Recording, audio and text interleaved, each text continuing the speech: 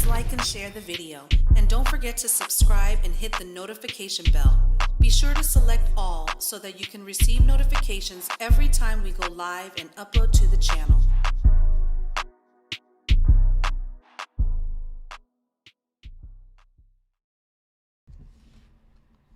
Mic check 1 2 1 2. Can y'all drop a 1? Yo, can y'all drop a 1 in the chat room if you can hear me loud and clear? Drop a 1 real quick. We're back in the building.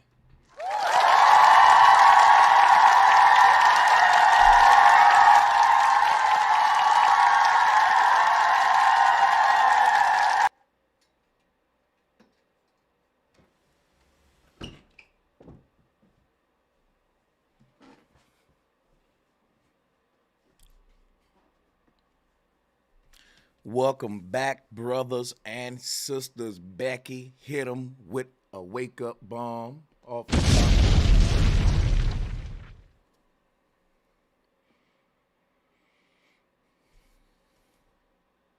We got ones in the chat room. We're going to have some fun today. Today's topic, Dr. Umar Johnson, hypocrisy on trial. POPA versus the Aboriginals video review plus more. Okay. POPA, for those of you who don't know, means Prince of Pan-Africanism. All right? Prince of Pan-Africanism is what POPA means. But one thing I want to point out about POPA is that it really shouldn't be Prince of Pan-Africanism. You see, it should be Prince of PA, and PA means Pennsylvania. Because, like I always say, these Pan-Africans ain't in Africa.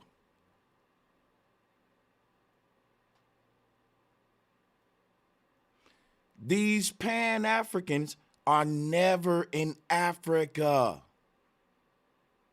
So should we call him the Prince of Pan-Africans or the Prince of PA, Pennsylvania?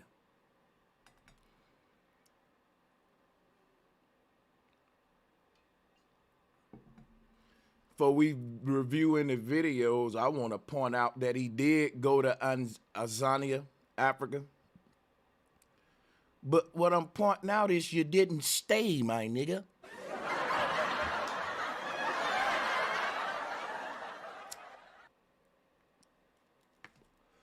You motherfuckers are not Pan-Africans. You are African tourists. And I can prove it from out of your own mouth, nigga.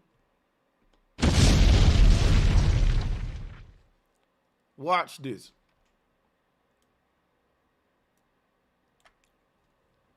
Yo, can I explain something to y'all?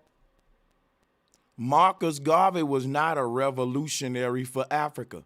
If he was, why would Africa ban him? You know why Africa banned him? Because they saw that he was a Jesuit working for the Vatican and a Catholic, and he didn't have the true core African values. People of Africa don't respect no red, black, and green flag. Show me a tribe in Africa that's sporting the red, black, and green flag of Garvey, nigga, I'ma wait.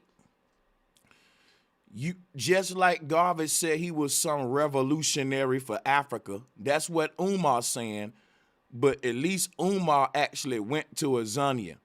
Now, Garvey was banned from Africa. Why? Because Garvey is the same thing Umar is. What is that? A public figure. I ain't gonna make this up. All you got to do is Google Umar Johnson. Is gonna say public figure. And what y'all got to realize, public figure is not a synonym for revolutionary, bro. You just a figure in the eyes of the public. But you ain't revolted against a motherfucking thing. Niggas think public figure means revolutionary, and yeah, you stupid. Stupid.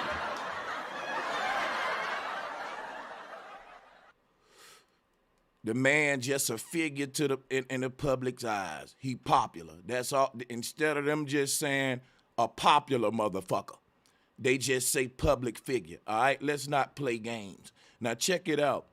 Dr. Umar Johnson went on tour in Azania, and what he did when he was there was the same shit he did when he was here.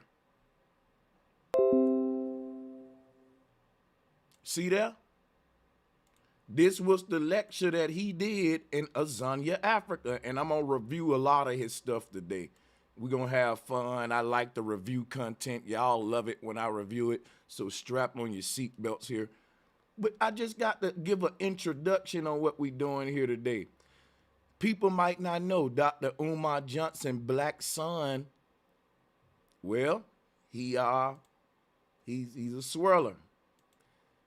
And I really want to look at the video that Umar Johnson has regarding his black son, because I got a problem with fathers who come after their sons, you know, a certain way because your fucking son ain't do what you wanted him to do with his dick, man. It ain't your dick, Umar. You gave birth to that man, and he got his own penis, and he can do what he want with his. You can do what you want with yours, Infatunde. But goddamn, man, when dick police and make niggas start putting their sons on blast on the internet, god damn, G. That's where we at with it, Sarge. God damn. So we gonna get into that, man. We gonna get into that. We gonna talk about, see, because Umar Johnson is responding to Dane Calloway, who was responding to Umar Johnson. And we know the subliminals. I'm not going to go too deep into that. I'm just here to challenge him intellectually. I ain't finna be disrespectful or none of that. I'm here to challenge his values, what he stand for, his ideologies, and all of that. And we're gonna be professional. I'm not here to do, and yeah, I am going, you know, I'm a comedian, so I am going to do a little humor as well, because, you know, I think the word infantunde is a funny ass word, bro. That's just a funny word to me. I'm not even gonna cap just the sound of infantunde. Like a nigga trying to sound real African-like, that shit kind of funny to me, though. Stupid. You know, Infatunde, and you live in you in the United States, bro. You're not walking around motherfucking Azania, Zimbabwe. You in this motherfucker here talking about I'm Infatunde. And I think it's quite hilarious, man, because the plan of Garvey was to build in Africa and to buy up land in Africa because it's cheaper than over here. And we can make our own rules. It's our homeland. Umar ain't trying to invest in Africa. Umar trying to buy back the hood. Umar trying to buy back the hoods in America. Umar built his school in Wilmington, Delaware. If you was a real Pan-African, you'll give your people an incentive to pan themselves back home to the motherland. If they wanted to attend your school, they would have to do it in the motherland. No different than a kid going off to college to an international college where they may be going to school in Canada or Poland. In this case, we'll be going to school in Azania, FDMG, and it'll be manifesting the will of Marcus Garvey and Frederick Douglass, which is to get the people back to the motherland.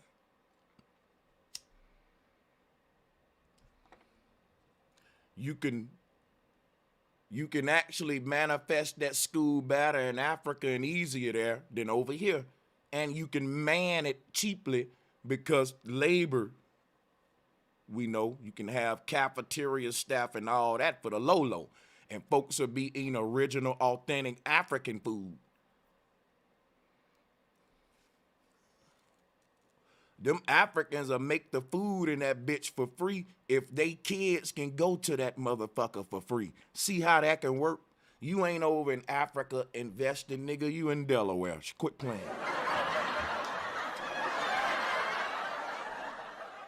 I'm going to point out some hypocrisies. You might not like it, but I'm going to be respectful to Papa. And I can't be calling no another man no motherfucking Papa. I'm sorry. Let's go with Infantunde. I like that.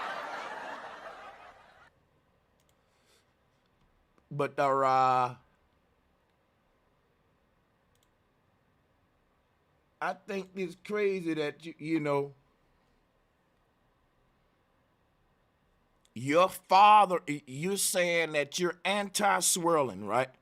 You're against men dating out, right?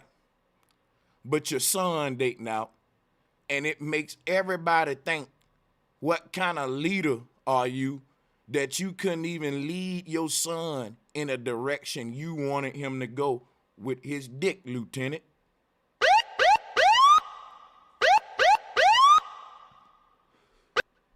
What happened, Infantunde? Didn't you teach your son better than that? You took you all that African talk, I'm sure he heard. And your son ended up with a white woman and you got a problem with it. Look at your forehead, man. Don't his forehead look like a Klingon right now? Bro, just because your son dating out. Just cause your son wanna date out, you gonna turn into a motherfucking Klingon on your son. Now your son ain't got no website to dish your ass back. And you on here putting your own son on blast because he didn't do what the king of the Klingons.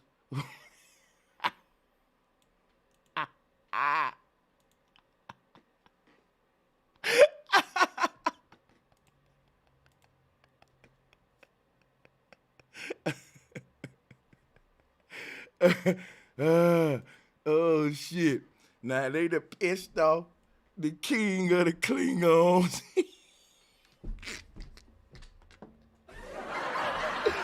Oh shit. Oh shit. Hold up, y'all. Wait a minute. I got to chill out. I can't eat that Klingon shit. Got me tripping. Hold on. And what's that shit around your neck? This nigga got dolls around his neck. Oh my God. Stupid. Oh my God. Is that a voodoo doll necklace? That's a big ass. See, now that's a necklace that a nigga named Infantunde got to have on. Okay? You can't wear no shit like this around your neck if your name ain't Infantunde. And when you make Infantunde mad, man, that forehead, I'm telling you, man, hey, let me tell you something. Look at him. Now, Infantunde, I'm pretty sure you raised that boy under all this Pan-Africanism.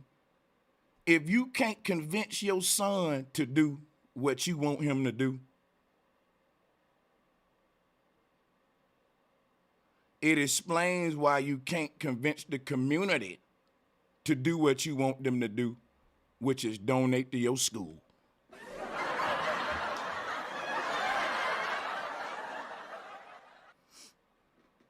If you can't convince your son to do what you want him to do, it explains. You might not be good at leading, my brother, because you're not good at convincing people what you need them to do to get for shit to be the right way.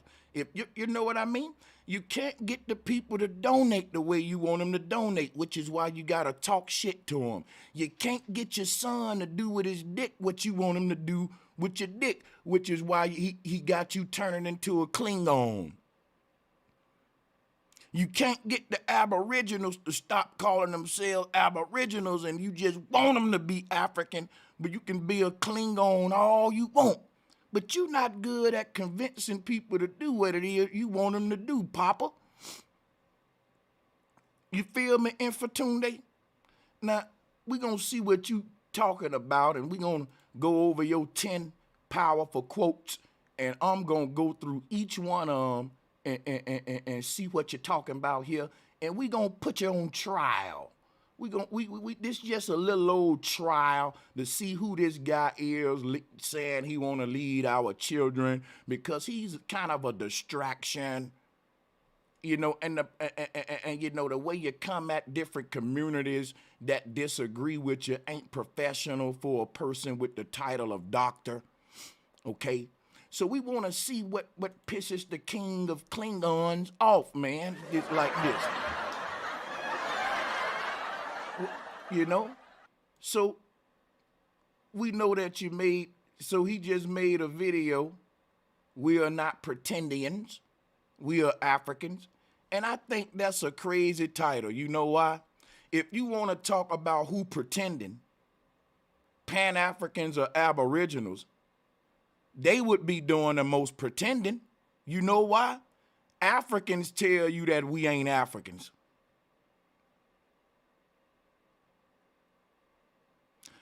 If you're a fucking African, what tribe do you come from? And why ain't you going back to assimilate with your tribe instead of over here trying to assimilate with the fucking city of Wilmington, Delaware, nigga? Stupid. I don't play no games, Infantunde. I'm going to ask that question one more time for them dudes in the back over there, Becky. Guess what? If you're an African, and you know you're an African, and you located your tribe, and you ain't returned back to it, because remember, according to Pan-Africans, you left your tribe because the white man stripped you away and brought you over here. So if you went back to Africa now and identified your tribe, why wouldn't you return home? Why wouldn't you be building your school among your tribe? Why would you be over here in Wilmington, Delaware, begging for fucking donations, bitching about the white man, instead of doing what Garvey said and returning home to your motherland?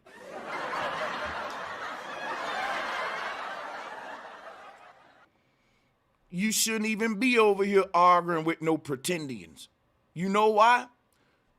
The Aboriginals are saying we're from this land and we always been here. And that ain't nothing I gotta pretend. Cause can't nobody prove or disprove otherwise. The moment I was born, I was here. Far as we know is in our reality. See, because we went back there when the African slave trade, all that supposed to happen. And I don't gotta get my history from the oppressor. And if you from Africa, cool, because some of us are from Africa. Most of us are not. And I think every man's history is his personal responsibility. How the fuck you know more about my family than me? You can only tell me what a white man said about where humans come from in Africa. And why wouldn't you want to live on a fucking land that you believe humans first originated on, especially when the land is more cheaper and you're among your tribe and your ancestor spirits? Why would you still be over here in a foreign land that captured you, trying to build a school on a foreigner's land? It just don't make sense. But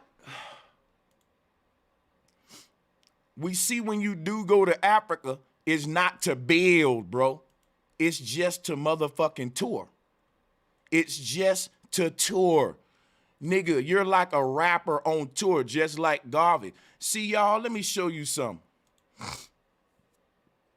When you're a public figure and you making tours and you on tour doing you book, you know, they like to brag about being booked and shit because they're public figures. They're not revolutionaries. Real revolutionaries ain't out here on tour and talking about getting booked. You sound like a rapper, bro. I'm gonna tell you something.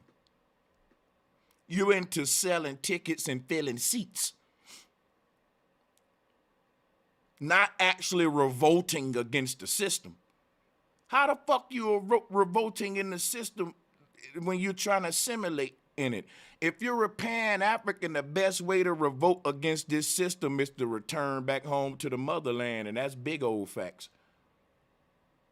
They banned Marcus Garvey from Africa just like they banned some of these rappers from certain countries, because you ain't no real revolutionary for Africa. If you're a real revolutionary for Africa, Marcus Garvey, why would they ban Garvey? They would be like, no, bring him over here. He building with us. That's our man. He representing. This doggone Garvey supposed to be the face of Pan-Africanism, but the dang on continent banned him, and y'all want to make up all kind of excuses on, well, but shut the hell up.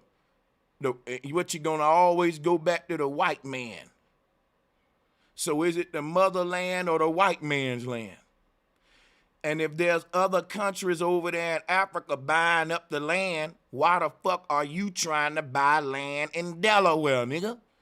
Y'all niggas over here talking about buying up the blocks and slums in America, buy up the block. No, Pan-Africans can't talk like that. You cannot be a Pan-African talking about buying up the block unless that block is in Ghana or Zimbabwe.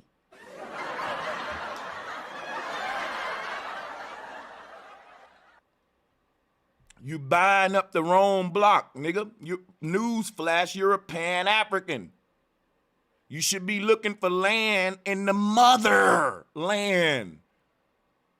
So let me get this straight. The white man snatched you from the motherland and brought you to America, and now you know better, and you want to stay in this land that he put you in. Evidently, you liked the shit then. If you really thought that the white man came to Africa and uprooted you from your motherland and brought you to this foreign place, the moment you become conscious of it, you'll get the fuck up out of here. Bro, if I go and get a member from the Dogon tribe right now when they're a little bitty baby, and I raise them over here in America, and they start asking questions about their history and stuff, and they find out that I abducted them and they really from a tribe in Africa called a Dogon, you think they gonna live the rest of their fucking life out in Compton? Stupid.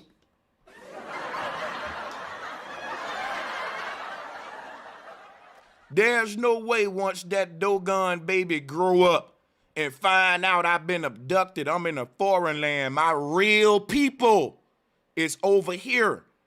My true tribe, they're over here. And I never met them. I've been living a lie. Why would they stay in the lie? The moment they wake up to that, they're packing their bags and they're going to meet their tribe, hug them, and return home. It's going to be tears shedded. They going to tell them who they auntie is, who your nephew was, man, and give you, man, when y'all left 50 years ago, 100 years ago is when it happened. They're going to record that. The white man didn't take everybody. According to the history, only took a few of us over here. So the ones that would have stayed would have definitely documented that, no matter how long ago it was. And when we return back to them, they would show the documents. Yes, you're my loved ones. They took you on a date of boom, boom, boom, boom, boom. Y'all are the lost tribe, boom, boom, boom. Y'all been stuck in America and boom, boom, boom. And this is what, yeah, that would happen. That don't happen. You know what happened when we go to fucking Africa? They're trying to sell you shit like you just another fucking tourist. They ain't saying, welcome home, here go your tribe, man. Hey, here go your land that you post inherit, because you know if you would have been here, you would have got this land. Everybody in the tribe get an inheritance. So that means my tribe in Africa will owe me reparations just like the people here. Those people would be old no matter what. That don't happen when we go to Africa. They call your motherfucking ass an American. Tell me I'm like, they call you an American. They call you a tourist. They try to motherfucking make money by driving you around. They're selling you motherfucking scenic views. And it's just like any, if I went to Venice, it's gonna be all kind of economy, street economy based on a tourist that's in this certain area. Motherfuckers making art, motherfucker doing little dances, and you know, the silver men, and you know, escort services, you know, gotta throw that in there. But I'm just saying, that's how it is when you get off your plane in Africa. It's not like welcome home. It's like, nigga, what you want to buy? It's like we selling dashikis. We sell, man, it ain't like, hey, man, what we going to try to return you back to your tribe. It's like, hey, man, you want to see our motherfucking good 5-star hotel? I can drive you there. I got the cheapest motherfucking taxi prices. It's business. It ain't like welcome home, my lost brother. It's do you want to buy this dashiki, my nigga?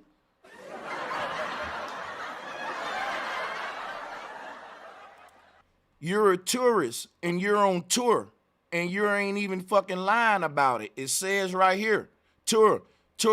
You're treated like a tourist, not like a motherfucker re-arriving back home. Stupid. Quit playing with me. They didn't do that with Marcus Garvey. They can ban certain tourists, nigga. If I go to Africa right now regularly as a tourist and I keep getting drunk doing fuck shit every time I go to Africa, they can ban my motherfucking dumb ass from that place. Because they saying this dumb ass American, every time he visit here, he's creating a ruckus. And once you get banned from so many nations in Africa, you just banned from the continent, according to my understanding. But or you can just be completely banned from the whole continent like Garvey was. All I know is the fact that they banned your ass, they don't see your ass like a revolutionary for them. They see you as disposable and just another fucking tourist that we can say, okay, nigga, fuck you then.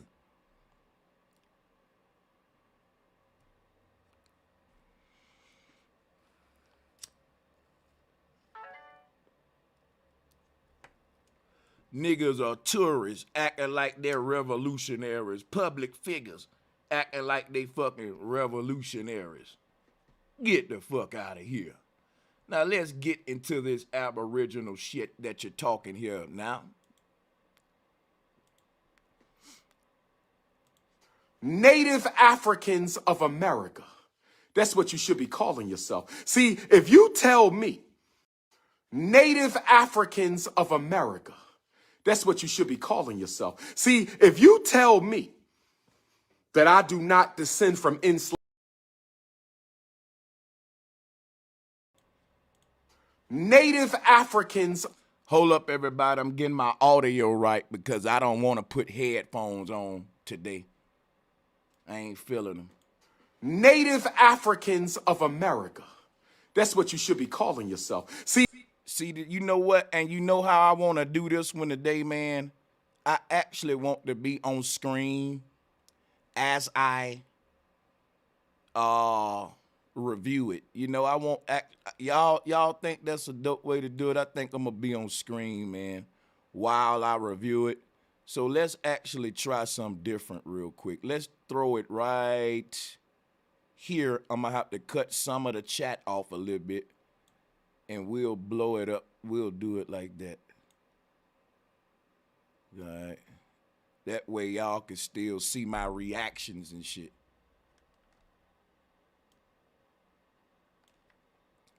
And you know, I might as well just go ahead, cover the top part of the chat. It ain't like y'all can see that part, no way. So the bottom part of the chat will still be visible. That's cool, that's cool, that's cool. My bad, y'all. I'm a fucking OCD. Now listen, I need to do this because I'm actually gonna be very meticulous. I may pause it a lot because and I got to get him. He's saying a lot of crazy shit. So let's do it. Native Africans of America. That's what you should be calling yourself. You never tell a people what they should be calling themselves. That's what you should be calling yourself. That's what you should be calling yourself. How dare you tell another group of people who want to self-identify the way they want to identify, right or wrong, nigga. If they want to call themselves the goddamn incredible Hulkians, what you gonna go around the world telling people you shouldn't call yourself that? It should be this. Why are you so invested on how a whole separate group identify themselves? If you want to call yourself that, you do it. See, if you tell me that I do not descend from enslaved Africans, no Aboriginal told you that.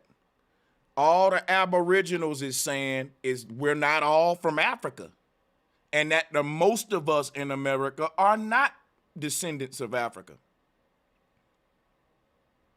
That still leaves a door open for people like Umar to say, well, I am one of them percentages that did descend from Africa, and I still have a door open to say, well, according to my grandfather and my family, we didn't descend from Africa. Why can't it be both? Aboriginals ain't saying it can't be both. Pan-Africans want to trap everybody down to Africa. You know why? Because they going with the white man's science. The white man said every human on earth descended from Africa. Basically, if you're human, you're an African, because it all started in Africa. And that's where we can disagree with them on that, because that's a theological argument. No one was there in the beginning. Just because they started their religious text was in the beginning, no human was there in the beginning. So if no human was there in the beginning, everyone is equally free to speculate on what they think the beginning was about and how they can identify themselves based on that beginning. Because that argument is an argument of theology. It's a spiritual argument. No one was there in the beginning. So it boils down to, what did your ancestors believe about the Most High? Because they made a name for themselves and they tribe based on a spiritual system, not a national identity. This had nothing to do with nations. People were identifying with spiritual systems way before the concept of nation building existed on the fucking earth. I'm gonna roll my sleeves up today on a doctor. I descend from the original Africans who came to America. I have no problem with that. If you tell me I do not descend from the enslaved African, I descend from the original No one's telling you that, brother. Africans who came to America millennium before Columbus, I have no problem with it. See, this is what Umar is saying. Umar is saying there's no possible way that you Aboriginals always been in this land. Umar is saying the first humans started in Africa, and every other continent on the earth did not have any humans on it yet. These lands were void of humans. This is a stupid individual to think that the Most High put trees on every continent, grass on every continent, birds, animals on every continent, but only put humans on one. Stupid.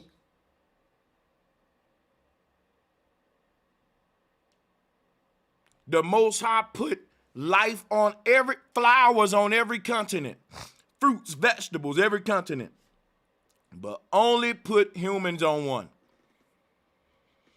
Now, every other human got to use evolution to explain how they get to the land that they're in, once we agree that it all started in Africa. But us agreeing to that don't make it scientifically fact, it make it consensus. We all just agreed to it. A voting system. That's not the scientific method. That's theology. We had to agree to it because you can't scientifically prove what happened in the beginning. I mean, who was there?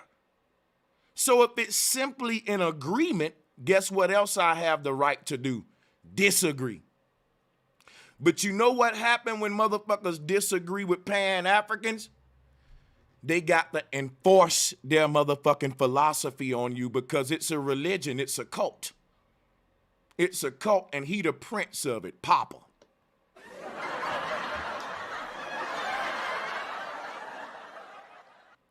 Prince of Pennsylvania. King of the Klingons. Look at that forehead. Look at that forehead. With that, I have no problem with that. You say, Doc, I am a descendant of the original African tribes in America. I ain't got to, nigga, and you can't make nobody, nigga. Why you over in America worrying about a few group of blacks who want to identify as original Americans when you should be building in Africa, nigga? This is what the revolution is turned to.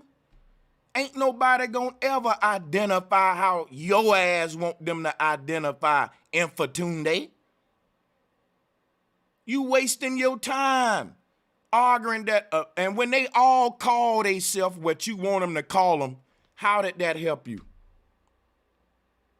If all the Aboriginals say, okay, man, he right, let's just call us what Umar want them to call us. What will your next video be? See, they called themselves what I suggested them because they know that Papa was right. See, they called themselves what I suggested to them because they know that Papa was right. See, they call themselves what, you know, he like to repeat his goddamn self. Stupid. I have no problem with that, but that's not what y'all teach. That's not what you pretendians teach.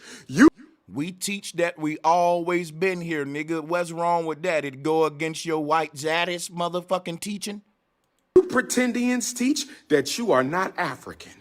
That's right, nigga. We always been on this land. You can trace our blood back to this land. What's wrong with that, nigga? That we teach that we ain't foreigners.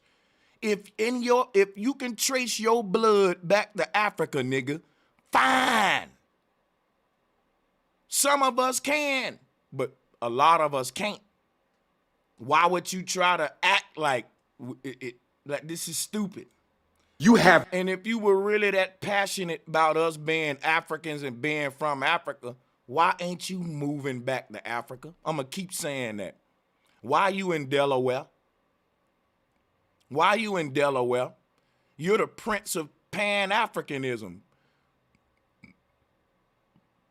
But you're a prince who's building his kingdom in Wilmington, Delaware. And to build your kingdom, you are using GoFundMe, different white man shit, begging for donations or whatever. And on the side, you're making videos against the pretendians. Your whole life is a hypocrisy. And your son got him a white woman. No African DNA. That's a problem. Let me tell you why that's a problem.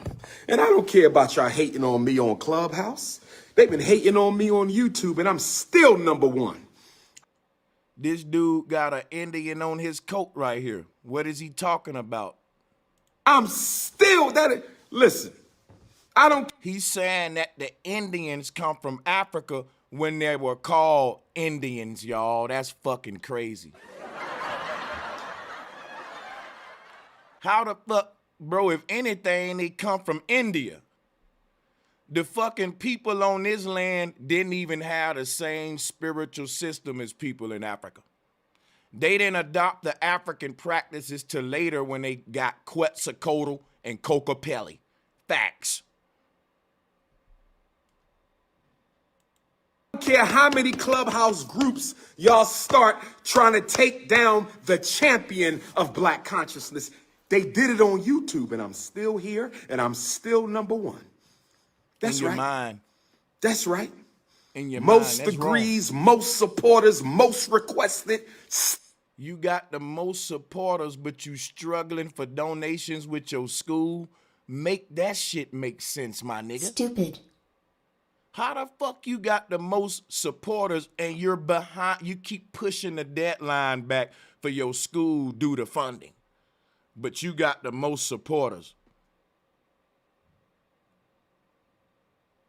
Delusional, guys, delusional.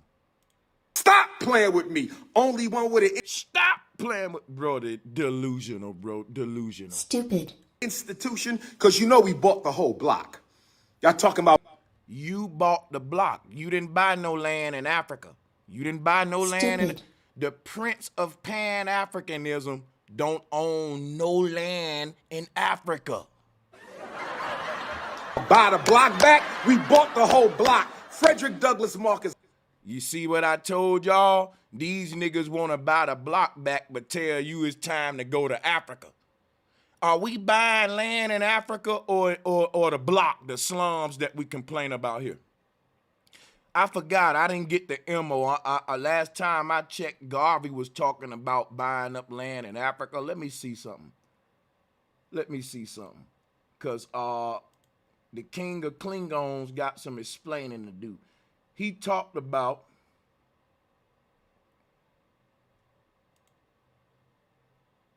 Peace and... Check it out. Look at this video. Look at the title of that video. Dr. Umar Johnson, they want Africa. So in this video, you want to bitch about the Chinese buying up land in Africa, the white man buying up land in Africa. But in this video, you want to brag about you buying up the blocks in America. Stupid.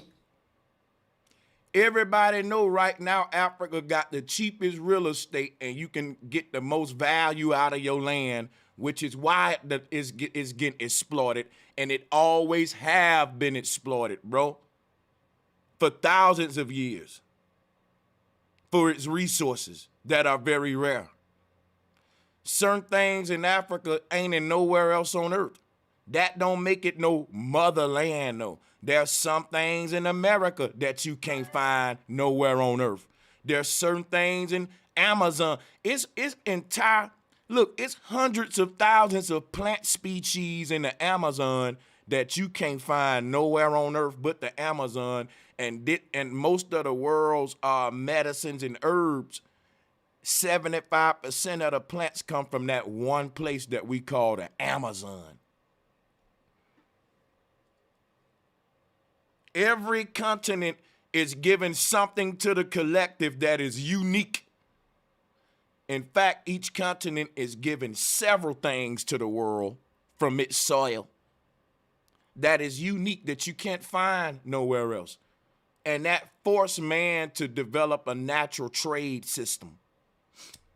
But I ain't here today to go into the history of world trade. That's another lecture. I'm here to talk about, you clearly know that they want Africa. My question to you is, why do you want the blocks of America? If your enemy, if the earth is a chessboard and your enemy making moves in Africa, what are you doing? What was Garvey teaching? You clearly just bragged about buying up the block, bro. You're a hypocrite. Let's rewind it. One. That's right. That's right. Most degrees, most supporters, most requested. Stop playing with me. Only one with an institution, because you know we bought the whole block. Y'all talking about buy the block back? We bought the whole block. Frederick. You talking about buying the blocks in America on one video, but on this video, you talking about how everybody want the land in Africa.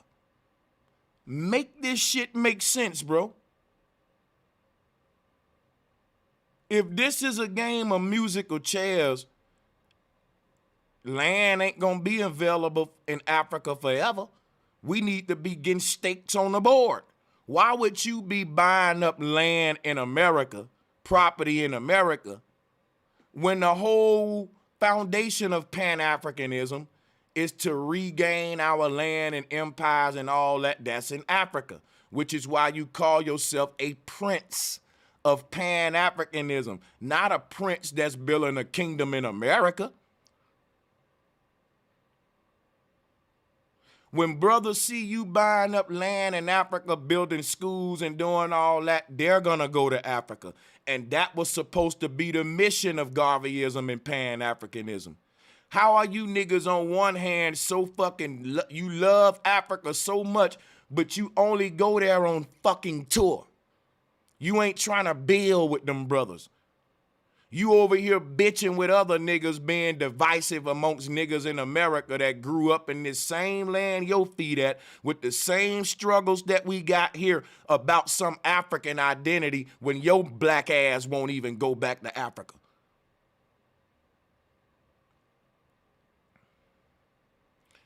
If we're calling ourselves Africans because we were stolen from the motherland, now that we know better, why the fuck don't you and Garvey do better? You shouldn't even be in America making complaints, because we should be returning back home. We got our own fucking empires and kingdoms waiting on us to return.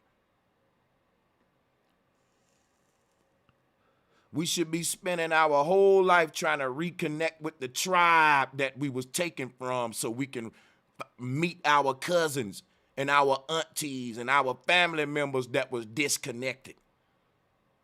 No, you want to argue about stupid shit and stay over here. Y'all fake as fuck, man. Y'all motherfucking fake.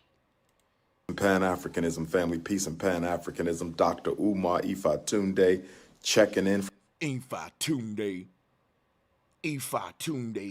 Dr. Ifatunde. Bro, this is stupid. But you won't take your ass to Africa, where you will actually have a better shot at trying to do everything you're trying to do. It just is fake to me. Douglas Marcus Garvey, we bought the whole block. Stop playing games. Your whole life is a big hypocrisy and it's fake, because Frederick Douglass was a swirler and your son is a swirler. In your family tree, you're sandwiched in between swirlers, my nigga. Like, come on. Frederick Douglass being a swirler, didn't stop you from naming your school after him. But it made you reject your son?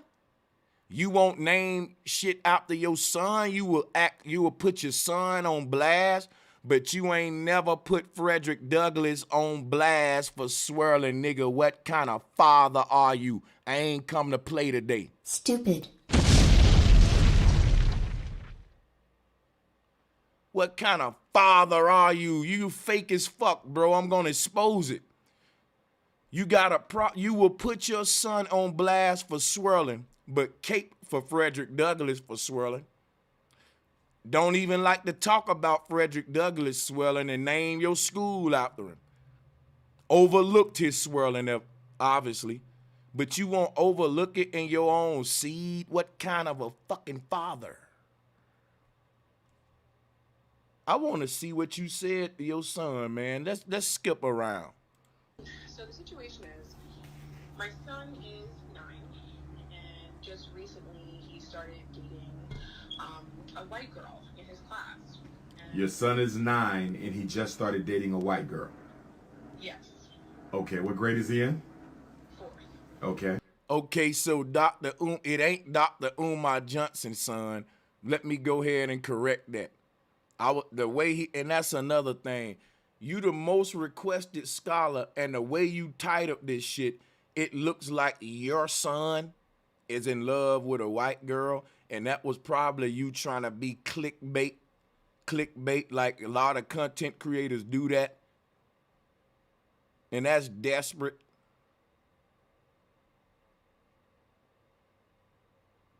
So I'm gonna play this video and see, is it his son or the girl son that's on the phone. And now we've had kind of conversations about it, just kind of asking him, well, what does he find interesting about her? And because the entire thing is, I don't want to mess up this first experience, but I also want him to understand that it's unacceptable. You cannot date a white person for the many reasons I've been teaching him since he was 4. So at this point, I'm not really sure what to do. His father is okay with interracial dating, and I don't even have a support group with other people in my community. Somebody said Frederick Douglass wasn't a swirler. Here go the facts right here. Okay, so he's 9 years old. Is that the 4th grade? Yes. He's dating a white girl. Well, one of the issues you have is that the father. So let's make a correction. It was not Umar's son dating a white girl. It was not Umar's son dating a white girl. So scratch everything I just said at the beginning about the son and the swirling. Yeah, the way he titled that was clickbait. But I ain't gonna play this video because I thought that was his son, and it don't make no sense for me to play it if he dealing with a caller. So let's move forward, talk about Frederick Douglass.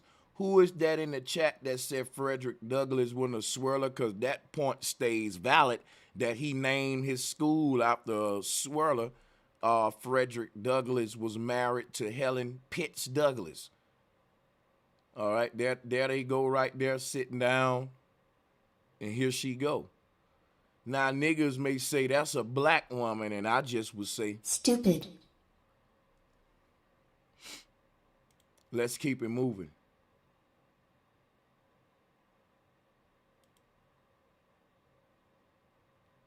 But my thing is, if they want Africa, why do you want to buy back the blocks in America?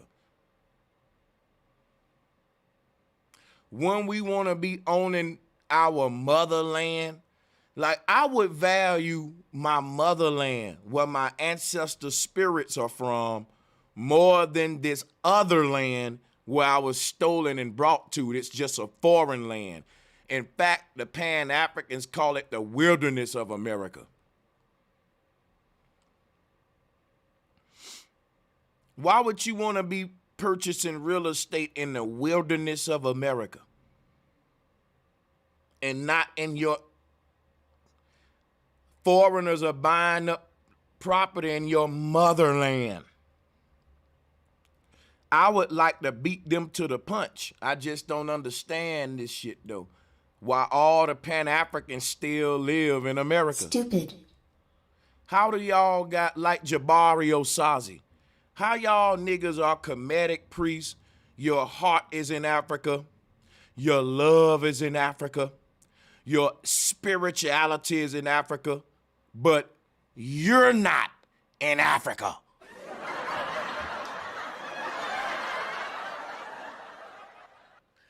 Your bloodline is in Africa. The motherland is in Africa. Your lost kingdoms and empires in Africa. But you're not in Africa. Stupid.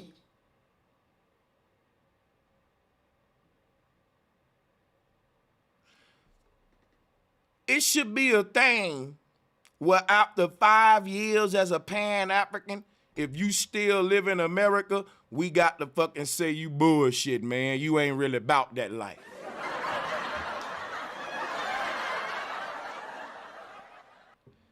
These are the same people that say you ain't about that life because you never lived in a hood. You not about that Infantunde life because you don't live in Africa. You just go and tour there. You tour there. Osh requested all of y'all fake motherfuckers. You trying to call us pretendians? We ain't touring on the land that we said we're from, motherfuckers.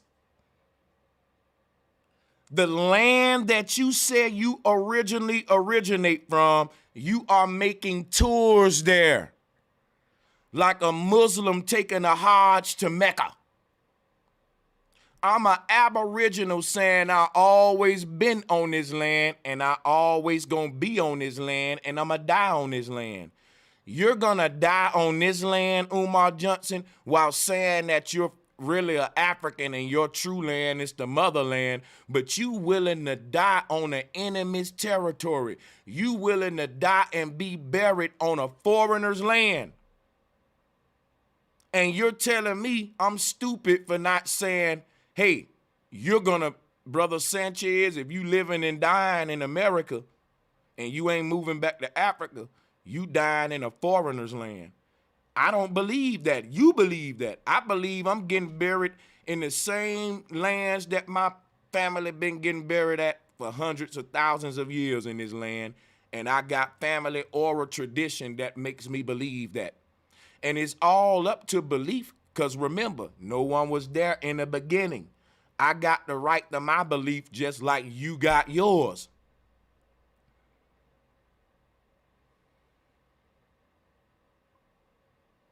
You want to call Aboriginals pretendians, but we ain't touring on the land that we saying we from. We here, nigga. We here every day. We own houses and property in the land that we said we originate from. And you're buying property in a land that you said you was brought to because you was stolen? How does this make us fake and you real again? I'm trying to see. Wait a minute. How are Pan-Africans real and Aboriginals fake when Pan-Africans ain't buying up land in their motherland or what they believe to be their motherland? Aboriginals believe that they are from America and they are purchasing property in America.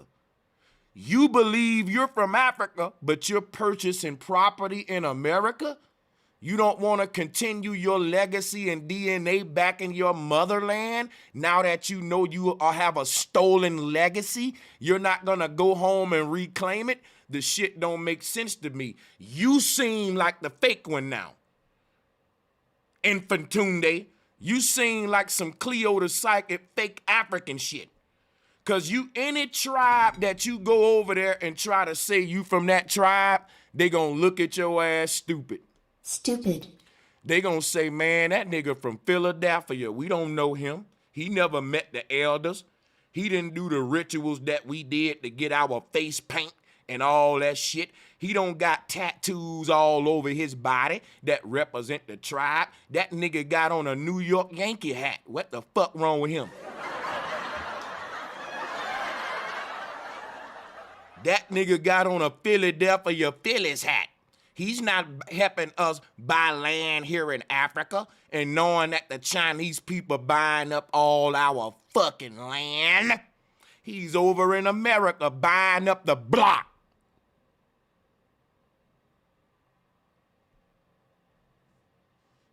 You doing just what the gangsters doing, nigga. And respect to the gangsters that if you do. I don't want to get into that. I'm just saying. Gangsters buying up they blocks too. Nip was a prime example. Nip wasn't a Pan-African. Nip was actually from Africa.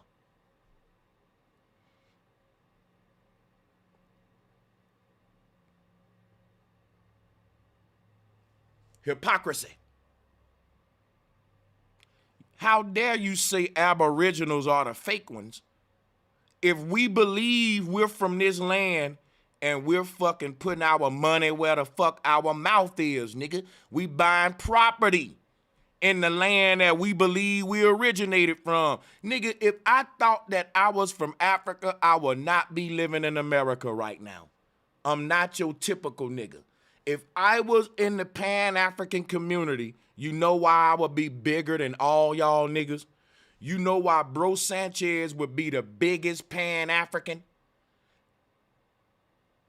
because I will actually be living in Africa doing all of my streams from the motherland. It'll make Jabari, Osraquesi, and all you niggas look like the tourists that y'all are. And I'll be dropping my nuts on you niggas. You know what I'll be saying?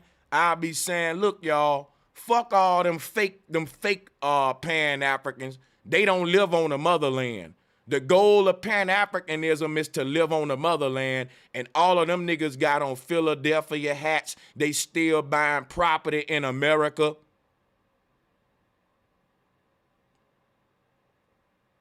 And they only touring Africa. They only coming to Africa for business reasons, because they got a lecture to do and there's some money gonna be made. You're on tour like a rapper. So you're not a Pan-African. You're a public figure who tours to Africa. I'ma call you what the fuck you are. You're playing with the wrong community. Shut your mouth. I'ma shut it for you. POPA is Prince of Pennsylvania, nigga.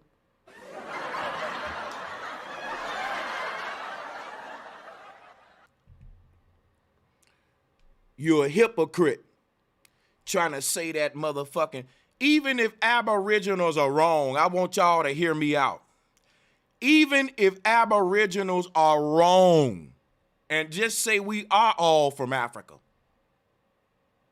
the fact that these group of people called Aboriginals believe that they always originated in America and they putting their money where their mouth is, meaning they rooted here, they buying their houses here, they raising their family here, they purchasing land right here. That they're more realer than the Pan-African who ain't buying land in Africa. Facts. Just say the Pan-Africans are right. And everybody from Africa, we gotta ask them, so why the fuck ain't y'all buying land in Africa?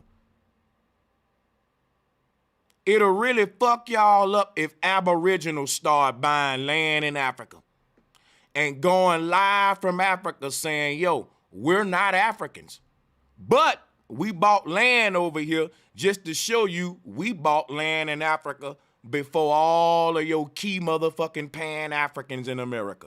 They bullshit. It'll fuck y'all up. Nigga, if I ever get rich, I'm gonna buy some land in Africa. I ain't gonna even motherfucker, they can do what they want with that shit. I'm just gonna go over there just to stream, just to say, look, y'all, he the Prince of Pan-Africanism, but he ain't got no land over here and I got a whole couple acres. Look, y'all, he said he's so in love with the motherland, but he just bought a building in Brooklyn and I just bought 10 more acres in Ghana. Look, y'all, he said he loved Africa so much, but he building his school in Delaware, and I just built the school over here in Zimbabwe. It'll fuck y'all up. It'll show the charlatans that you niggas are, that you're just tourists to Africa, exploiting it just like everybody else, nigga.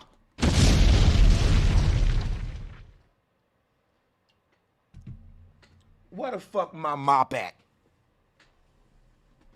Show y'all how to clean a floor with a nigga.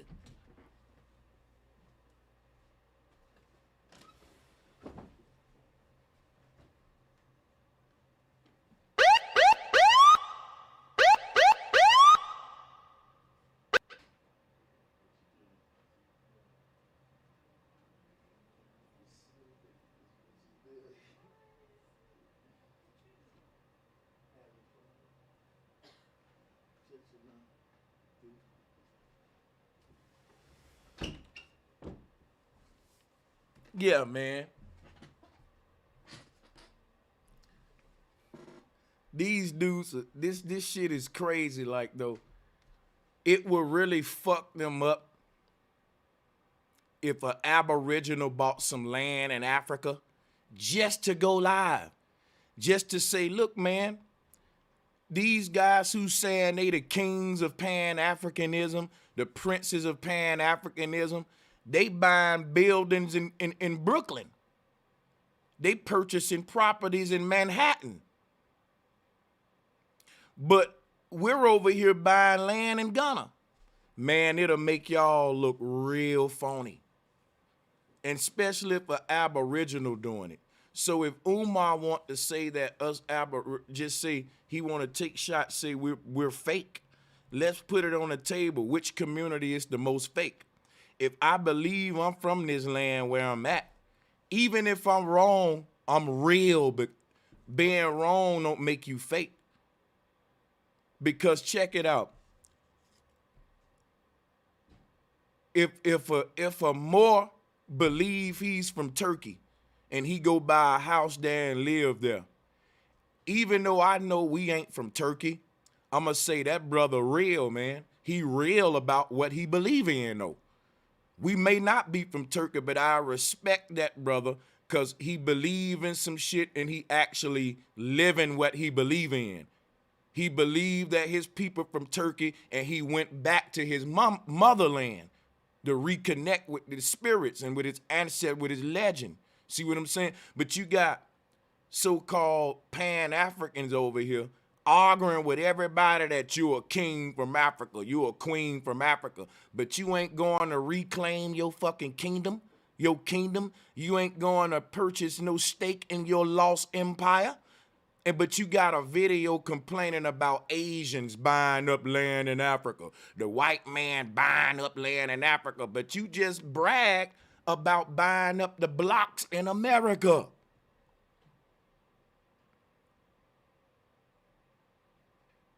Why ain't you buying land in Africa? See what I'm saying, y'all? It don't make no sense, man.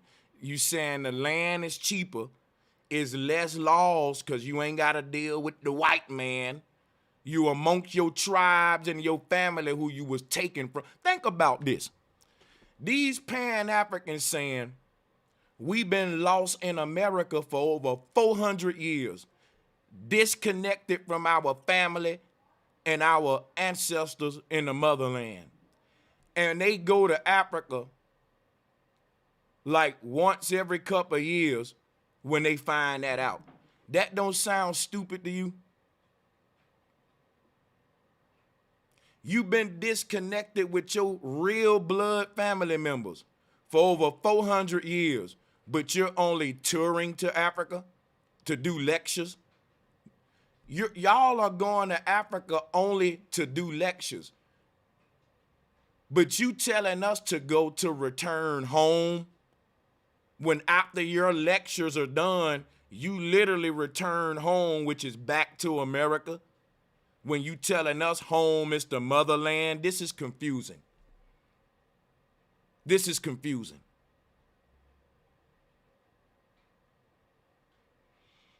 This is confusing. In this case, I would say the Aboriginals are the most realer. Because if they saying America is our true original home and we putting our flag in the ground here and buying up land here, we doing what we supposed to do according to our belief, whether it's right or wrong. I'm not going to be mad at a Muslim that's buying land in Sudan. Why would I be mad at a brother who's a Islamic brother actually purchasing him some land in Baghdad? I'm going to say, yo, that brother real, man.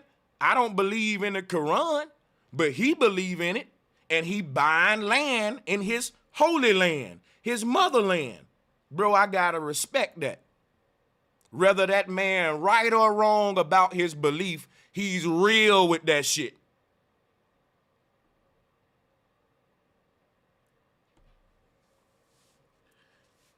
So let's say you Pan-Africans are right. Y'all ain't real. Ain't none of you buying up land in your motherland, but you bitching about other foreigners doing it while you buy up the block. Your money gonna show where your heart is. You gonna put your money where your heart at. You niggas' hearts ain't in Africa. You just got a lecture to do there, that's all. If you ain't booked in Africa, you niggas are not gonna be over there. I can guarantee you all of these I love Africa niggas, they are not in Africa if it ain't no business, bro. It's business. lectures, tours, they getting paid to do the tour. Charlatans. If your heart was really in Africa, guess what we all know? Home is where the heart is. And heart is where the home is. I'm going to say that again. Y'all are fake. Because if your hearts were really in Africa, you would make it your home. Everybody know the heart is where the home is. Becky, why you waiting?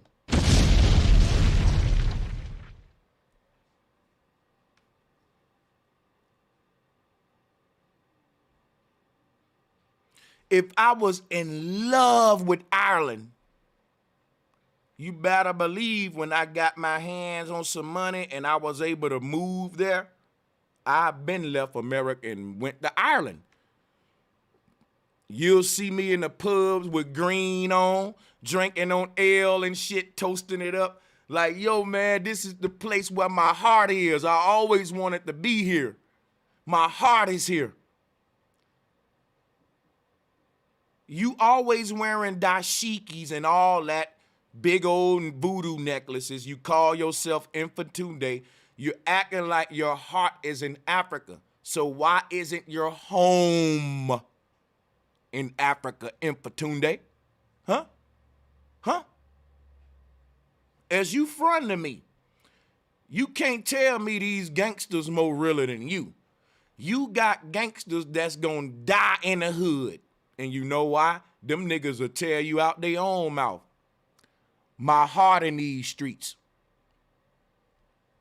Whether we agree with their lifestyle or not, they realer than you. If a nigga from a certain territory or a certain set, and he's saying, nigga, this is the headquarters, this is the homeland, the set land. I hate to get into this gang talk. But the thing, because I'm not a gangster and I don't know much about the culture, but the thing is, I know that much. That these so-called, some of them gangsters who we call real hood niggas, like they bout that life, they love it. They will tell you, I'ma die in these streets, my nigga. I ain't going nowhere. They will tell you that. Because you know why? Their heart is there. They dead homies died there. If they die and become a ghost, they still'll be in that area. They ghosts won't even leave. Nigga, they won't even leave in spirit, nigga. That's how connected they are to their little territories out on the West Coast. They lost homeboys in them streets. They grew up, they so attached to these areas. And what I'm telling you is, you don't show the same attachment to Africa. I know attachment to a land. I know what it means to be attached to an area. Where I'm from in Alabama, niggas get it tattooed on their neck. The little bitty territory where I'm from in Alabama, all of the niggas that come from there, most of them got it tattooed somewhere on them. They that attached to that land.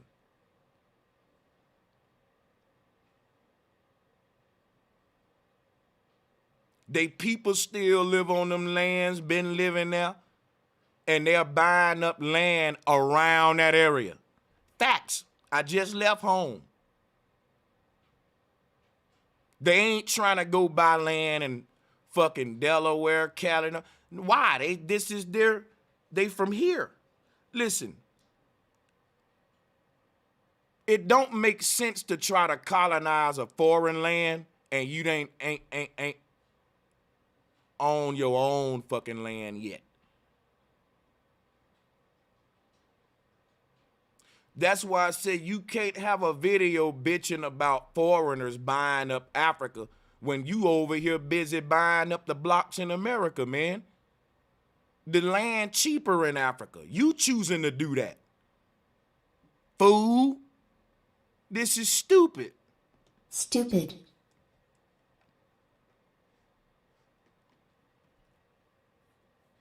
Yo, I want to talk to the people for real. I ain't gonna even cap. I kind of want to hear what y'all got to say. But I want to give y'all a little bit of a reviewing of some videos because I know y'all like it when I do that. So let's Let's actually review this lecture he did in South Africa. It's 10 minutes, right? Because remember now, he's there on tour. He's standing up in Africa with a picture of Marcus Garvey, and Marcus Garvey never stood up in Africa and was banned. But let's hear what Mfatunde was teaching them in Africa when he was on tour, because he wasn't returning home. He's a tourist. When the Boer puts the Boer first, we don't understand because we don't put ourselves first. When the Arab puts the Arab first, we don't understand it because we don't practice that. In our community, being Christian is more important than being African. And you know what's so silly about that statement? He said being Christian is more important than being Africans, when it was the Christian Bible that taught us we were Africans before the history books and the science books. And nigga, I'll debate you any day on that. You a fool. Stupid. And everybody in that room is stupid. The Bible told you from Africa. The Bible even told you Moses was from Africa. How are y'all in there making arguments that the white man ain't even make? In fact, he's saying what you saying. Y'all are fucking stupid and you don't research. Stupid. Stupid. Stupid. Getting crunk for nothing, it's stupid. Like, nigga, the white man agree with you. He been agreeing with you. He told, nigga, the Bible told us we're Ham, descendants of Ham. The Bible told you from Africa. What do you mean? They rather be Christians for they Africans. Nigga, the word Christian is literally a synonym for Africa. Christianity started in Africa. The first Christians were Africans. I thought you were a doctor and a fucking scholar. I can prove this shit. Watch this.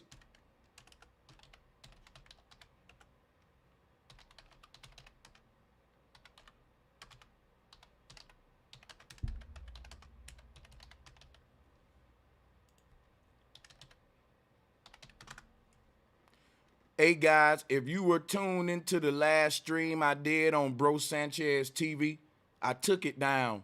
If you were wondering how to access that particular stream, I'm going to put the link to it in the chat room, and I'm going to continue to mop the flow with Infatunde. Because he out of line, the ego, the lack of research,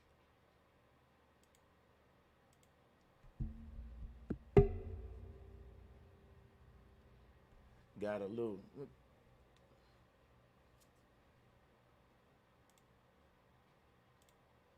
Hold up, let me drop this link.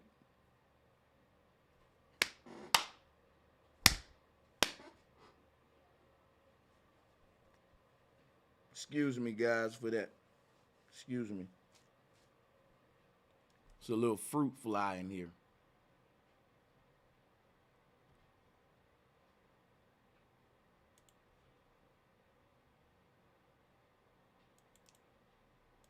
All right. I'm going to post that, and we're going to continue.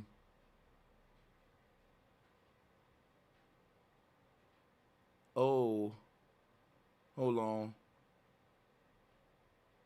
I just post that link in the chat, and I don't see it because the chat moving so fast. Let me post it again. There we go. I'm going to pin that to the top. And now we're going to continue. Is that the right link? Yeah, that's it. All right, so let's get it. In our community, being a Muslim is more important than being an Arab. I was raised Muslim. Philadelphia, Pennsylvania, which has more African American Muslims than any city in America.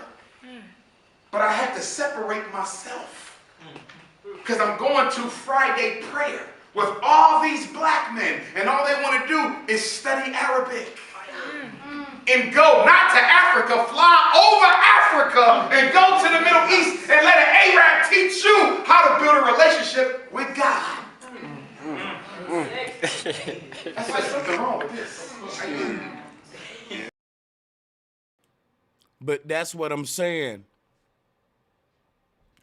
If a person that's in Islam want to make a spiritual journey, they ain't fake for that. That's a part of their religious tradition, and that's all they doing. They're connecting themselves back with that place as their holy land, aka motherland. That's why I was saying this is a theological debate. Umar think he can win this debate with science. He don't understand that his so-called science is just theology. No one was there in the beginning, which why it's a fucking theory of evolution starting from, it's called an out of Africa theory, nigga. And you're fucking going around the world trying to enforce a theory on people, nigga. Just like Marcus Garvey. And this is the theory that the Jesuits need the world to believe, because all of their lies and their science about who we are is founded on them Lucy bones. And Lucy is just Lucifer, the devil. This is a whole trick on humanity. And you got to think about this. If you know who you are, why do you care how I identify and how my you gonna argue with my motherfucking granddaddy? So this who you arguing with, and you saying, yeah, but your granddaddy didn't go to college. He don't got no degrees. So you're saying what the white man taught you override what my granddaddy said about where my people from? So you're crediting so you're giving the white man word more credit about who I am than my forefather. And everybody know throughout history, people's story of who they are come from the mouths of their forefathers. So Umar would debate your forefathers and tell your great grandfathers they're wrong, because the white man science what he learned in school. And I think that is just, it shows you're an agent. You're funded to go out here and promote eugenics, Darwinism, and the out of Africa theory so that people can never reconnect with who they are right here beneath their feet. You can't scientifically prove that every single human on earth originated in Africa. So this becomes a religion now. It's not trying to scientifically prove it. It's about going around the world on tours preaching to people why they should identify with Africa. And it often turns into the type of narrative that sounds similar to this. You hate yourself, brother. You ashamed of your African self, brother. That's why you don't want to identify with Africa, brother.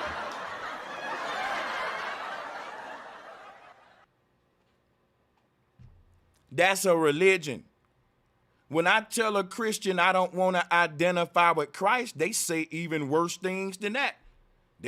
They don't say I hate myself. They say you're a demon. You lost, brother. You just don't know who you are. You know, you need to find yourself in Christ, man. He working with you. I'm going to be praying with you, brother, because you got spirits on you, man.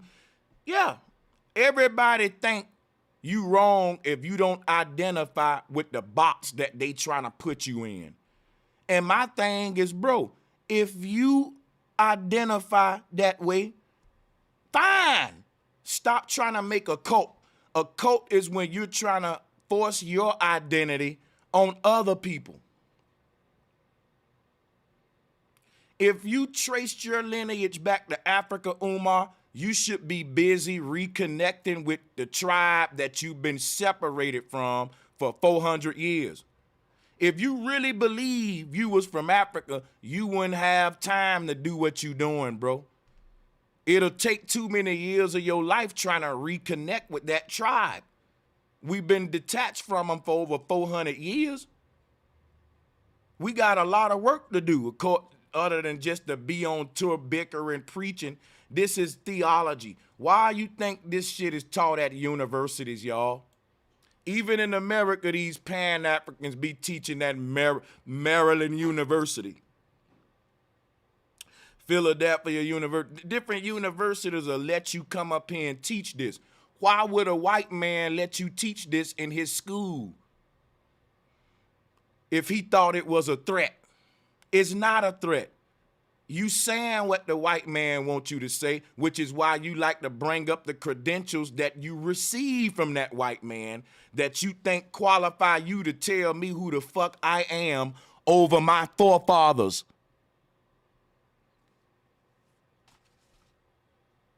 Some nerve. I can't raise my two little girls in this. Because this ain't nothing but Arab supremacy disguised as a religion. Brother, this ain't nothing but African supremacy described as a religion. If all the humans on earth return back home to Africa like y'all want them to, you know what's gonna be the argument then? That it's overcrowding. That it's overcrowding. Like, this is silly and it's hypocritical. You're saying every human on earth originates from the motherland. And you're saying y'all just ashamed of it and you don't want to return home. But when Asians and Chinese people start moving to Africa, buying up land, you got a problem with it when you just had a problem that they wouldn't return back home to their motherland. After you convince Chinese people that they're really Africans, and they say, okay, Umar, I'm going to go back home then, and I'm going to buy up land in my motherland. You opened up the door for them to be colonialists. You gave them a spiritual key to Africa. Why you think the Chinese government tells everybody we originate from Africa? The Chinese people don't believe they really from Africa. They are telling the world, yeah, the first humans were African, and Africa is our motherland too. Now that gives them the right to go over there and exploit it. You just gave them a percentage into the fucking inheritance, dummy. Oh, and this ain't just for Umar. If the shoe fit, wear it. If you teach that, you the dummy. I don't know if Umar teach that, but I know one thing. You can't say all of y'all come from Africa. Everybody come from Africa. We the fathers and mothers of all humanity. And y'all scared to admit your African side, that we the fathers and mothers. No, but when they do admit that shit and start going back to Africa buying land, you can't get mad, and that's what the Chinese doing.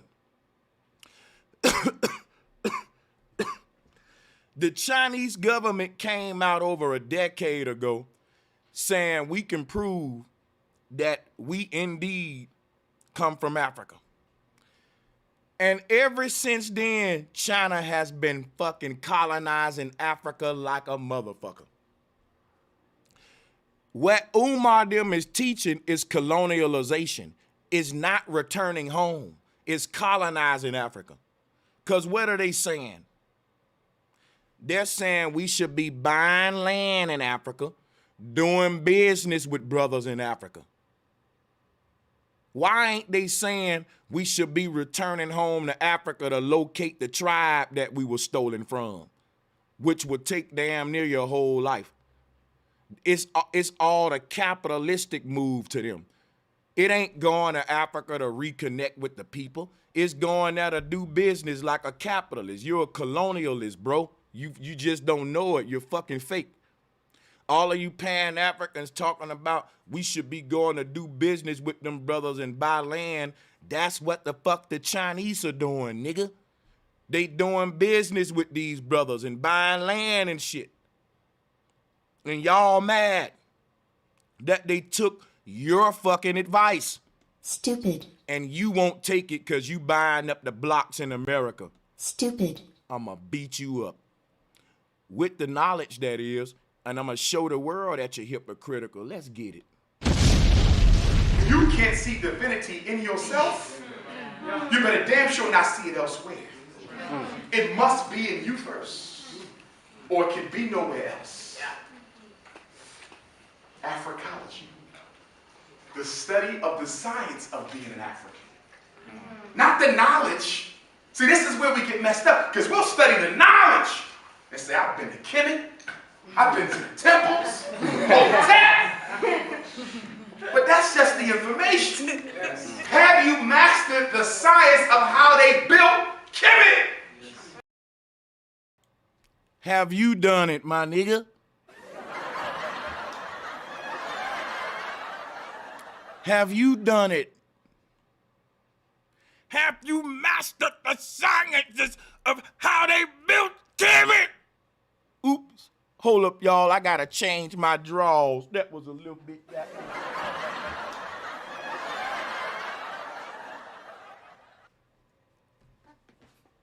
And Fatunde gonna get a turtle head yelling like that. God damn it, calm down. If you care that much about Kemet, nigga, it's cheaper to build a school there than it is in Wilmington. And you can think about how silly this is. You that fucking passionate about us mastering the knowledge of how Kemet was built, when the knowledge of how Kemet was built took generations of evolution of their sciences to master. It ain't nothing you can do overnight. I'm not even a Pan-African. I'm not even a Kemetic-based person, but I'm a real nigga. And salute to all my Kemetic niggas like Dominique Imhotep and all them, right? Because check it out. I never lie about the scientific greatness of Kemet. Whether you want to call it evil genius or good genius, I'm respecting the genius part. The thing is this right here. There was a lot of genius in Kemet that I will never deny. But it didn't just come overnight, bro. The Kemetic people evolved a lot of their science from the Kushites, and then they took the sciences of the Kushites and expanded on that for hundreds of thousands of generations. You talking hundreds of thousands of years. Now check this out. If you were so passionate about children learning these so-called Kemetic mysteries, why ain't you building your school in Africa where it's cheaper to build it at, and you right there by the pyramids, dude? You can crack it can be a child come from your academy, Umar, that do just what you want. You said, why ain't we learning how the pyramids in Kemet were built? Why ain't you building your school in Kemet? It's cheaper there. And that child will grow up and learn how them pyramids were built, because you can visit them motherfuckers every day. You ain't just got to go on tour, nigga. Y'all ain't bout this life. You ain't bout this life. Phony. You're tourists. You ain't bout this life. Raising your boys. Why ain't you learned how they built Kemet? Let's rewind that shit, that fake outroar. Like you care about figuring that shit out. You can't even figure out how to finish building the goddamn school that you trying to build here in America. In uproar because a nigga ain't understand how the pyramids is built, which is far more complex to build and take far more donations and resources than FDMG Academy. When I lied.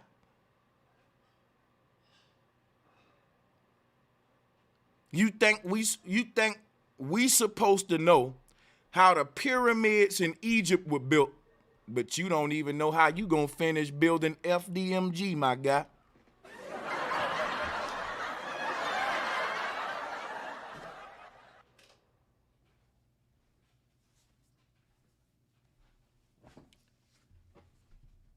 You don't even know how you're gonna finish building FDMG. And you trying to figure out how the pyramids was built. Won't you figure out how to finish the project that you building right now, brother? You reaching down, you trying to do too much. Like, come on, man. This is crazy.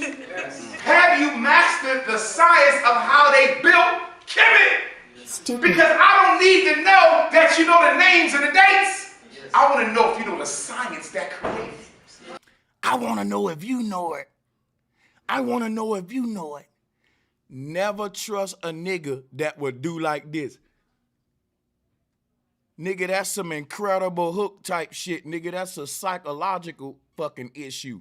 I don't care what no nigga's saying.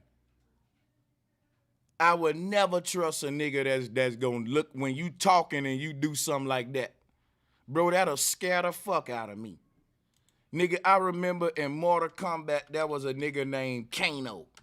And that nigga pull your motherfucking heart out your chest and hold that bitch up like how, let me show you.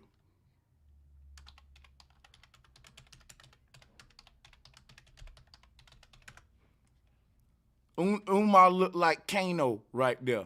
And that shit, bro, I would have got out the room right there. That's, your shit look like a nigga, you picturing a nigga heart in your hand beating.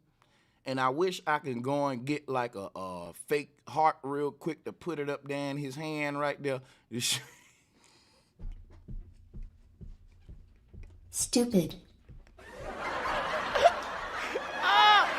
Oh man, that's funny though. Hold up though. Hold up, Kano. Kano wins. Fatality. Flawless victory. This nigga just turned into Kano on your motherfucking ass, nigga. Flawless victory. Kano wins. Fatality. Ding, ding, ding. Ah! Kano wins.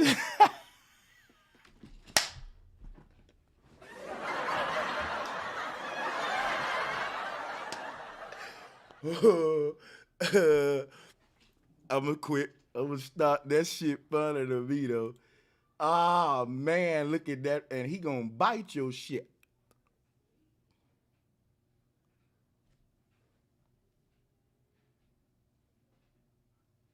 Bro, when a nigga get the 3 hands like that, a demon in that man.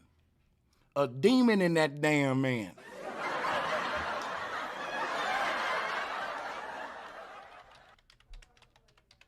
When a nigga give you the cobra clench, it's a wrap right here in the mind. You done lost it. I'm sorry, dog. Stupid. Crazy. Crazy. If you got a homeboy, the moment that nigga talking to y'all and he do this shit, y'all need to go and have a secret conversation about what you need. Y'all need to leave that nigga alone.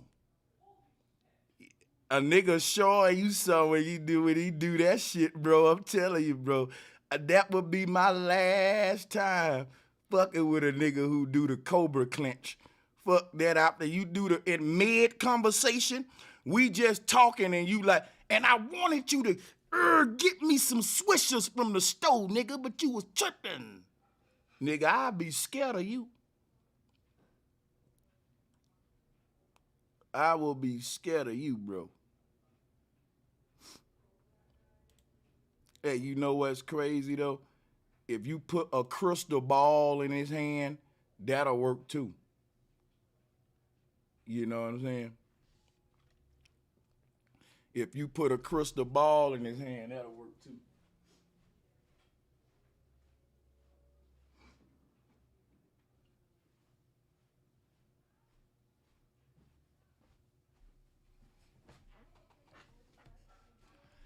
But you know, it's just something about the clenches.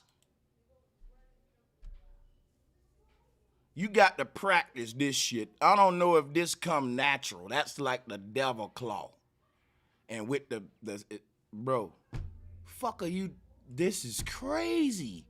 All of this because we don't know how they built the pyramids in Kemet.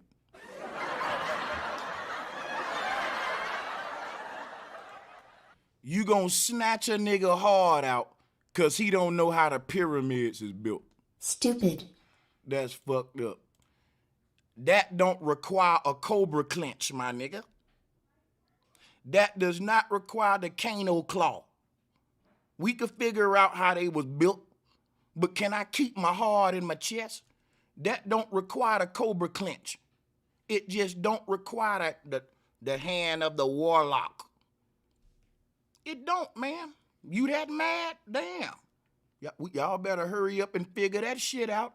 How them pyramids was built for the prince get mad, man. God damn. But you remember, he ain't figured it out yet, though. That's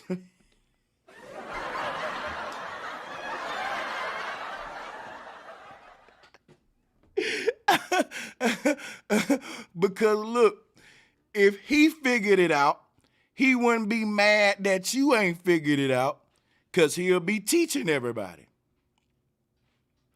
He wouldn't even be mad. He wouldn't have to do the warlock hand,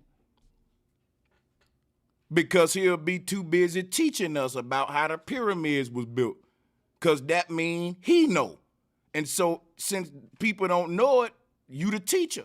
You gonna teach. That's what your YouTube videos and lectures should be about, instead of cobra clutching, beefs, drama.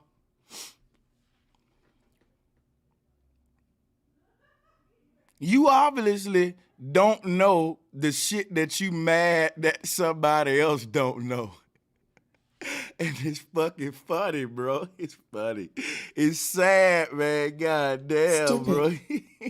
And you want to act like you that mad about it, man. This shit is so fucking crazy, bro. God damn. Science that creates. Because only... Hey, I'm going to tell you right now. What did I tell y'all about dudes that do that with the eyes? Don't fuck with a nigga that bucks his eyes. Never do that. That's a red flag that man might spaz out one day and just snap at your ass, man. I'm going to show you something, right? When you talking about dudes who buck their eyes and act all Africanized, but they still live in America, you literally talking about this guy. His name is Oswald Bates. And he act just like Umar with the cobra claw when he talking, making no sense at all, or walking hypocrisy. And you gotta look at the eyes, guys. Look at this guy's eyes. Look at his eyes. You see?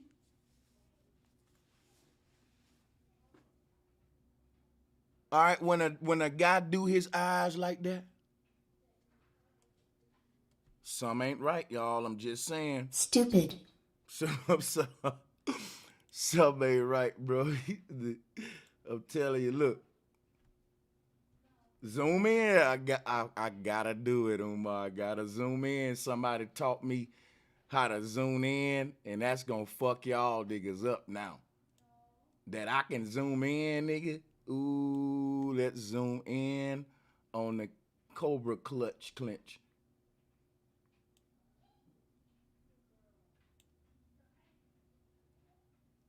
That is classic. Somebody should make this a meme right now, and you can put whatever you want in his hand. You know, you can put a crystal ball in his hand. You could put a beating heart in his hand. You can put an ice cream sandwich. Fuck that. I'm about to put an ice cream. Look. Look. Fuck that. Yo, this is gonna be your meme, bro. We got you, man. We know what you holding your hand out for. I got you. Give me 1 minute. I got you in for 2 days. We know what you like. I wish somebody send me that clip when that nigga was eating that ice cream sandwich. That's why you don't want to leave America. They ain't got no Mississippi muds in Ghana, nigga. We know.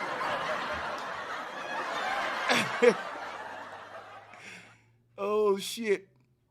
They ain't got them Choco tacos in Zimbabwe. We know why you ain't going to Africa in for 2 days.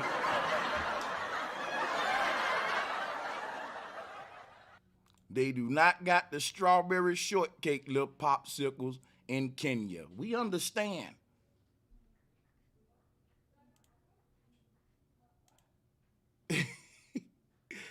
You lucky I can't put this ice cream sandwich in your hand.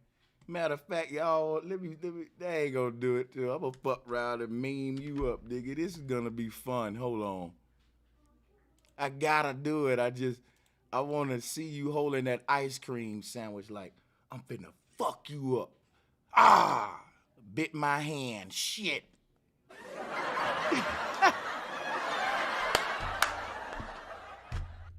Bit my hand, goddamn. Shit. They don't make them like this in Kenya, goddammit. The prince is staying right here in Delaware, where I can get Mississippi mud all day. You know when he hit him, that popsicle man, he run out there with the children and shit.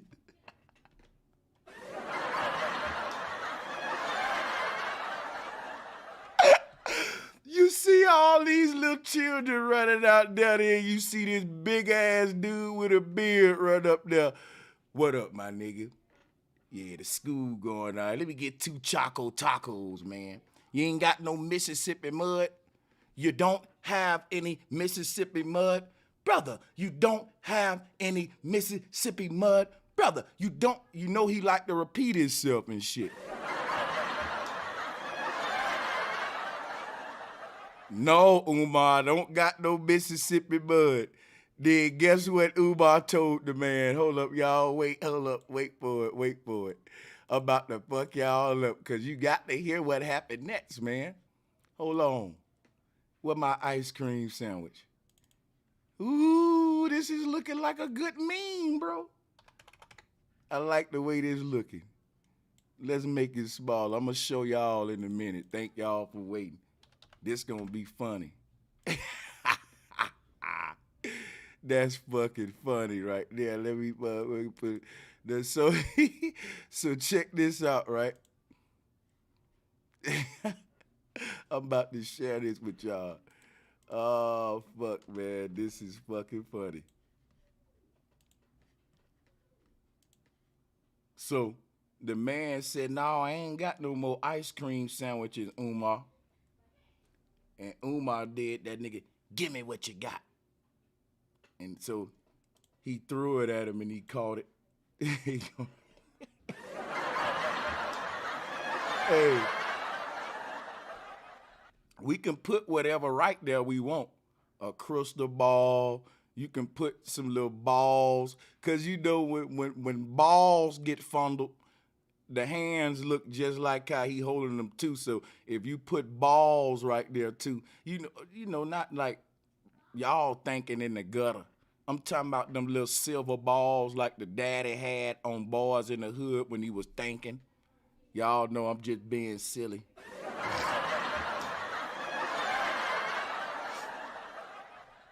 You can put a nutsack in his hand and then right on the side, I got you by the balls, nigga. Got you by the balls. And it'll fit too. This can become a meme. It can be whatever it can be what you want it to. Hey, but look here, man. I'm just having fun. Umar, you're a hypocrite, man. You need to quit challenging people's information. You need to quit thinking that you can tell other motherfuckers who they are. Like, you got some nerve, bro. You got some nerve. Once, you know what I'm saying? That is colonialism, basically. You're a fucking colonialist in every sense of the definition. You don't know it, though. But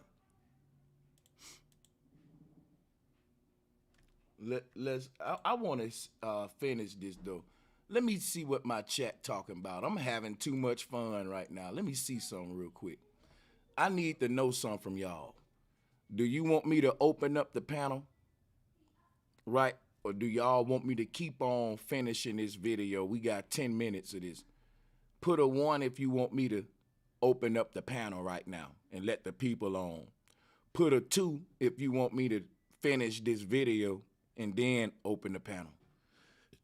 Let me give y'all a minute to decide that while we listen in on a scanner, because I got a scanner right here. And basically, I got it to the channel of the Dick Police. Let's listen in on the scanner, see what the Dick Police talking about real quick while y'all vote in the chat room. User not need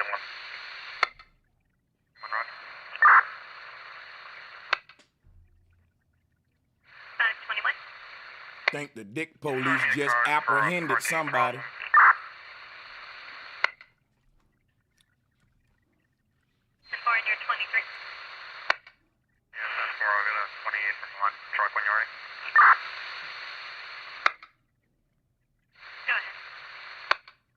Damn, they hemming him up. Okay, I'm gonna finish the video. Yeah, I just listened in on the scanner, man. The dick police and him 2 niggas up, man. Y'all better watch out if you swirling out there in the Boston area, all right? Because only if you know the science can you build the myth. Marcus Garvey said we have to be what? Scientists par excellence. Garvey said only through science, not just the periodic table, but the science of your enemy, the science of yourself, the science of international business, how the white man used the International Monetary Fund and used the World Bank and used the resources of Africa. We were in Kimberley yesterday. Saw the big hole. Cecil John Rhodes. Come in and rape, murder millions, and he's a hero. But this is white folks' second rule of racism. Not only do white folks not share power, they're only interested in the truth if the truth does not undermine their power. And that's why the white man lets you teach in his motherfucking universities too. Now, I told y'all these guys are hypocrites.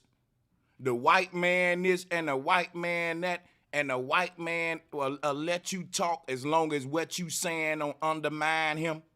So why is the white man letting you talk? Why were you on the news? Why were you on Viacom's platform, which is the Breakfast Club? Hypocrites, boule niggas. Ain't against no white man, you do business with them. White man promoting you. Anybody can't go on a Breakfast Club, nigga. You got to be pushing an agenda that's beneficial to the cabal. Everybody know who own the big platforms like that. Everyone know who the fuck Viacom is. Why would Viacom give you a voice, nigga, to talk shit about the white man who owns Viacom? All of y'all dudes kill me with that, man. The white man gonna give you a voice, but he'll only let you say just enough as long as you ain't undermining him. You just told on yourself.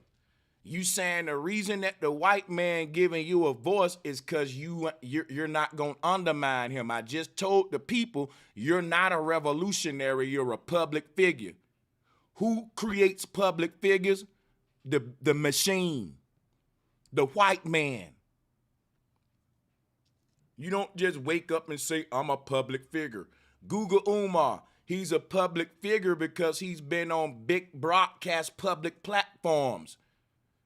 Once I start going on certain broadcasts and platforms that's publicly funded or big platforms that's considered places that's doing like public news services or whatever, Breakfast Club fall under that. See, Tom Joyner, once you start going on certain platforms, you're now a public figure.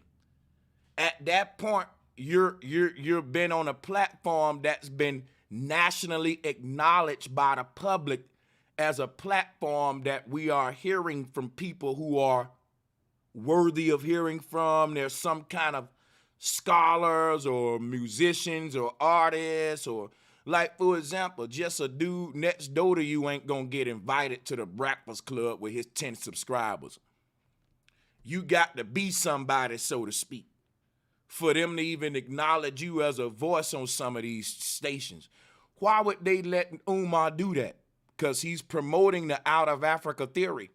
And the out of Africa theory wasn't created by a white man. Excuse me, a black man. Y'all don't think it's stupid that foreigners who exploit Africa the most are the ones who created the out of Africa theory? But you don't understand why. If I'm a foreigner and I want to gain access to your land, and the people of that land are matriarchal, meaning that you got to have a blood tie to this land. Somebody from our tribe, from amongst our people, got to okay you for you to do business on our land. And I hate to keep bringing up the gang territory, but think of gang territory. You can't go in a certain gang territory doing no business if you didn't get it okayed. That's immediate suicide. No questions asked. They ain't gonna. It's not a matter of if you're gonna get handled. You're gonna get fucked up hustling in a foreigner, doing business in someone else's territory. It's kind of the same law. To where these foreigners didn't have access to the land. Somebody had to okay you. You had to have a pass. And the pass comes in the form of a nigga like Umar saying, they from Africa.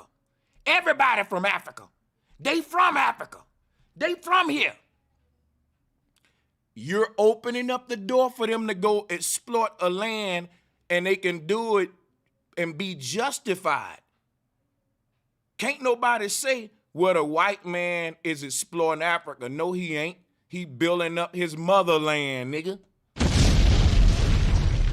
He doing what the fuck you should be doing. Hypocrite.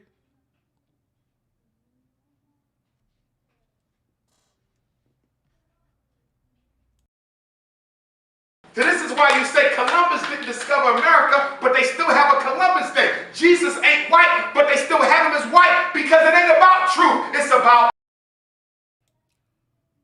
I'm going to ask you again. If you look at the big people with voices that the so-called white man promoting, he don't care that they talking shit about the white man. As long as they giving you the out of Africa theory, that's the agenda, because that's the foundation of all their deception. Our origins, their colonialism, the Bible, Moses' story. It connects the whole fucking agenda. You got to understand Africa is the bottom Jenga blocks. Once you pull that, the whole shit come crumbling down, which is why I stay attacking Kemet and Africa. These are not the birthplaces of humanity.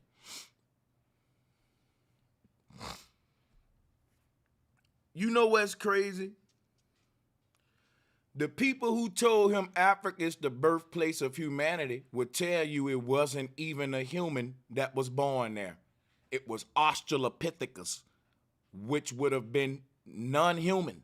It would have been more Bigfoot.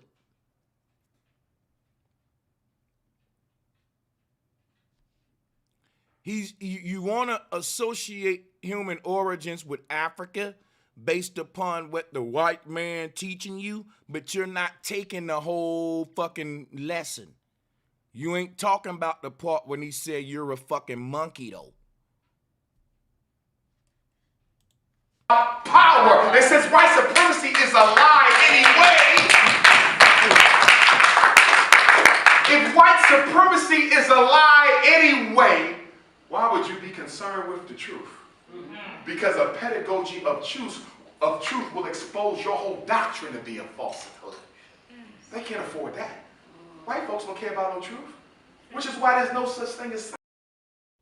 I gotta make a quick commercial break real quick. People, I did a very outstanding and classic stream on my main channel yesterday, but it was dangerous to leave it up, so I took it down. But I did make it available for you guys, and the link is pinned to the top of the chat, and I'll be posting the link right after this little commercial. Go ahead over there, guys. Read this description here if you're skeptical about what you're buying. Read this, and you'll see what you're downloading here. And I really recommend, guys, that you go over. We got 600 people watching. My channel is not monetized. I'm censored, okay? But you can actually own this here unedited stream, all right? You won't find it on social media. It's 7 hours long of nothing but truth and power when it comes to the near future agenda, all right?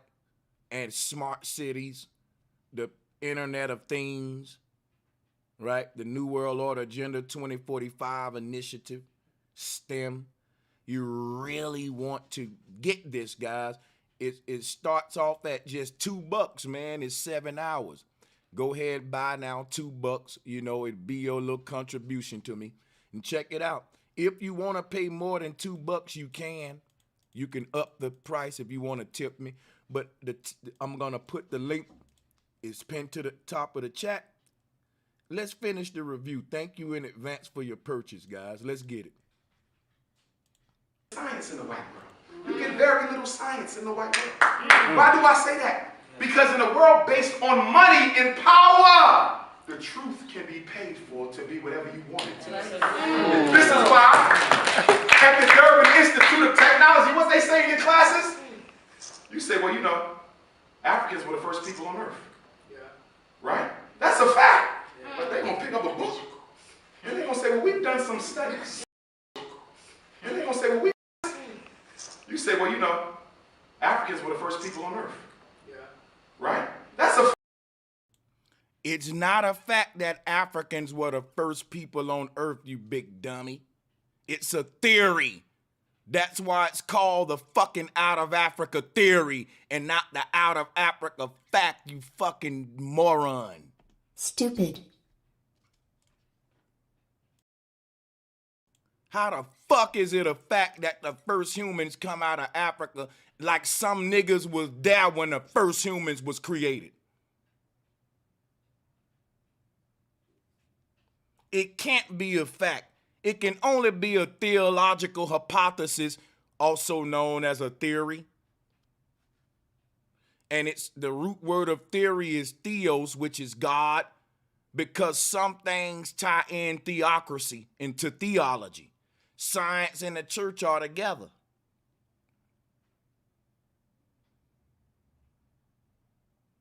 They saying what they can't prove with science. If we all just agree to it, then we can believe together that it all started in Africa. The whole world believes in the out of Africa theory. That's a religion. That's a belief system. It haven't been proven though. It ain't no out of Africa fact. That's the worldwide new world. Listen, there's only one religion of the New World Order, and that's out of Africa, bro. They need the whole world to believe out of Africa theory to explain evolution, to explain why they saying it's flaws in nature.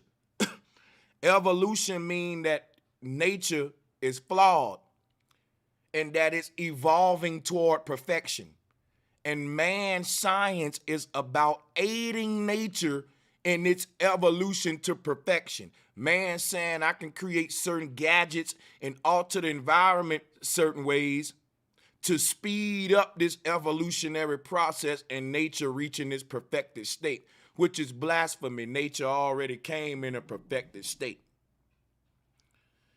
Evolution amongst, when it comes to humanity's diversity, how can you say it all started in one particular region called Africa, but not tell us who was the first tribe out of that region, nigga?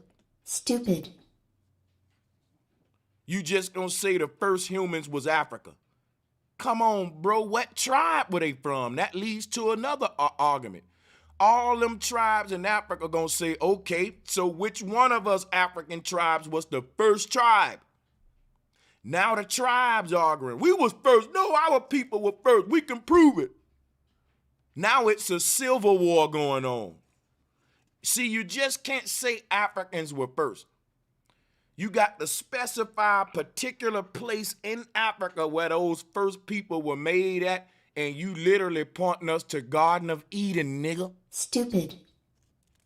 You literally pointing us to the place on earth where the most high fashion man, that's the place on earth where the God, so-called God in heaven, reached down into the physical creation to make man.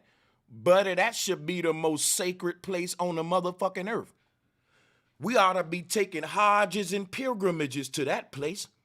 And if you can't pinpoint it down to a specific place where those first humans came from in Africa, You can only make a general motherfucking theory that Africans were first, and that's exactly what it is. It's a generalized speculatory theory. And it's general because Africa is a general word. Which African? You know how many, no motherfucking tribe in Africa even identify as an African. They put their tribe identity above anything. And Umar mad at you because you won't put your tribe identity above Africa when the tribes in Africa put their tribe identity above Africa. Becky, please hit me. I'm going to mop the floor with this dummy.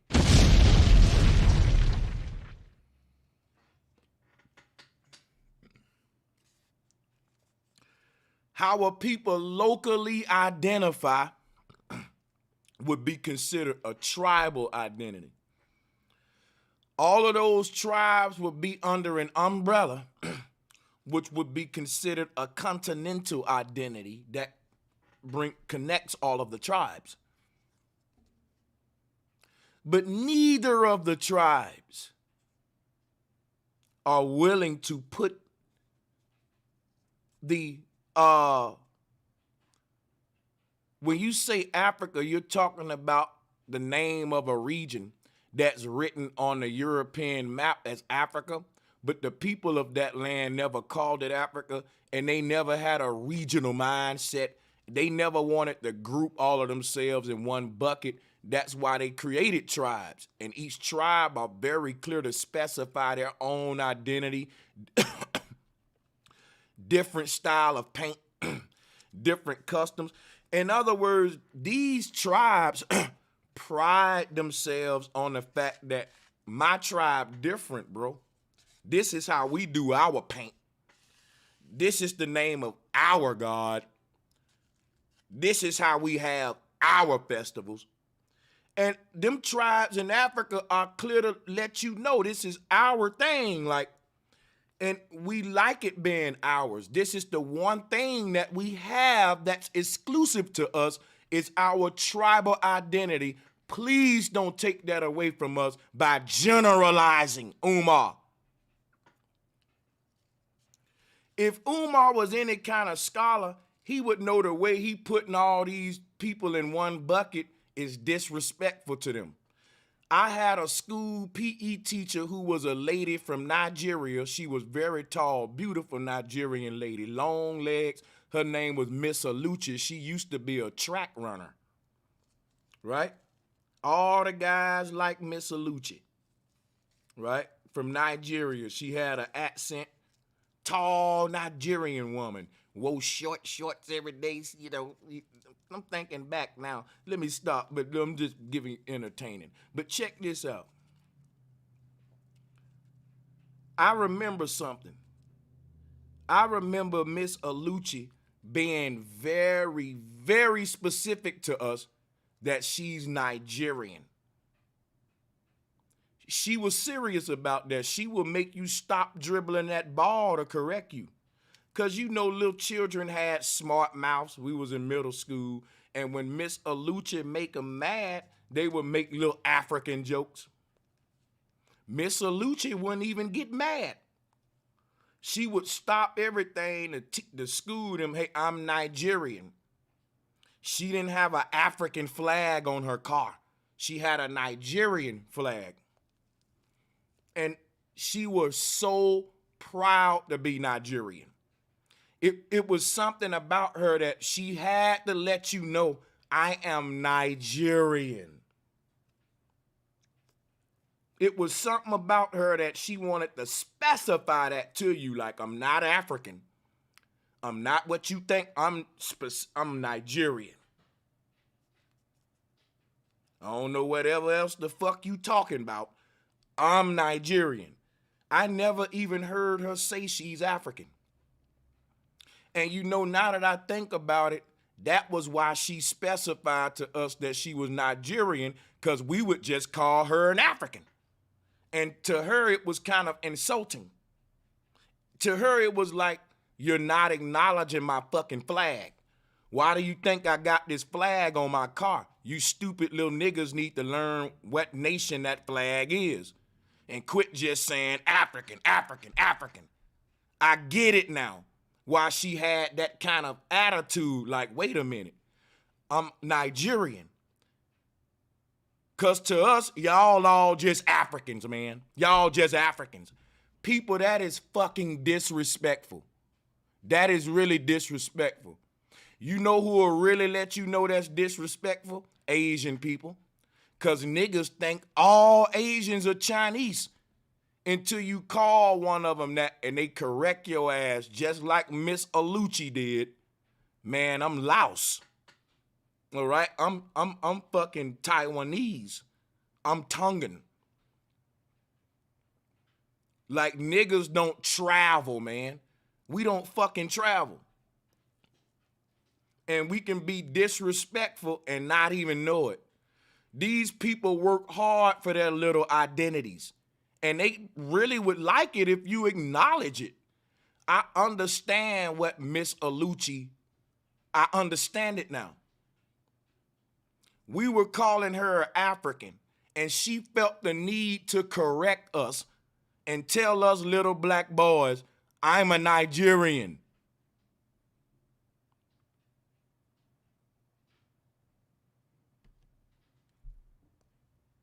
Why would the fuck would she correct us? Why wouldn't she say, you right, we all Africans? Man, that lady will make your ass stop dribbling the ball to tell you I'm a Nigerian. She wore shirts with Nigeria on it. She had the Nigerian sticker on her car. Why would she rep that shit like that just for you to generalize and group her in a bucket? And not even acknowledge her flag. Don't you know in military law, not acknowledging my flag and get your motherfucking head shot off?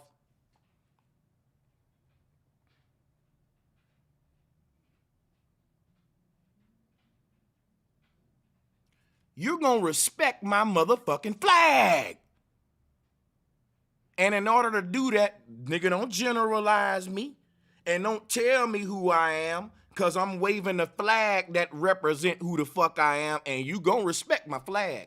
It turns into some gang type shit where you gonna respect my flag and I'm willing to die for my flag. You know why? Because they fought so hard for that identity. Them people carved out a territory for themselves, and it wasn't easy. And they based their identity on that land based on their forefathers who fought and died to maintain those boundaries. And you're gonna respect them. Umar don't know. See, Umar go to parts of Africa that have already been colonized and assimilated with the white man, and they just as dumb as we are. I'm telling you, the places in Africa that Umar go to, I bet you all them women in that crowd right there is Christians, nigga. You gotta remember, they colonized Africa first. Christianity started in Africa, which means Africa is the most dumbed down place on earth. Guess who already getting the mark of the beast? Ghana. You got Pan-Africans telling you to move to Africa, but they ain't moving there. And all of the diseases in Africa, nigga. You're moving to a petri dish. Africa been sold itself out under Mandela and Van Sertima, and Selassie. The leaders of Africa been in the bed with the UN agenda. Africa the first to go, nigga. Africa already, if you live in Nigeria, you can't access your bank account if you don't got the jab. Motherfuckers in Africa got least rights than you. They more indoctrinated than you. They more assimilated than we are, nigga. They more lost than you. You got Dogon niggas in the Dogon tribe that believe in Jesus.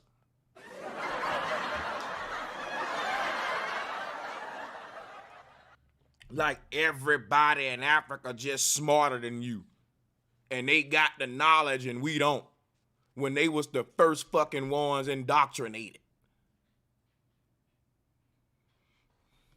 When the fall of man literally took place in Africa according to you. according to what your scientists teach about the out of Africa theory and how it relates to the Garden of Eden and all that, it's taught that the fall of man happened in Africa.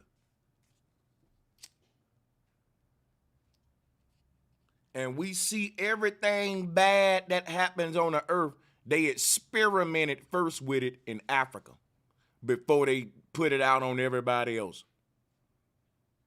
Africa have been associated with plague and disease ever since the kingdoms of Babylon and all that, because it's always been an experiment ground for new medicine. That's one of the biggest ways that they exploit their people in Africa. Black gold is the fact that the ancient Egyptians needed human guinea pigs to test the new medicine systems under Imhotep, and nobody wanted to be the guinea pig.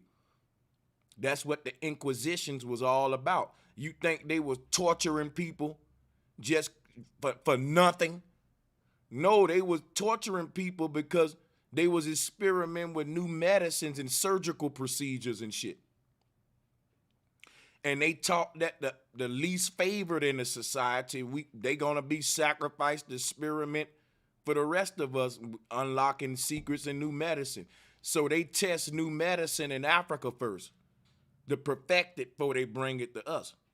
And that's why Africa been plagued with disease for all these years, and that's been that way since Imhotep in ancient Egypt, when they started experimenting with snake venom-based medicines. Right?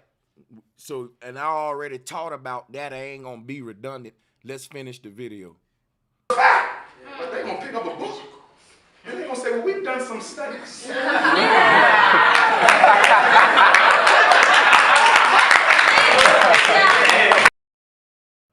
This guy is an entertainer on tour, not a revolutionary returning home. I repeat, Umar Johnson is an entertainer and public figure that makes tours to Africa to do his shows and comedy. He is not a revolutionary returning home. I'm going to say that shit one more time because some of y'all in here, why that's important. That summarizes the whole stream. Listen to me. Umar Johnson is a public figure, an entertainer that makes tours in Africa. He is not a revolutionary returning home to Africa. Becky, hit me.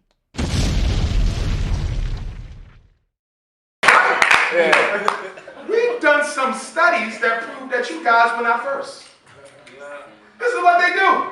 So they do what? Control what truth is by defining it as that which comes from the university in the form of scholarship.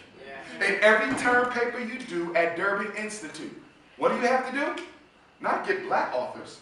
You got to go to the library and find white folks who agree with the premise of your paper. And if you don't find enough white folks to corroborate a black argument, you can't do the paper. Mind you, Umar love to bring up his degrees and credentials that come from the white man. So this is fake outrage because he literally didn't mind having his papers scrutinized by these white people so that he can have the luxury to be able to drop his nuts on his own people, on all you niggas. Think about what I'm telling you, how much of a charlatan that this nigga is. You up here with this fake outroar about the process you had to go through to get all the credentials you brag about over and hold over niggas' head. The whole while you was letting them white men scrutinize your paperwork, you didn't care about that. You know what you were motivated by? When I get these credentials from this white man, I can drop my nuts on niggas and tell them I got degrees and you don't. So all that scrutiny that you just said niggas gotta go through to get credentials in America, you went through it with no problems. You weren't this mad when those white men scrutinized you. So you did all that shit. You got your degrees. You bragging about the degrees to other niggas. but you this mad about the process, it don't make no sense. You fake, bro. Stupid. That's phony. That's like a gang member that got jumped in a game, who encouraging other kids to be gangsters, but every video he bitching about the fact that, but you got to get beat up to get in, man, you know. How the fuck can you be mad at the process that you had to go through to get initiated, but yet brag on the fact that you're initiated?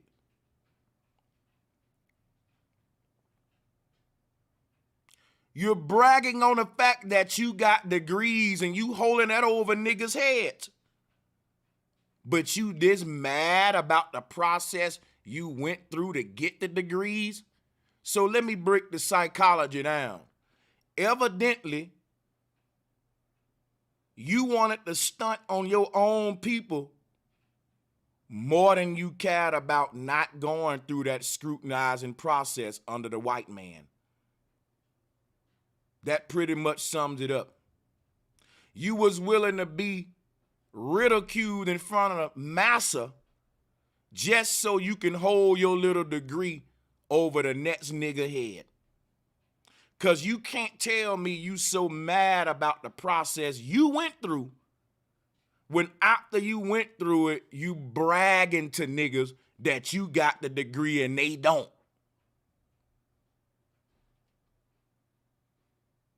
I'm not finna play with you fake niggas, man. Let's get it.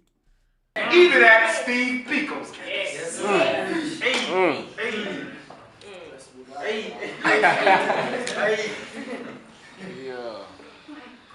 And I know y'all know what I'm talking about. Because you're sitting in class like something ain't making sense. I'm doing the paper on the African origin of civilization, or the African contribution to the study of science, or the early fathers of African education or African spirituality. That our spirituality is a science more than anything else in the universe. But my professor said, I gotta find scholarly articles to corroborate my premise. And if I can't find 10 articles by white folks, none of which know me or care a damn about me. Stupid. He's so fucking smart, he dumb. He don't understand that everything he just said is the curriculum of white folks. It's white folks who give us the history of the founding fathers of Kemet. Nigga, it's white folks who taught you about Imhotep, Narmer and all that. It ain't niggas who did it. And the niggas who is teaching you about it, guess where they going to get sources from? White museums. How the fuck are you basing your argument on African relics and skulls and findings in the ground, and you mad that your work on these findings gotta be corroborated by the people who found the shit, you stupid nigga? You didn't find Lucy's skull. You're saying Lucy is our ancestor. Black people are first. So why don't we own our own ancestors' skulls, nigga? That's the oldest human skull on earth, and we don't own it, and it's our fucking great-grandmother, Umar.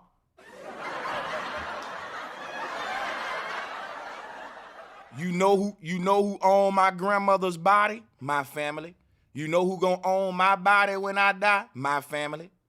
So if they digging skulls out the ground in Africa and they're writing history on human origins based on it, why don't we own that history? Why ain't we in charge of delivering that history? Because niggas like Umar ain't in Africa with a shovel. The white man is, nigga. Becky hit me. You ain't dug not one skull out the ground and want to know why a white man got to make sure you got it right. Because you didn't find the shit, dummy. The man who was in Africa every day with a fucking shovel while you was in Delaware and Pennsylvania, need to be the one to make sure you got the right answer about the shit he found out the ground. How you know more about the shit that the white man dug up out the ground and you weren't there when he was digging? You was online begging and arguing with SETI, nigga. Yeah, you gotta get your shit corroborated, dummy. The white man the one teaching you this shit at his school. Just cause the shit is about you, the white man is telling you he know more about you than what the fuck you know. Cause if you saying you're a fucking African and you ain't over there doing more digging in the ground than the white man, you're a fucking faker. You're a faker. You said that all humans come from Africa, including the white man. But the white man's so attached to Africa, he over there digging in the ground every day. And you want to know why your papers got to get scrutinized about him. Because you ain't put no fucking work in, nigga. Where your paleontologist at? You ain't dug shit out them Egyptian sands. You running your fucking mouth. And you wouldn't have shit to talk about if it wasn't for the white man who did the digging, nigga.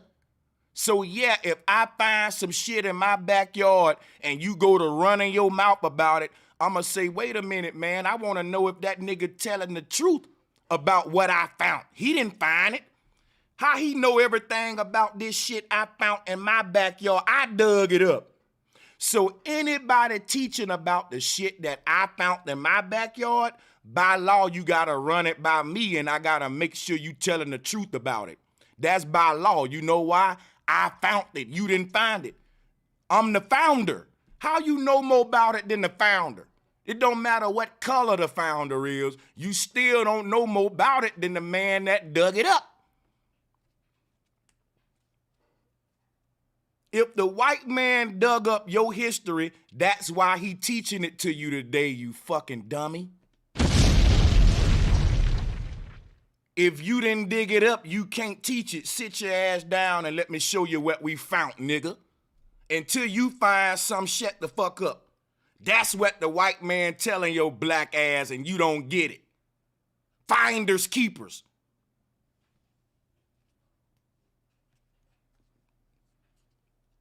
Quit bitching about what the white man doing and you go do it. Ain't nobody stopping you from going to Africa to dig, nigga.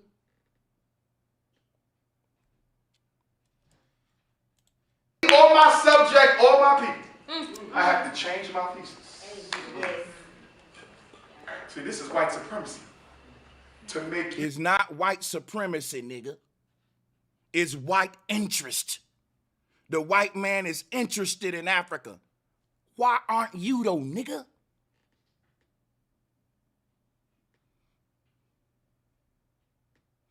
Why wouldn't the white man want to fucking be supreme? Every man should want to be supreme. Every man should want the best for his. Not mad at the white man for no kind of supremacy, or the black one either. Because I'm working every day to be supreme. If I can get to a level in this fucking world where I can call the shots like the white man, you don't think I ain't gonna do it? So why would I be mad at the white man for doing the same shit I would do if you gave me the will, buddy? I ain't gonna even front like I wouldn't do it. You're not finna get ahead of me and I control shit. Nope. Your children is not, and I run the world? I don't have that much integrity my goddamn self, and I'm on the good side. To say that you said I run shit, but I'm gonna give your children an equal shot to compete with my children so that they can have a shot to take over my empire.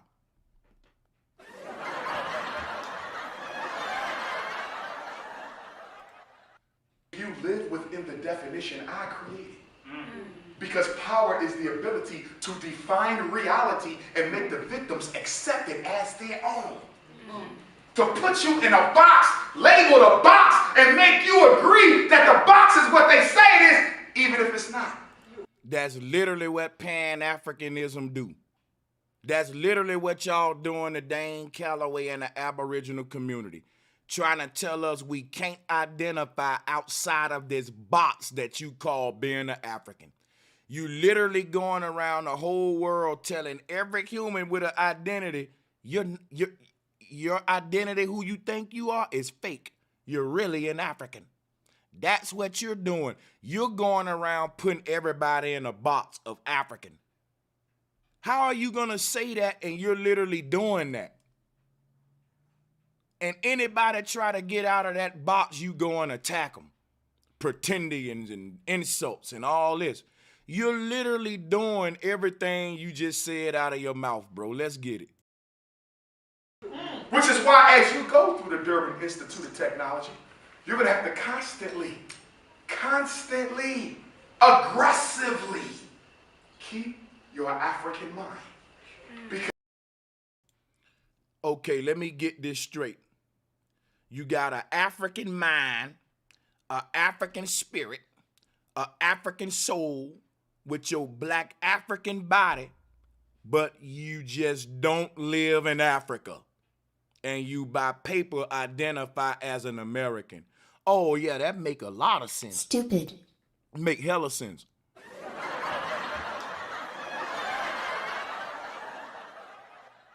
You got an African mind. Umar get up every day telling you how African you are. But he's not getting up every day interested in actually moving to Africa.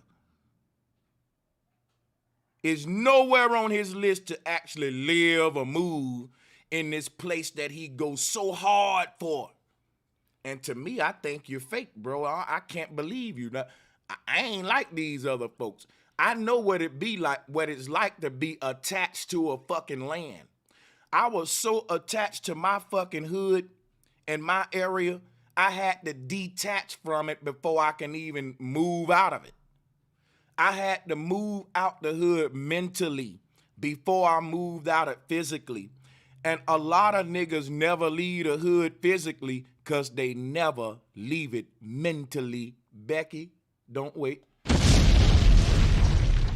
Listen, into the hood, listen, I'm telling you, if Africa was really in Umar's mind, his psyche, his soul, he eat, sleep, drink it like he's acting, bro, why wouldn't you be bent? You would, the main thing you would be doing is trying to live there and own land there. You can't convince me anything different, man.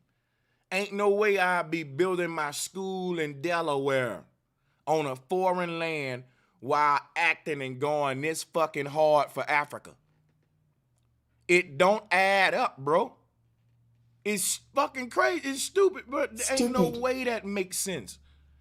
Ain't no way that this man going this hard for Africa. He is spiritually, mentally attached to Africa, but we ain't talking real estate. This man ain't did one Google search for no land in Azania.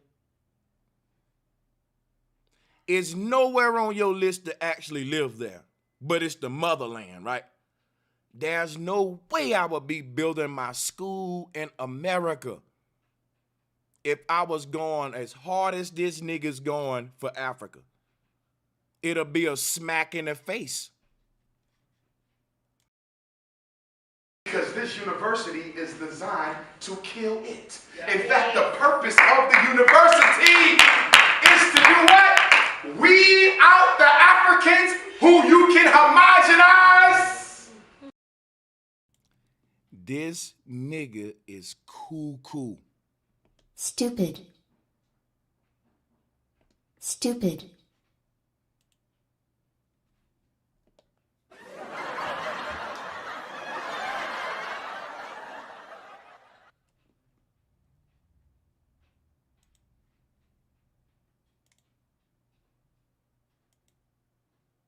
Yo.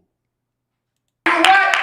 Weed out the Africans who you can homogenize. And the ones you cannot, you must euthanize or exterminate. That's right.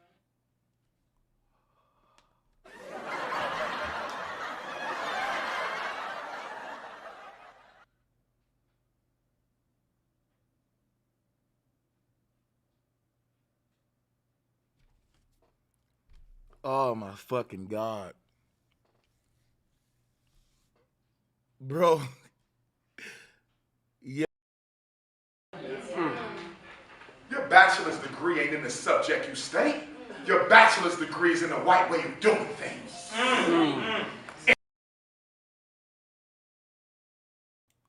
There go the demon claw. There go the demon claw again.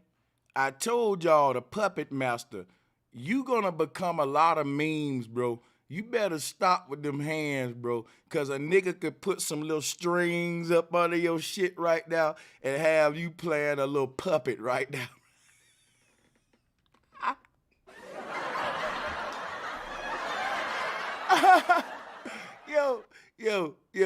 Yo. A nigga could put some turntables in front of you right now and have you scratching and shit. DJ Umar. Bro, that pose right there. See, first we had the upward claw. This is more of the puppet master. Like I said, nigga, put them strings right there. Puppet, put a little Kermit Frog up under there because you got a green dashiki on and they make it look like you doing a Kermit show in Azania, my nigga.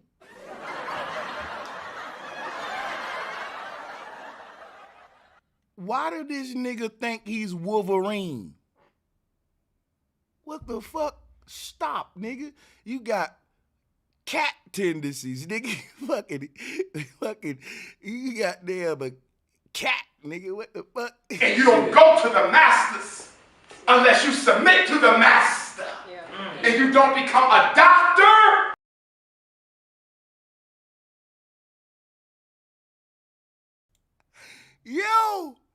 Yo, the hand movements are fucking bro.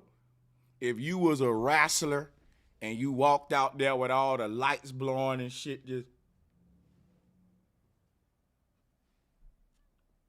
coming to the ring at 364 pounds, Infantunde. He walked down that bitch. They gonna play some African music for his walk-in. And he gonna get in the stage and get his ass beat the fuck down. Until you're willing to co-sign every scholar they say is an authority. Yeah. This ain't about the truth, it's about power. And what's the third rule of white supremacy? They do not share power with black people. Now why is this important? Now he just did the shark fin hand. They do not share power with black people. Why the fuck did that deserve a shark fin, though, my nigga? And why would they share their power with us, Mr. Karate Chop Tunde? What the fuck? I want to see that hand again, because that was stiff. His shit be getting locked, like it get locked. Like if you went up to that nigga hand and tried to undo the claw, you will not be able to do it, no matter how strong you is. Do not share power with black people. There you go. There you go. Yeah, there we go. I don't know what the fuck this was about, but no one shares power with no one. In a game of capitalism, everyone is out competing for power. Infatunde. You're a fucking leader and you want other foreign leaders to share with you.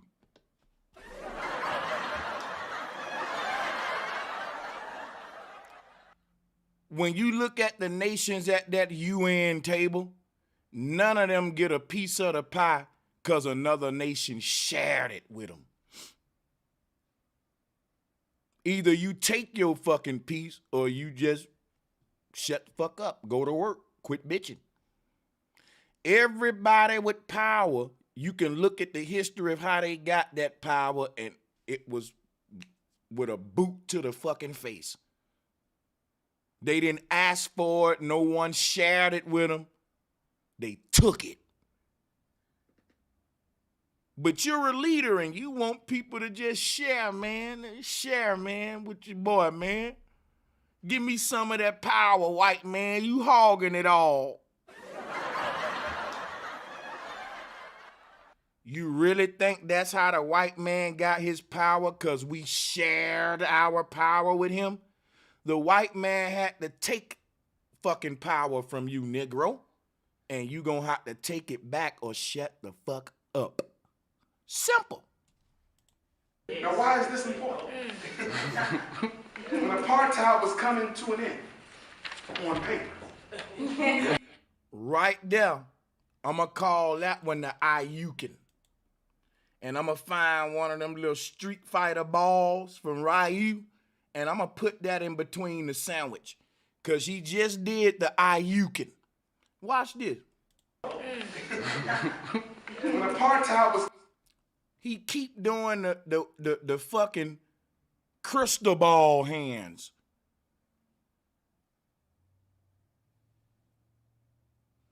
Like if Umar grab you, you're fucked, bro. You're not getting out of the clinches. I'm telling you right now. Now let me show you something. Ayukin. Ryu, wasn't it? Ryu who do the Ayukin. I think I'm spelling it right. You know, it's Hadouken. I thought it was Ayukin.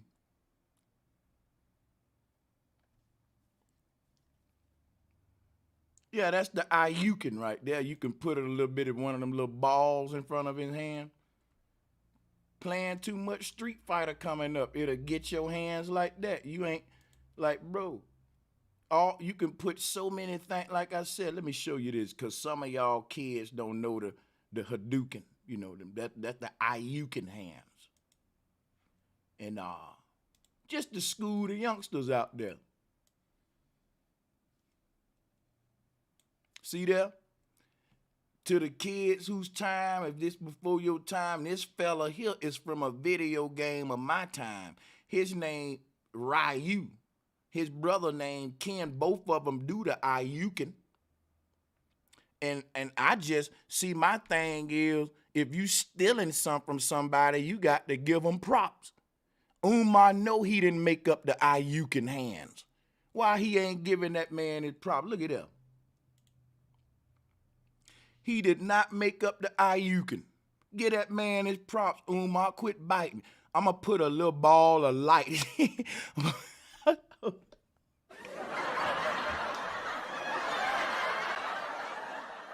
Hey, you better hope I never find a PNG Hadouken ball. If I can find me one of these little Hadouken balls with the transparent background, I'm gonna put that shit right in the sandwich, nigga. Hadouken, I'm telling you, you know he know where he get it from. was coming to an end on paper. I heard many of the negotiators. Well, first of all, let's step back. What's one of the biggest mistakes we made in the African continental revolution? Whether it's South Africa, whether it's Ghana, Nigeria, Kenya, the biggest mistake we made is we fought the war up until the 11th hour. And we sat down to negotiate in the 12th. When you win a war, there is no negotiation.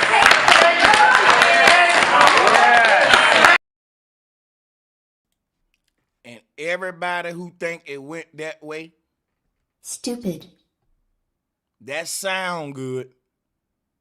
If you think we sat down to negotiate with the enemy after we won the war, and he took back the shit that we won because of the negotiation after we fought for it in blood, nigga, you're stupid. Stupid. And you're saying that our ancestors were stupid. Stupid. There's no motherfucking way that our ancestors fought and died and won the war just to give it all back at a fucking negotiating table. Y'all just let anything get said that is fucking stupid. Stupid. Just cause the nigga yelled at you and gave you the claw fingers and made his eyes get big, that's when he telling the lie, nigga. That's when he lying the most, when he doing the Ayukin and all that shit. Cause if he don't do that then, see, that's like aggression, making you not challenge the lie. Like when you saying a lie like that, you gotta roar it and do the ayukin to make the nigga who would question the lie like, nah, that shit got to be the truth, cause he's saying it with that ayukin. That shit got to be truth. Look at the claw. A nigga not gonna question that. Everything that man saying is true, correct, and accurate. You know why?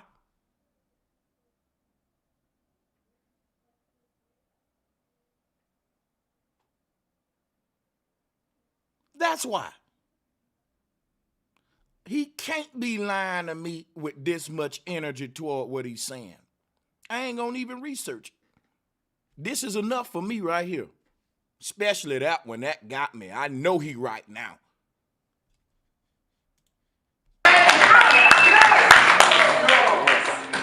Yeah. War is total victory or defeat. If you're negotiating, you're admitting you did not win. Yeah.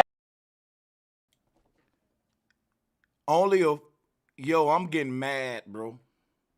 This is fucking stupid.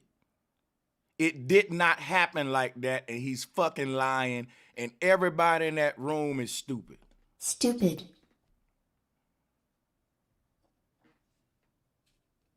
Our ancestors ain't that fucking stupid. Stupid.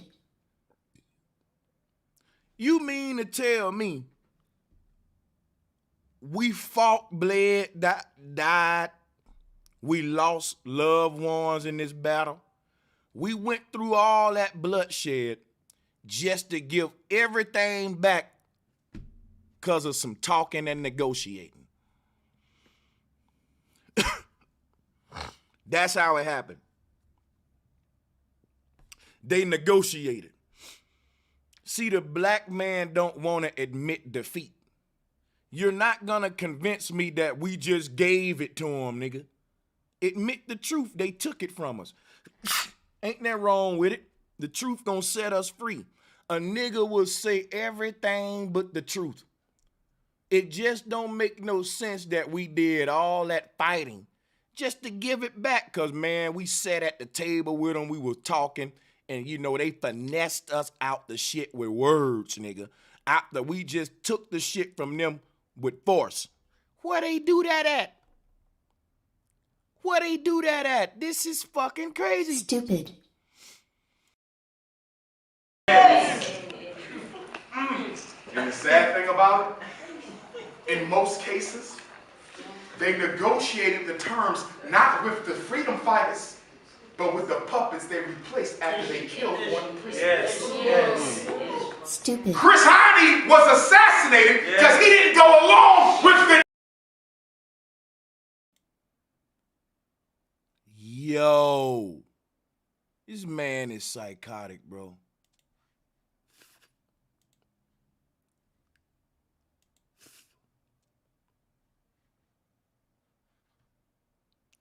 You just got so many memes, bro. Cause you know you really look like Infantunde Uncle Sam right there. We want you. Let me go ahead. First it was Hadouken, Oswald Bates, Kano. Now we got motherfucking, and you do got the beard like Uncle Sam. I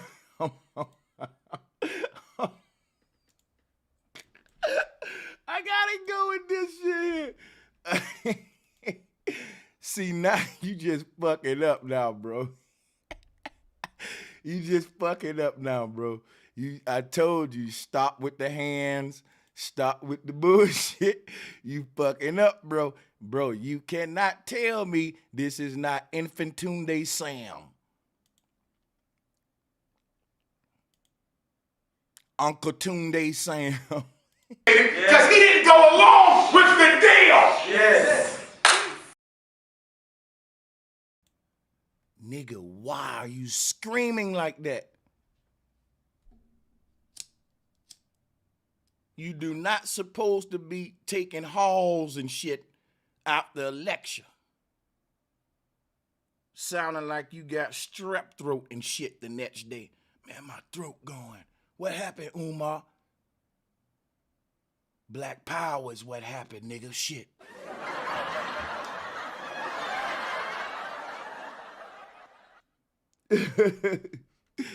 Oh shit.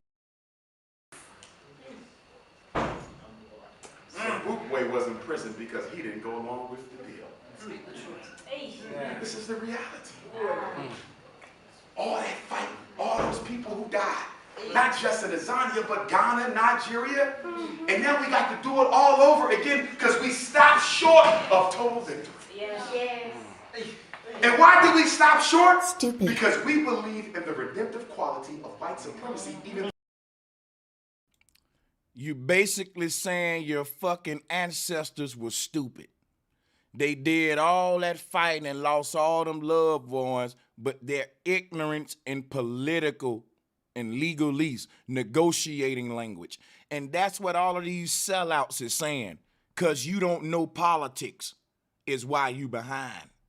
You don't understand politics. You don't understand these degreed niggas like Umar that talk so much shit about the white man, but pride themselves on the credentials that they received from him.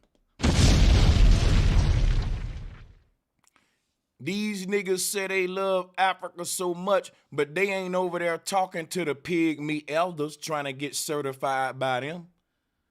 Think about it. Umar is a Pan-African. And everything he teach about African, he learned from the white man.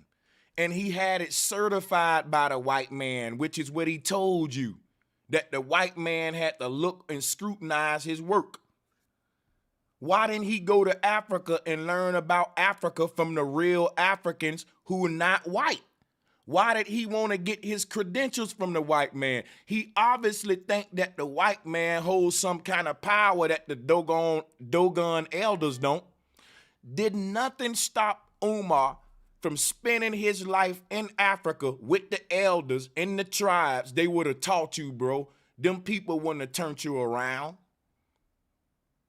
And you would have got your credentials from black Africans. You chose to go to the white man's school, and now you want to complain about his process, dummy. You know what's so sad about it? The white man who he getting his credentials from and who he learned from, the white man went to Africa to learn from the real Africans. And the white man ain't telling us what the real Africans actually said. He lying to us.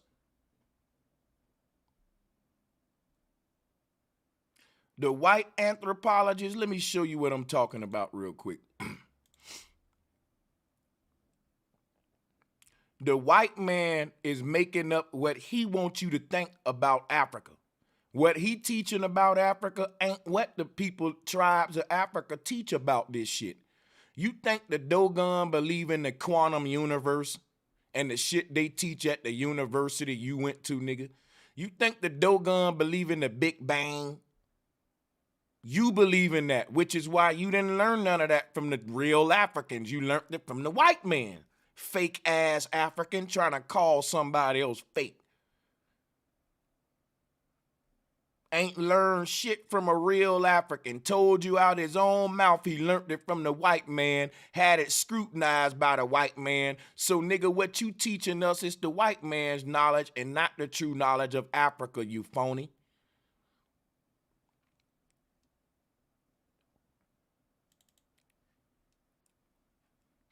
The white man did more than what the fuck you did. Want me to tell you why? Watch this. See, watch this. Let me get my slides out. See. Watch this, y'all.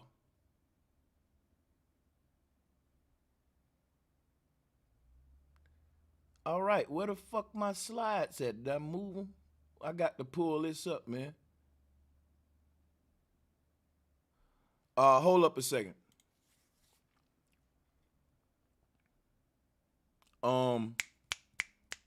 Damn it, I can't, no, shit. My Dakar Djibouti shit, I haven't opened that stuff in so long. I got too much material. I ain't gonna hold you too long. I'm finna, if I don't find it, I'm gonna finish the video. But all I'm saying is like, I'll give you a prime example.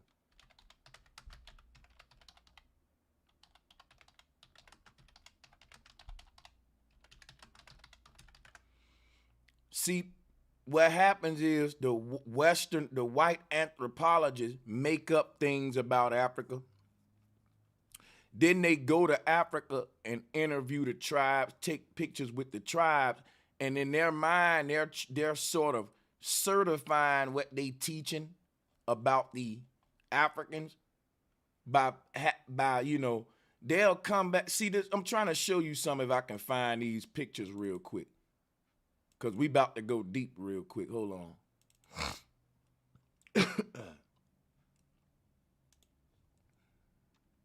Hold on. I'm gonna find this now because I need this just to give you the image, show you something real quick. I've taught so much stuff on this channel. All right. Here, see. Dakar Djibouti missions. This is fucking crazy. I must have deleted some stuff like a fool.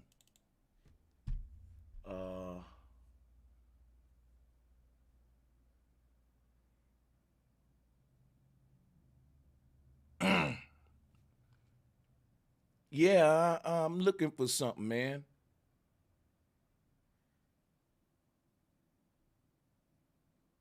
All right, so that's messing with me.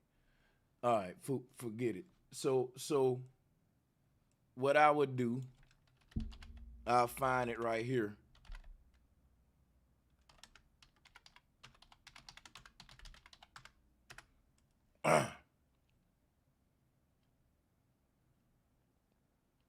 So, for example, right, it took me this long to find something that's barely what I was looking for, but I'll work with it.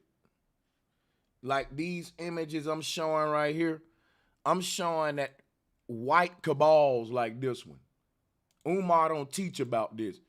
This group of white dudes right here, let me teach you about them. This was called the Dakar Djibouti mission. That's the name of this group. Go look it up. Here go the fucking artwork for it's a military mission. Anyone in the military know every mission got a symbol for it. Anthropologists are missionaries for the Vatican. So what these white dudes did in the 1900s, they went to Djibouti. They went to interview the Dogon tribe and all that. Black people and Americans during the 1930s were going through something called a neo-pagan movement. And that's basically a fancy way of saying we were seeking an identity outside of ourselves in pagan lands. The word pagan means foreign. Neo mean one. So we were seeking one identity as a people in these foreign lands. We are still in the neo-pagan era because we are still one group of people seeking an identity in foreign lands while the land where we really from is right beneath our feet. The best way to hide something from a people is right in front of their face.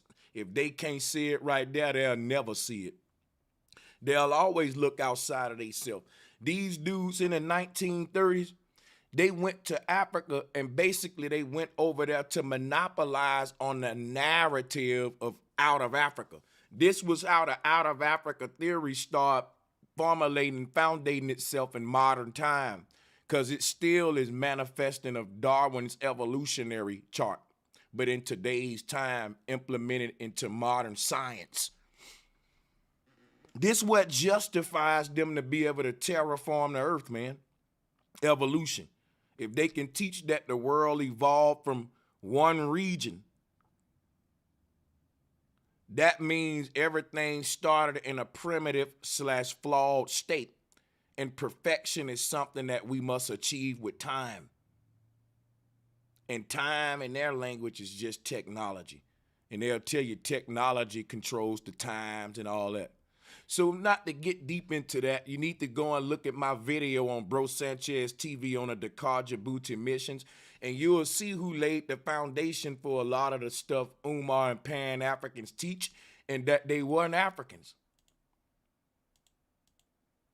They were guys touring to Africa as anthropologists.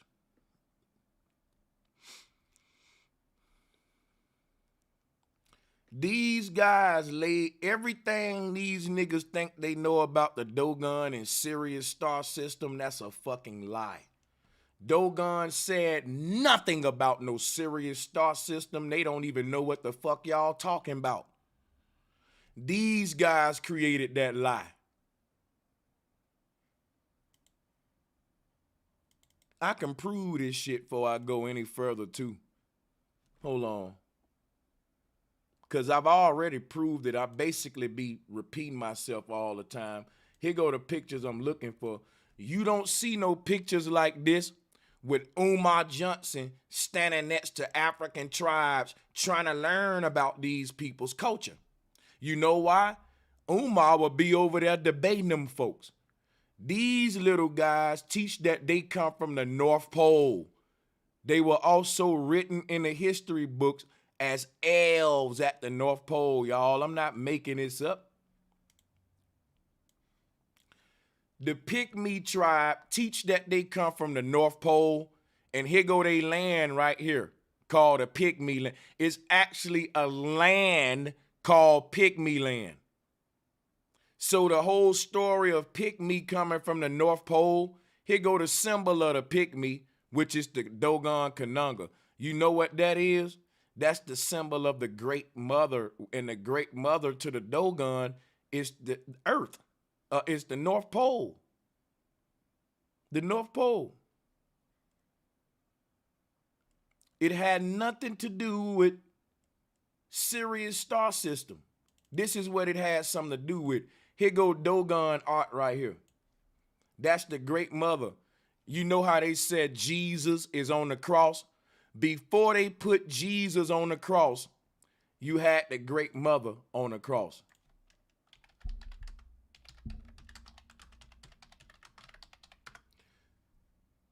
Listen, it's plagiarization. Umar don't know the truth, man. It's deeper. He went to college. He been indoctrinated by the white man. He didn't learn nothing about Africa from Africans. He just told you he went to school, got a degree, was scrutinized by the white man. But who did the white man say he learned from? The fucking Africans. Ain't that silly? Ain't that stupid that the Prince of Pan-Africanism ain't got a picture like this standing next to these tribes saying, hey, everything I'm teaching y'all about Africa is coming from them, man. I'm not making it up. This is the oldest tribe in Africa. No, nigga, you went to a white man's school and you telling us what the white man told you about Africa. The white man said he learning about Africa because he getting the information directly from the source. But you're going to the white man. You overlooked these dudes and you went to school with the white man and got your credentials from him and then complained about it that the white man had to certify your fucking work.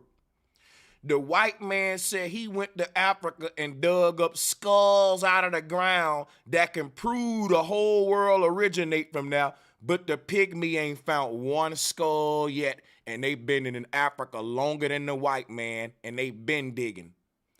Just so happened when the white man go, he can find the dinosaur bones and all that.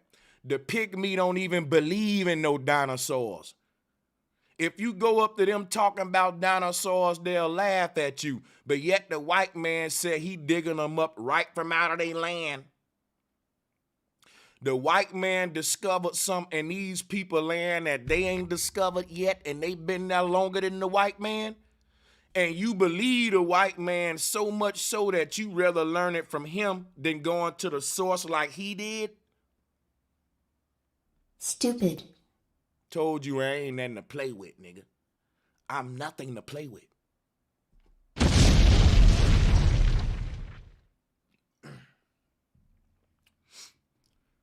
I'ma just sit that right there and ask Umar for his picture with the Pygmy. You know why Umar had to learn everything from the white man? Because Umar was too busy trying to learn from the white man while the white man was busy trying to learn from the Africans who Umar said he loved more than the white man. But Umar wanted to get his credentials from the white man and not the Africans who gave the white man his credentials. Stupid. I am nothing to play with. None at all. Because I'm going to point it out to the people to show that you're phony. To show that you ain't teaching us what the real Africans teaching us. Whatever this white man came back and said, that's what you saying. Because these Western anthropologists are what the Western universities base their curriculum off, groundwork. You didn't do the digging, Umar, and you want to know why the white man got to okay your teachings. You dummy, you ain't over there talking to the Africans like that. You ain't over there trying to learn from the pygmy. You ain't over there doing no digging. Everything you know about Africa come from the white man, and you want to know why he got to oversee it. Stupid. Here go the Dogon great mother. Here go Jesus with his head on the cross. Now the great mother is the black cube, the great womb of Allah, before it became Allah. Like I said, before you had Jesus on the cross, you had the great mother on the cross. And the cross represented the center of the earth. Right here, she represents the rock. She's the rock in the middle of it all. This rock is the great mother, a black hole or the sacred womb. And the Dogon are flat earthers. The Dogon are flat earthers who believe in flat earth. One of the oldest symbols in Africa and one of the most revered symbols among not only the Dogon tribe, but plenty more, is this symbol here. This is what they're calling the Dogon Kananga, and they're trying to sync it with Sirius. See? Here go Sirius, Orion, but that is not, the Dogon was not talking about Orion. Orion is Satan. But listen, the great mother represent the center, and the word center became Santa. Santa Claus, you know how Santa Claus represent the North Pole? Santa represents Santa. Listen to the words. Center. The center of the earth became Santa. The center became Santa. Santa. The Dogon said that they come from the center. And the Europeans said that they come from Santa and that they are dwarf, and it's just a myth about a North Pole. And they're doing that to hide the truth, because the Dogon telling you why all compasses are pointing to the center, to the great mother. The white man hid that from you. Here's the Dogon, one of the oldest symbols in West Africa. This is called the Adinkra. And you know what this is? The flat earth. Let me show you. It's flat earth. Here go the Hebrew cosmos. See, I didn't go to the white man's school to learn this. I learned this from my ancestors. The white man didn't certify this. That's why when I teach niggas this, they said, where your credentials? Where your sources? They saying, what white man looked over your shit, Brother Sanchez? I'm not Umar, nigga. I get my motherfucking information directly from the source. Where the fuck you think the white man get his from? Look at the image. See, all of you fake ass scholars, where your credentials, where your sources? You got a degree? You're basically saying, what white man certified you, nigga? I don't need a white man to certify these teachings, because the white man went to the same people I went to learn from. The pygmy. You went to the white. You think that much of the white man, not me. I don't think that the white man is the end all be all with information, which is why I'm willing to say the white man wrong about his out of Africa theory and the pygmy telling the truth about the North Pole theory. How you gonna go and argue with the pygmy about where the fuck they from when it's on an ancient map? This is a real map, dude. This map is older than the maps we use today. And it was made by one of the most respected map makers of his time. You couldn't make a false map or your career could be over. You playing with people's lives and you can get them lost. That was big. We haven't been to the North Pole. It's off limits today. But back in the day, this map was made before it was off limits, and a white man who explored the North Pole area said that he ran across these short black people called pygmy, and St. Patrick called them elves. And then St. Patrick called the god of the elves Santa. But they didn't call it Santa. They called her Center. The name of the mother goddess was Sin and Terra. Sin-Terra. That's one of the names. And sin wasn't a bad thing until they cursed the great mother and made it Satan. Santa, Satan. And sin. But the whole thing about the great mother, man, is the fact that she represents the North Pole. Here she go in Dogon art, standing tall because she represents the pole. The pole. All around the world, people had religions for the great mother. Said that she's at the center of the earth, spinning the sun and moon. That you can see that right there. It ain't just the Dogon who had the Kananga. Everybody knew about the center of the earth and the great mother. The mother with her face on the cross. When you look at this Hebrew cosmos, this is what the Adinkra symbol means. And this is the oldest symbol in Africa, Dr. Umar.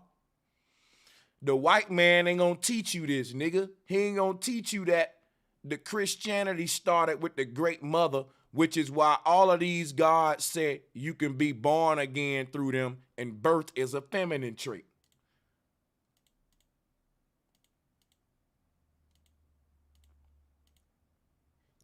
So Jesus is personifying a great mother right here. They stole it.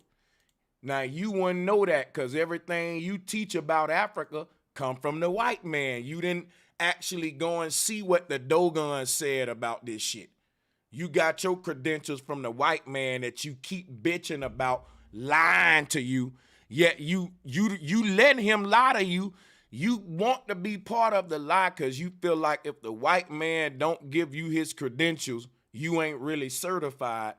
So you don't care how big of a liar the white man is. You'll go to his school and learn his lie and make sure he look over your papers to make sure you get the lie right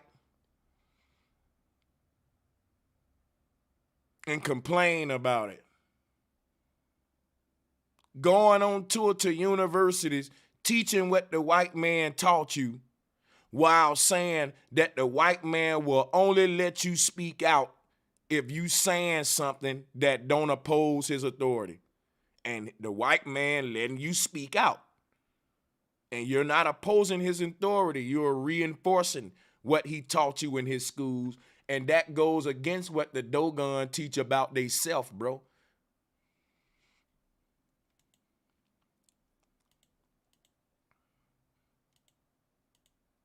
So let me finish this. No, there is none.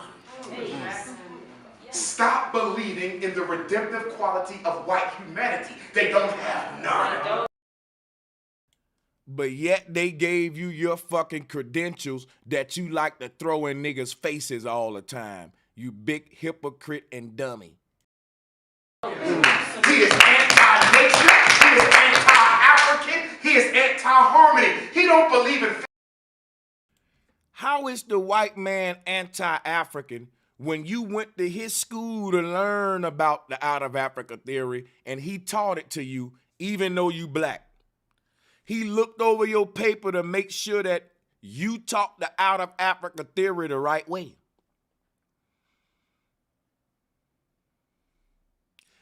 How is the white man anti-African when he got a pyramid on his dollar?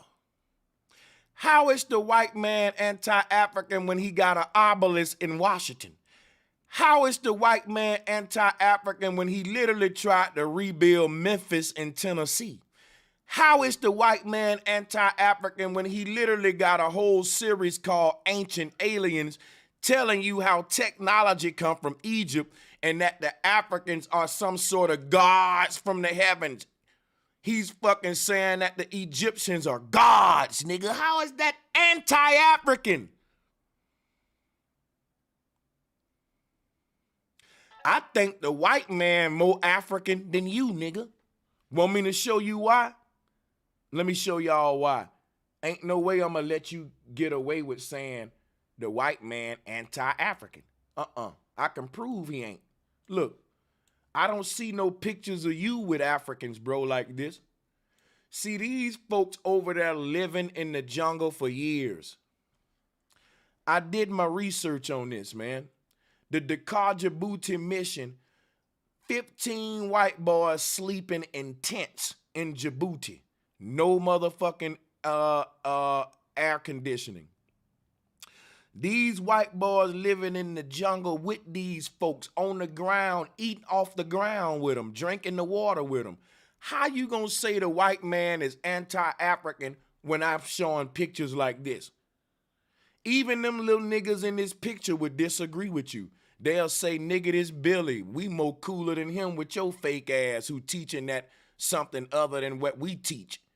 See, Umar would debate these little dudes. He'll be trying to tell them about what he learned in his university, and them little dudes don't care about the Western world. They got their own teachings, and you don't respect that shit, which is why you will go over there trying to teach them, and the white man go over there trying to learn. Think about this shit. Umar goes to Africa teaching.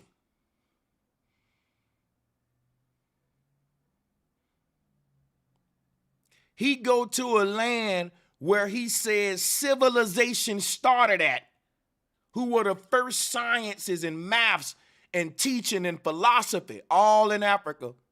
But yet we go over there to teach them. Stupid. All this knowledge come from Africa. But when we go to Africa, we doing the talking and they doing the listening. Stupid. Make that make sense.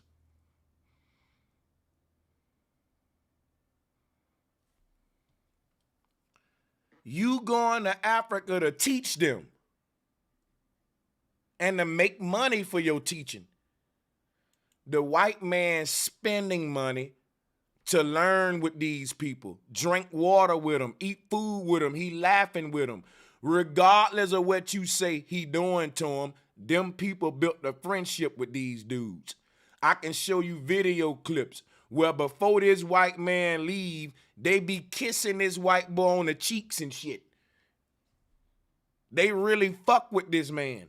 Like these white anthropologists go to the jungle and they spend years out there with these folks away from their fucking family.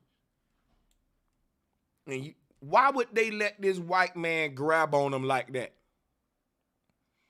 And why would the white man do? The white man can't be anti-African if I can show you more pictures of him in Africa physically connecting with the tribes, and you can't do that.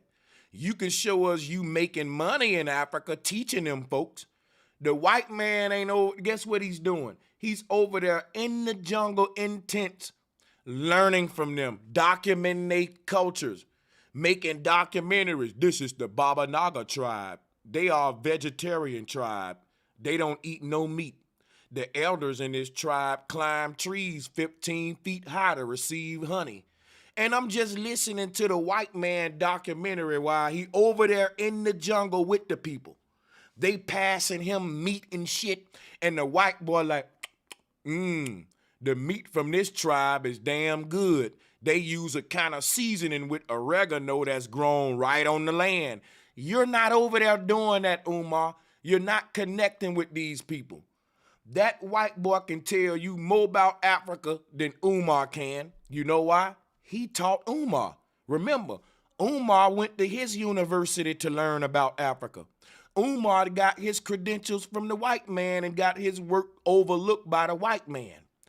When he could have just went to the Pygmy tribe like the white man did instead of coming on here bitching about the process that he went through because he thought that the white man can teach him more about Africa than the people where the white man learned it from.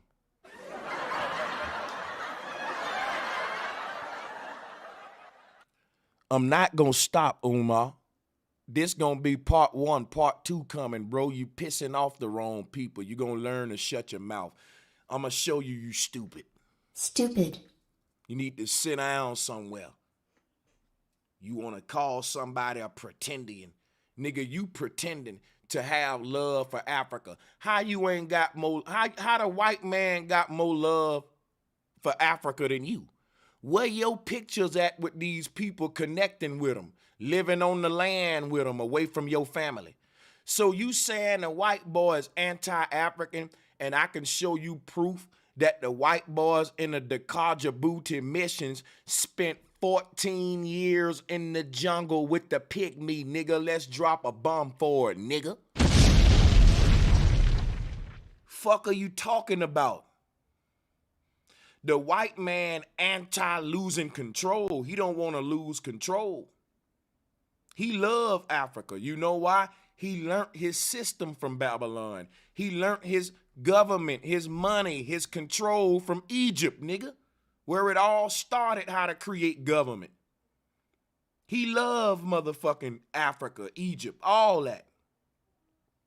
What he don't like is you getting the truth.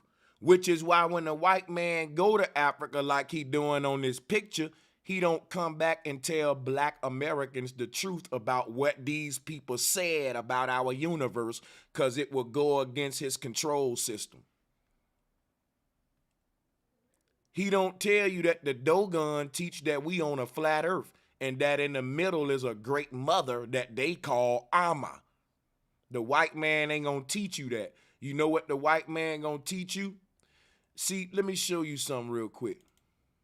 The white man turned the Dogon goddess Amma into a fish god called Dagon. Dagon comes from the word Dogon. Now let me show you something real quick. Here is the Dogon Kanunga. People say that that represents Sirius star system. That's a lie. Here's what it represents. This is the goddess Amma. That is the first version of Ma'at. You can see the balancing scales, because balance takes place at the North Pole. This has nothing to do with Sirius star system. You know who told you that? NASA, the space programs. The Dogon don't even believe in space. They believe in a flat earth. And here go to what they call their personification of the hourglass that exists at the middle of the flat earth where time is being created. This goddess, they turned that into a symbol. Okay? Listen up. Because this symbol that represents the Dogon goddess, when the Western anthropologists went over there to their lands, they corrupted this symbol, and I'm about to show you now. They turned this goddess right here that you see here. She was associated with the primordial waters, so she was often personified as a mermaid as well.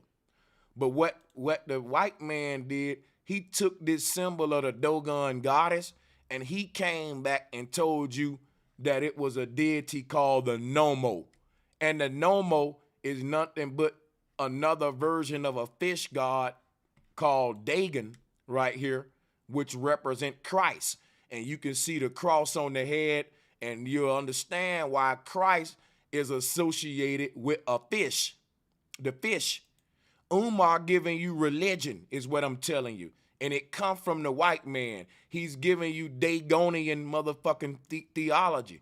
The people that created the Dogon myths, the sacred symbols of the Dogon right here. Guess who is written by? A white man. Probably one of the white mans that had to look over Umar Johnson paper.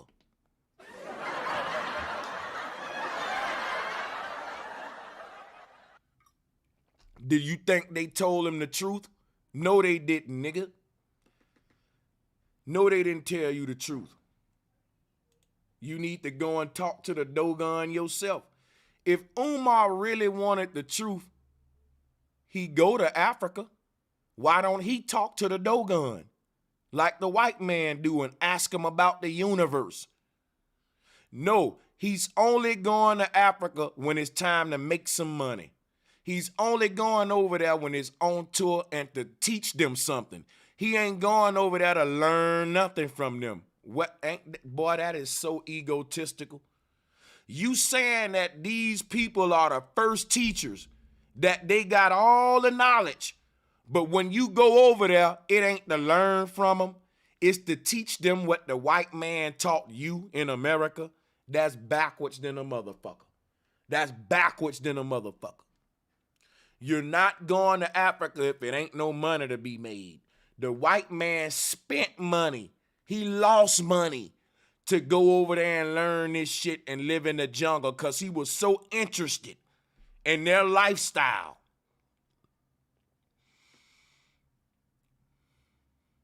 They ain't paying that white boy nothing to be there. He's paying out of his pocket to be there. You making money in Africa. He didn't make no money there. You made money in Africa on tour. You're exploiting Africa. This man ain't made not a dollar from these little dudes. If anything, he gave them shit when he showed up. Now, I ain't saying that these white dudes are no saints, because they motherfucking evil as hell too, corrupting the teachings of these people. But I'm showing you why we shouldn't get our knowledge from them. If they saying they getting it from them, we can go directly to them just like he can. It don't make sense for us to get it from him when he said he got it from them. Because what if he's not telling us the truth about what they said? And he's not, y'all. I did my research on that, and I found out they've been lying to us about the Dogon. Go watch my Dakar Djibouti video. It'll break it all down to you how this goddess became, hold up. How this Dogon goddess right here became a god called Osiris. This fish god that you looking at is the Hellenic version of the Egyptian god Osiris, or Orion, the constellation of Orion. And that's the lie, man. That's the lie right there.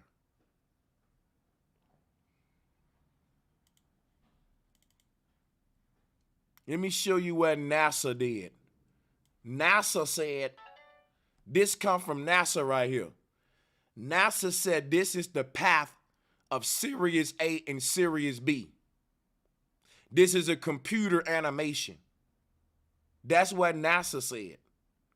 But what you will find is that is them plagiarizing the Kananga.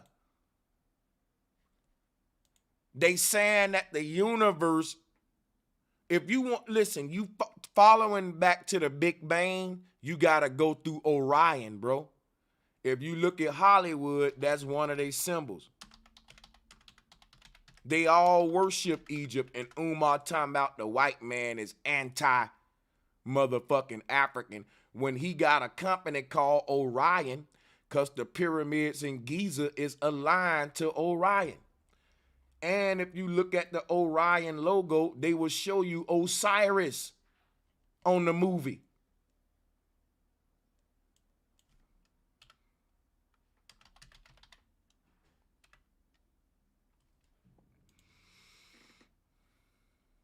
Right there. Listen, why do you think Orion shaped like an hourglass? Why does Orion shape like an hourglass?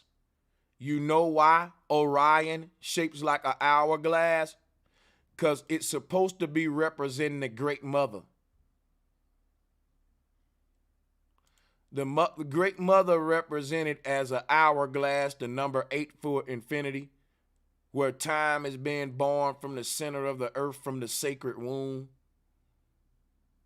Orion shapes like an hourglass because they want to make you think that time started at the point of the Big Bang.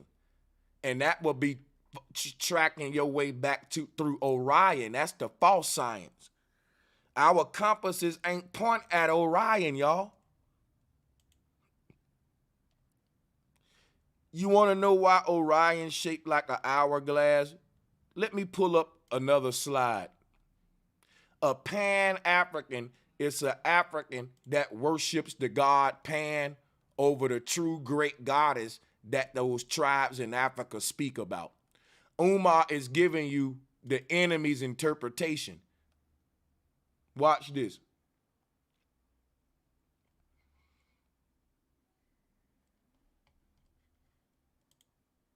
Watch this.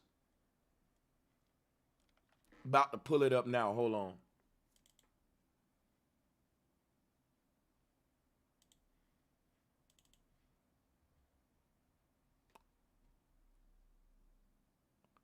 Every time I'm looking for some shit, let me show you something, man. Here go the Great Mother. The Great Mother is the Holy Grail. She's the hourglass at the middle of the earth. All right, I'll show you something. On the right is the pre-dynastic truth. All of the cultures talked about the Great Mother, the hourglass at the middle of the earth. On the left is NASA, the New Age space programs, niggas like Umar who went to college, giving you the patriarchal plagiarization of the Great Mother. But if he go to the pygmy or talk to this dude right here, he'll tell you that we being lied to, which is why they don't have an out of Africa theory. They have an out of the center theory. They turned the Great Mother to Santa Claus, y'all. And Umar is giving you the watered down Santa teaching, not leading you back to the Great Mother. The Great Mother represents the secrets of the universe, because all of our compass is pointing us to the middle of the universe. Just like the Dogon said, and at the middle is where time is being created, and it literally shaped like an hourglass. This is the secrets of electromagnetic energy, which mean that the pygmy is smarter than what they teaching us. People like Umar went to a college where they taught you that the first Africans were dummies, though. Why you think we go to learn from the white man, but the white man go to learn from Africans? But when you go to the white man's school, he tell you that the Africans are dummy. They primitive. But so if they so dumb, why you going over there to learn from them? The white man hiding the truth from these wannabe smart, uppity college niggas like Umar. This is called an electromagnetic energy field. This is the secrets of creation right here. I'm not going to go into it, but you can see why the Dogon made the Great Mother an hourglass and why they made her a mermaid or a fish. Because they was representing the secrets of what's happening at the North Pole. This is what the Dogon teach. And they worship this Great Mother and said she was a mermaid that's personifying time at the center of the earth. Here she go right here. You see how they got her all black? Because they saying this is a black hole. A black hole. They saying it's an infinite womb. Here's some of the oldest symbols of Mesoamerica right here. These represent the Great Mother right here. Look at them. Here she go right here in South Africa as Yemeya. That is representing the tourist field at the middle of your earth. Umar can't teach you this because he only get his credentials from the white man. Look at this image. Look at how the energy bursts out the bottom of that energy field. This is science right here. This is why Yemeya look like an hourglass. Look at that. Look at the Holy Grail. Look at how the energy is bursting out the bottom and ricocheting back up to the top, curling up, looking like a fishtail or a mermaid. That's the Holy Grail. Look at this image, how the energy doing it at the bottom. And you see that this look like a cup, right? Don't this look like a cup, a Holy Grail?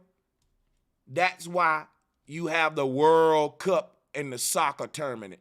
The World Cup this, the World Cup that. Talking about the great mother. Let's look at it.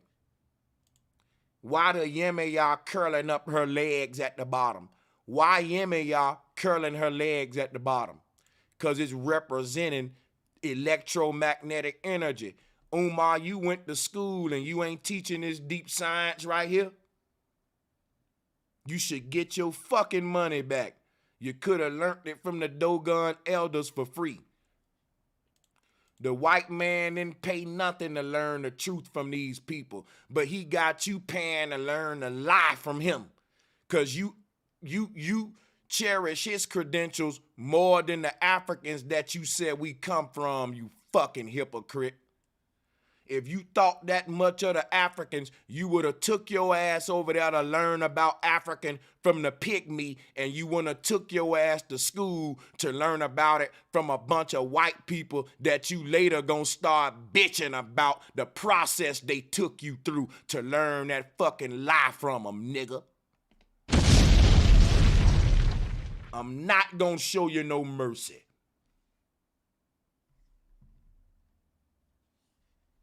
Time for a fucking commercial break, nigga. I'm gonna take a break and come back mopping the floor on you.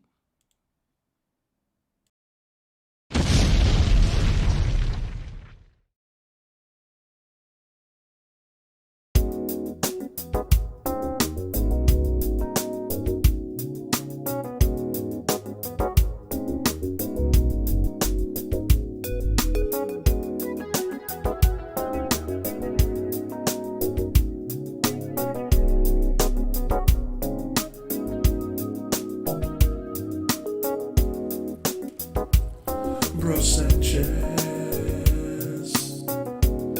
just one who's out there in the fight to teach. Bro Sanchez, you got the story right, and now I see, yeah. Bro Sanchez.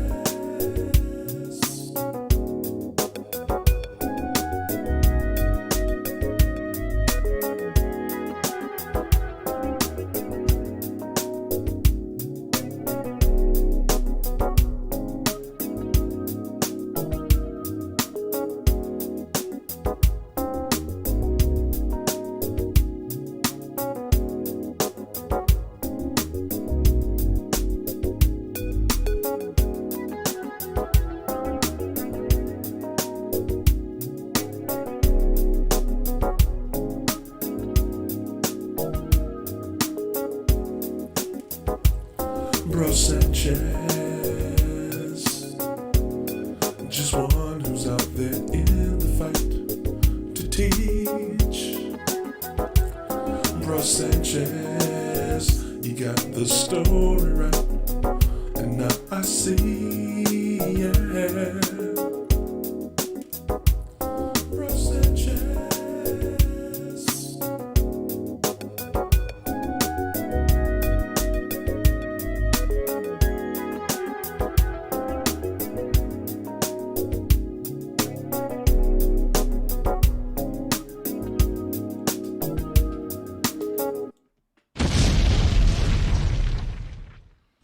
Umar gonna learn to quit playing. You gonna sit your ass down.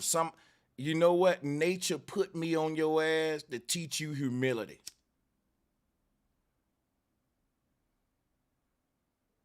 You gonna learn to be humble.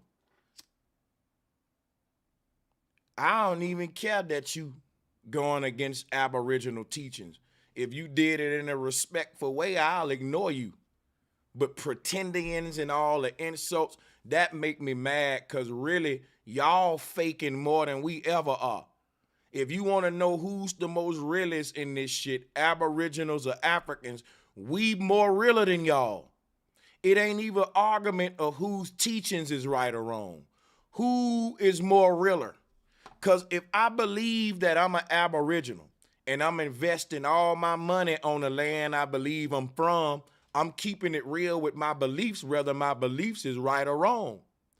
If you teaching we from Africa, but you invest in all your resources in America, you ain't keeping it real with your beliefs. Even if your beliefs is right that we from Africa. Why ain't you building there is what I would say. Don't you want to build on your motherland first before you build on the other land? So if you wanted to have an argument on who's the most realest, the Pan-Africans will be fake, bro. You'll always be the fakest. It don't get more realer than Aboriginal. All us Aboriginals don't agree. But what make us more realer than the Pan-Africans, we're building where we believe we're from. I truly believe if all of these Aboriginals thought they was from Africa, they'll start spending money to go there and buy land there. I believe it. But since Aboriginals believe we're from here, we're buying land here. You talking about buying up the block, which is you buying land here, which means your actions show that you believe us and not yourself. Umar, if you believe we was from Africa, you would be buying up land in your motherland, in your spiritual ancestral land. Aboriginals believe they're from here, which is why they spending all their pennies going for broke to buy up the land here. You can't be a Pan-African spending up your money in America on land. Why wouldn't you be buying up land in your motherland, your spiritual land? It don't make sense. In that scenario, the Aboriginals would definitely be the realest because they practicing what they preach. They living according to their belief, and you're doing the total opposite.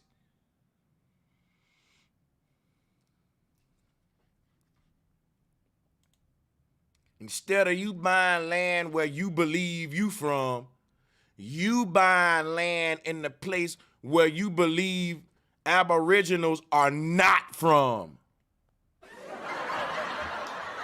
Stupid. Stupid.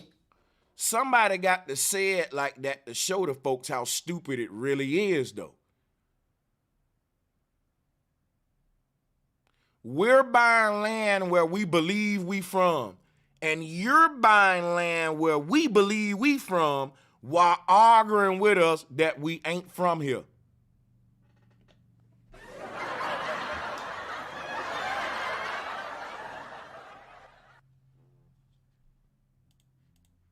Fair play, he believes in domination. And if you don't understand his psyche, you will never be able to overcome it. Stop seeing the white man through your own. Like, that's crazy. You're not buying land in the place where where you go to tour at. You only going to Africa to make money. You don't believe we from America.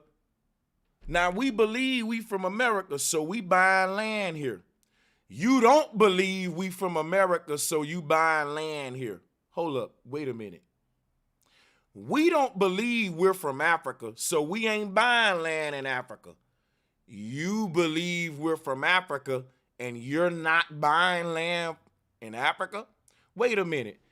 How do you believe the opposite of what we believe, but you're doing the same thing we're doing?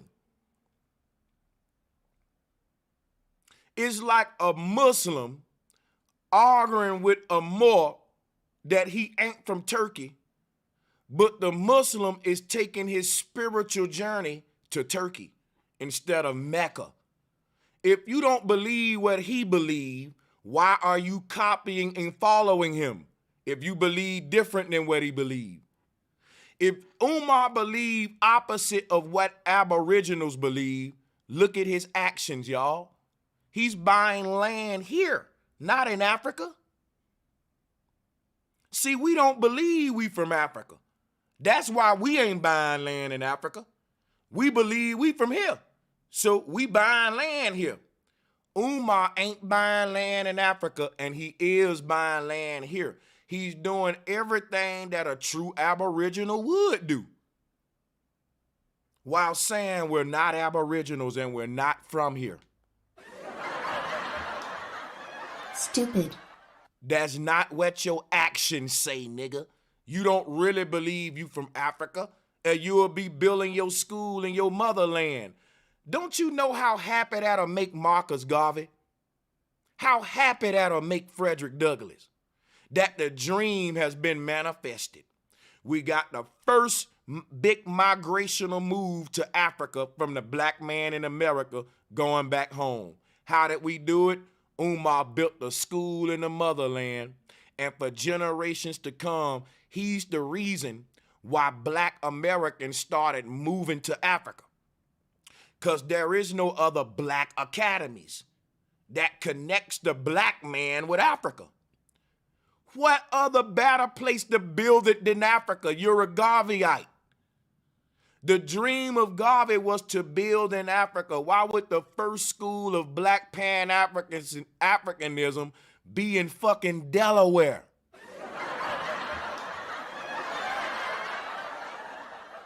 Do you know that you made a stupid move? You got niggas going to move to Delaware, not Africa. You're creating a migration to Delaware. For generations to come, if your school gets successful, niggas gonna have to move to Delaware. That defeat the purpose of Garveyism. Dummy. Why wouldn't you build a school cheaper in Africa and cause a back to Africa movement?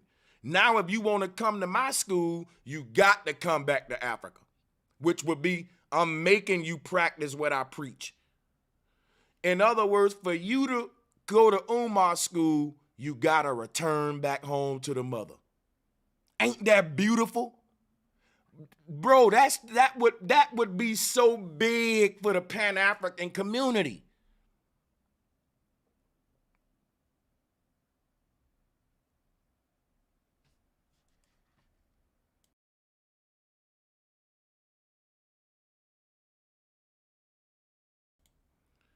You building a school in America to teach black men to go to Africa, when building a school in Africa would have just manifested what you wanted them to do. Niggas will take a trip to Africa. Bro, niggas are leaving America all the time to go to school overseas.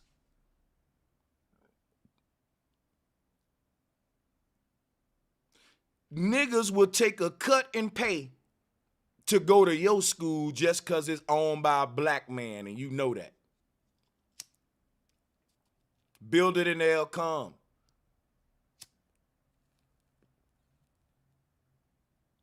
Why would you build a school in America that's dedicated to having niggas go back to Africa when the best statement you can make in the building of the school is to go back to Africa to build a school?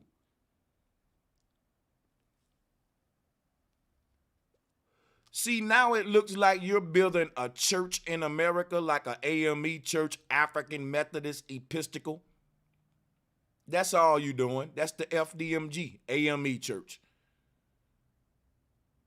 We're taking a spiritual journey to Africa. We ain't really buying land there. We just in Delaware wearing dashikis and voodoo necklaces.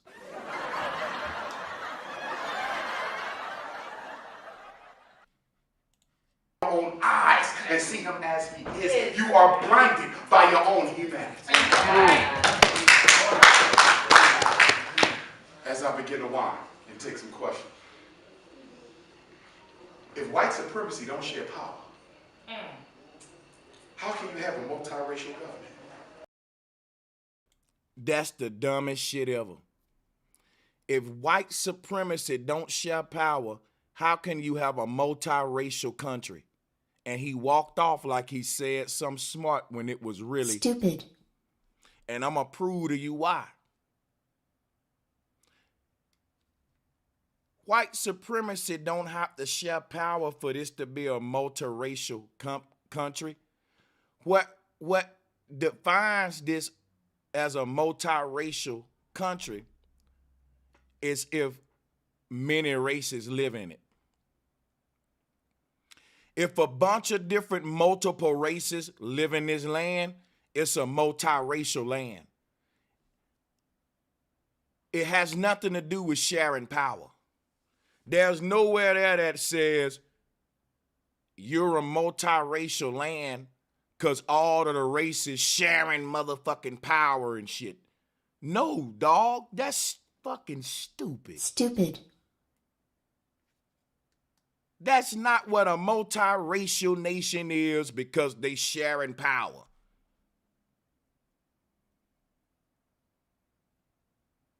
It's simply because multiple races live in the motherfucker. It ain't even a conversation about power. If you meet that criteria, you're a multiracial nation or country.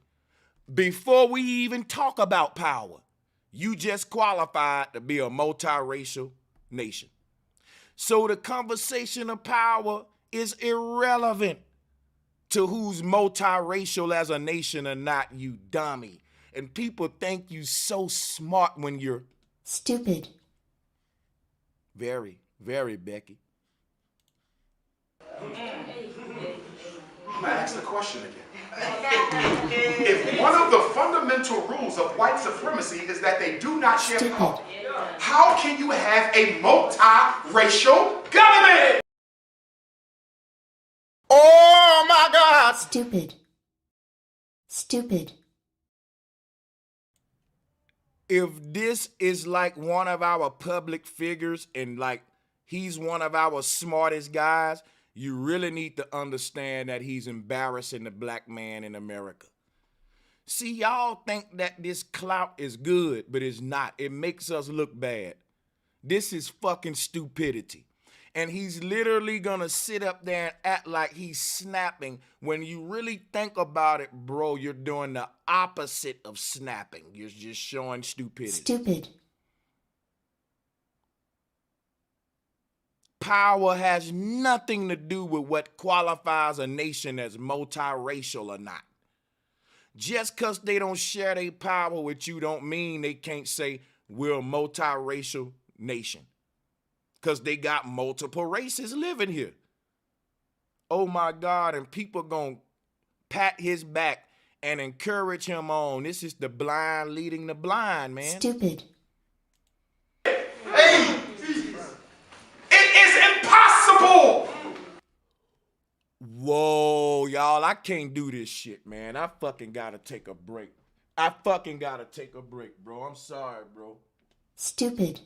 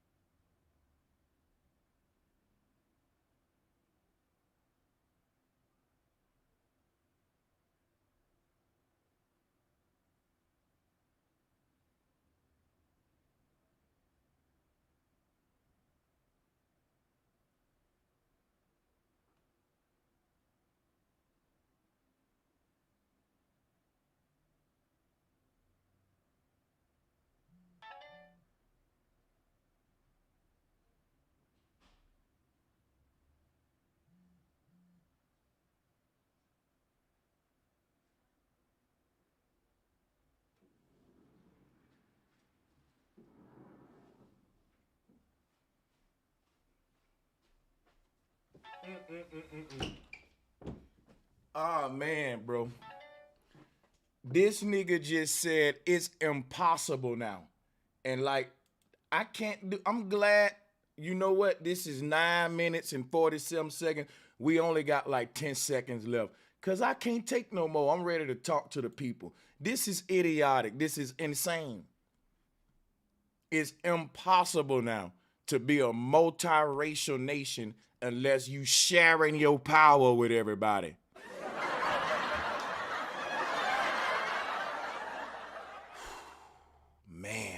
Man. How can you have a multiracial government? Hey, it is impossible. That's what I refer to as the illusion of inclusion. No one said they was including you in their finances. No one said they was including you in their economic strategy. No one said they was including you in their family's generational wealth plan. That's why it's a capitalist nation. We're all competing for wealth. There is no sharing nation, bro. This dummy don't know what capitalism is and he born in it. What the fuck, bro? This is stupid. Nowhere in America did it say everybody got to share with everybody. Motherfucker, it said the opposite.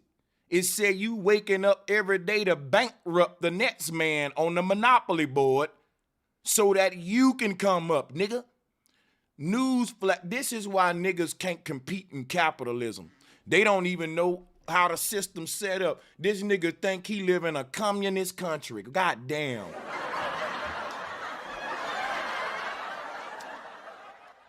Even in communist countries, which is supposed to be community, communist, communion, community, even in communist country, they're still capitalists. They don't even practice true communism because ain't no community in China. They ain't sharing their wealth. They got royal families in China too. Sharing your wealth with motherfuckers ain't what define your nation as multiracial, Umar. That's stupid. Look the word up. Any nation with multiple races in it is multiracial, whether people share their fucking money with you or not, nigga. Damn, that's crazy, man. Shit's embarrassing. See, in order for South Africa to really be the great democracy that it I'm done. Bro, I'm done. I'm finna drop the link and we're gonna let people come up, and I gotta make it one at a time today for real, because I gotta consolidate the stream. I gotta do one at a time. I'm gonna see if I lie to myself today, because every time I say I'm gonna let people up one at a time, I end up with a big old panel, Royal Rumble. But I'm really going to try to do one at a time today, because I really need to steer us out of here the right way so I don't go over time. But we about to get it in. Now we're going to let the people join. Becky, hit me. Yo, let me see if there are any donations I can call out while we wait for them to hit the link and I put my headphones set up. Let me get that up now. Actually, I just don't want to wear headphones today. I'm going to keep the mini speakers on. We shouldn't be getting no feedback.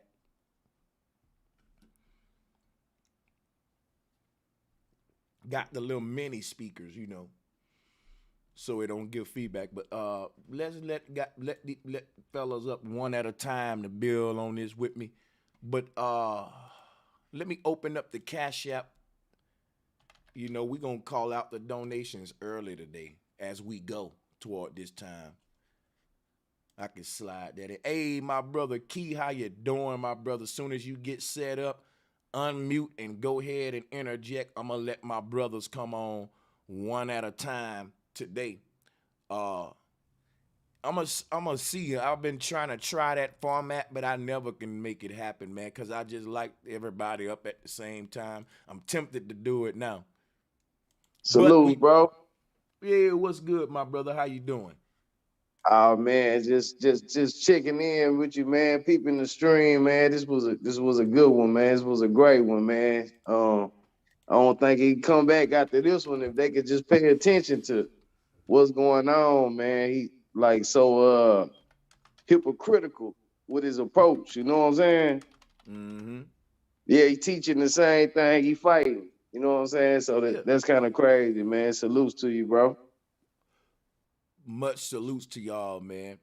Shouts out to Salute my brother everybody King on North. the panel. Hey, Bobby, what's good, my brother? How you doing? Sanchez, the truth, man. Shout out to my boy Keith, man. Me, myself, man. Hey, what's up with it, y'all? How Peace, y'all Bobby. boys doing? It's Peace, crazy peace, that peace. you brothers are the first three to join. What's good, me, myself? Yeah, Hey, Sanchez, I was gonna say that. I was gonna say that too. I ain't want to toot no horns. Like, hey, this like the little slick Golden State Warriors. Yeah, like this is a real. Yeah, this little lineup right here, fire. I ain't gonna cap. It's fire though. Yeah, Oh, I'm I'm right finna fuck you. And see, the people want to know why I can never keep my word with one at a time. Cause like when Key Norfolk joined, I saw Bobby in the back and me myself, and I'm like, oh no, this is like a dream team. Like, how can I lead them back there? Like, and that's how it ended up like this. Like right now, Queen Angel in the background, she goes in. Gotta let her on. Like the one at a time will never work in this community. I'm gonna stop saying that dumb shit. Peace, sister Queen Angel. Now for a debate, yeah, for a debate now. Put the clock up. He go, you go. Now, yeah, that's fair. Let me specify. Oh, absolutely. Yeah. But yeah, this like a cookout at 1 o'clock when everybody's supposed to leave around 11. And so that's pretty much what the show feel like a family reunion. And everybody in there had one too many double shots. Yeah. Yep. Now, y'all know what inspired this fucking stream, right? Umar going in on an Aboriginal community calling us pretendians. Now, guess what? Check it out. I didn't see none of that. Hit me, Sanchez. I got you. Matter of fact, you know what? That's the video I should have been playing like a fucking fool. Let me go ahead and play a little bit of, I'm going to do part 2 though on that bit. I did it the way I want it because I'm going to actually do part 2 where we go through this video.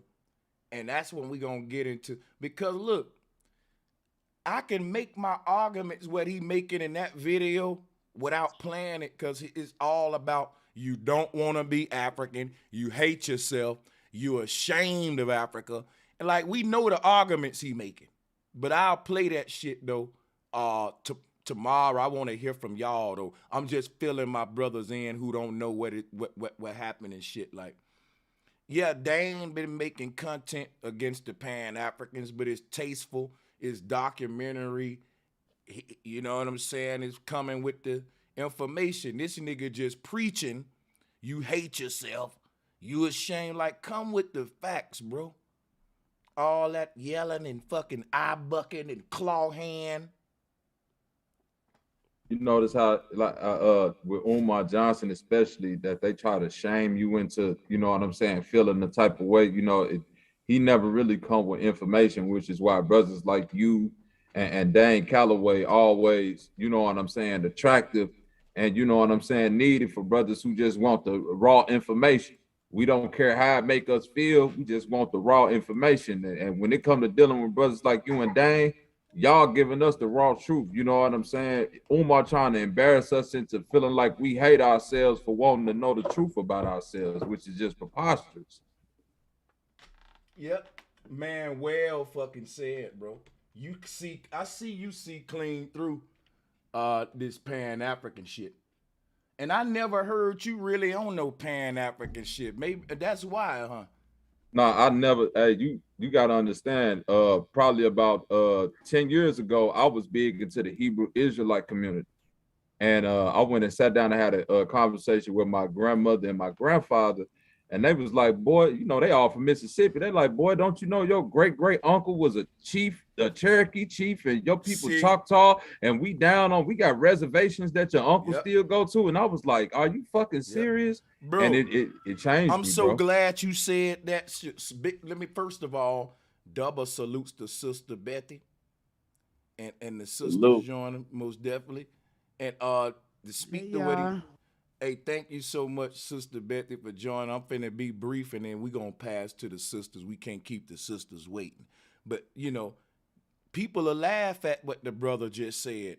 Man, you ain't no damn Indian. You a pretending. And I remember telling kids at school, like, yeah, my granddaddy said we Cherokee, we this or that, or certain tribes like that. And I remember even hearing comedians like, black folks love to say they Indian. You ain't no damn Indian. Your ass is Africa. And I remember early comedians when they brought out Def Comedy Jam, Comic View. Listen, I remember it like yesterday, y'all.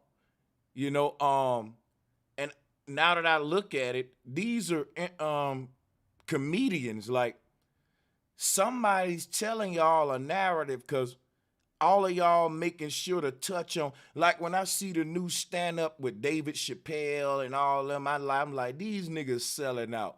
They making COVID jokes. They making jokes that's part of that UN agenda, and it's like, y'all, if your eyes open, you know what I'm talking about. Like what I'm saying, they've been using the entertainers to promote agendas for years, and comedians ain't no different. And I'm telling you that the comedians used to joke on the black people back in the day who said they was Indian or they had Indian in your blood, and they'll say, nigga, with your nappy hair ass, and you know you're African. And what they was saying was that the real Indians got straight hair. And guess what? The original Aboriginals had straight hair and nappy hair. You did have some mahogany sisters who hair was straight, just like in America today. Some black women, they family don't kink, they blood don't kink up, but they still brown skin, copper color, but they may have a straight hair in their family. Girls next door they shit may kink up, both mahogany colored. I ain't so like they're trying to say that the straight haired Indian is the one exclusive to here, and that's again making us foreigners to say your nappy headed ass came here on a boat, which is what the KKK wants you to say. All of these groups got an alliance with the KKK and shit, the NOI, Garvey, because they all agree on that. And we don't see the agenda behind it, man. I'm going to fall back, though. I'm going to mute my flow because I got people on and we want to hear from everybody. Mind if I interject real quick, bro? Yeah. We casual. Y'all go ahead. Yeah, I just want to come in on that, man. You know, I grew up around my grandmother, man. She was born 1911. Her husband was born 1902. But I always knew I was Indian. You know what I'm saying? So when the papers I had to write with school, that's what I would write. You know what I mean? And they wouldn't give me no bad grade. They'll just ask me who told me that. You know what I'm saying? But as far as coming into the conscious community, that was my niche with everything. But you was the one who had the voice, you know what I'm saying? You was the one who like kind of knocked all that down. You feel what I'm saying? You went against it, man. That, you know what I'm saying? And that's double salutes on you with it too, man. I think it's important that we know who we are so that we can know where we trying to go. Everybody trying to go somewhere, but we don't even know who we are, what our purpose is first, man. So salutes, man. Hell yeah. Man, Hey, much respect and love to y'all. I wanted to touch on what you said about the comic book thing. I mean, the comic view thing, Sanchez, because I'm from the same era you was, and I remember comedians on Def Jam and Comic View. That was like a very prevalent joke. Niggas always want to say, "Oh, I got Indian in my family," and all of this and that, right? Think about this though. Hip hop was the dominant culture at the time, and in the hip hop music, all they was pushing was Africanism, big African chains, cross colors, dashiki cloth, you know what I'm saying? Like the whole movement of the time was this Jungle Brothers kind of roots African vibe, and if you ain't tapping into your Nefertiti chain and your queen, Come on you know, now. if you ain't tapping into it, you ain't no real black person. That Bobby. was the whole vibe. Hey Bobby, you know you had a little African suit with the matching little hat and shit. Come on now. Your mama bought it for you because everybody was on they. I'm proud. It was like the second wave of that James Brown. I'm black and I'm proud. There you go. And black was equated to Africanism, and that's what I'm talking about with the neo-paganism movement. That was part of the neo-pagan movement. And just like that, they made us ignore that our forefathers told us we was Indians and made us seek a whole nother identity under Africa, and we still stuck today. It's crazy, like that social engineering is deep with hip hop. Africa Bombarded, the whole made it, you know, gave you. It's deep, bro, because yeah, man, like remember when Coming to America came out, that really fucked it up. And they and then now they just came with Wakanda too. They reinforcing that shit like. And you want to know what's crazy, Sanchez? I'm from Southern Illinois, right? You know what I'm saying? I'm from Chicago and raised in Southern Illinois. Wakanda is a town in Southern Illinois. Southern Illinois is known as Little Egypt, you know what I'm saying? Or really more commonly Major Egypt, you know what I mean? Because if you know how information passed, they say the land of Egypt got a lot of the shit from Southern Illinois. Like we got towns like Cairo, Pocahontas, you know what I'm saying? If you look up Southern Illinois, all the towns through here is either named after ancient Egypt or ancient indigenous tribes. Hey, watch this. Let's give them a little symbolism since we speaking on Wakanda. Because they think everything, sometime the people, we get new people, we want to show them how deep we is real quick. Watch this, y'all. Here go the symbol of Wakanda. Look, I want you to look at that. This symbol here is how everybody in the movie was greeting and all of that. And it's the symbol of Wakanda. Now, let me show. Oh, yeah. This Sikh, here go the Sikh symbol. The Sikh symbol is called the Khanda. And the Sikh is a religious group. And here go their symbol. It's called the Khanda, a Khanda. And they took this symbol and made it Wakanda. You can see that it's the same with the cross in the chest right there.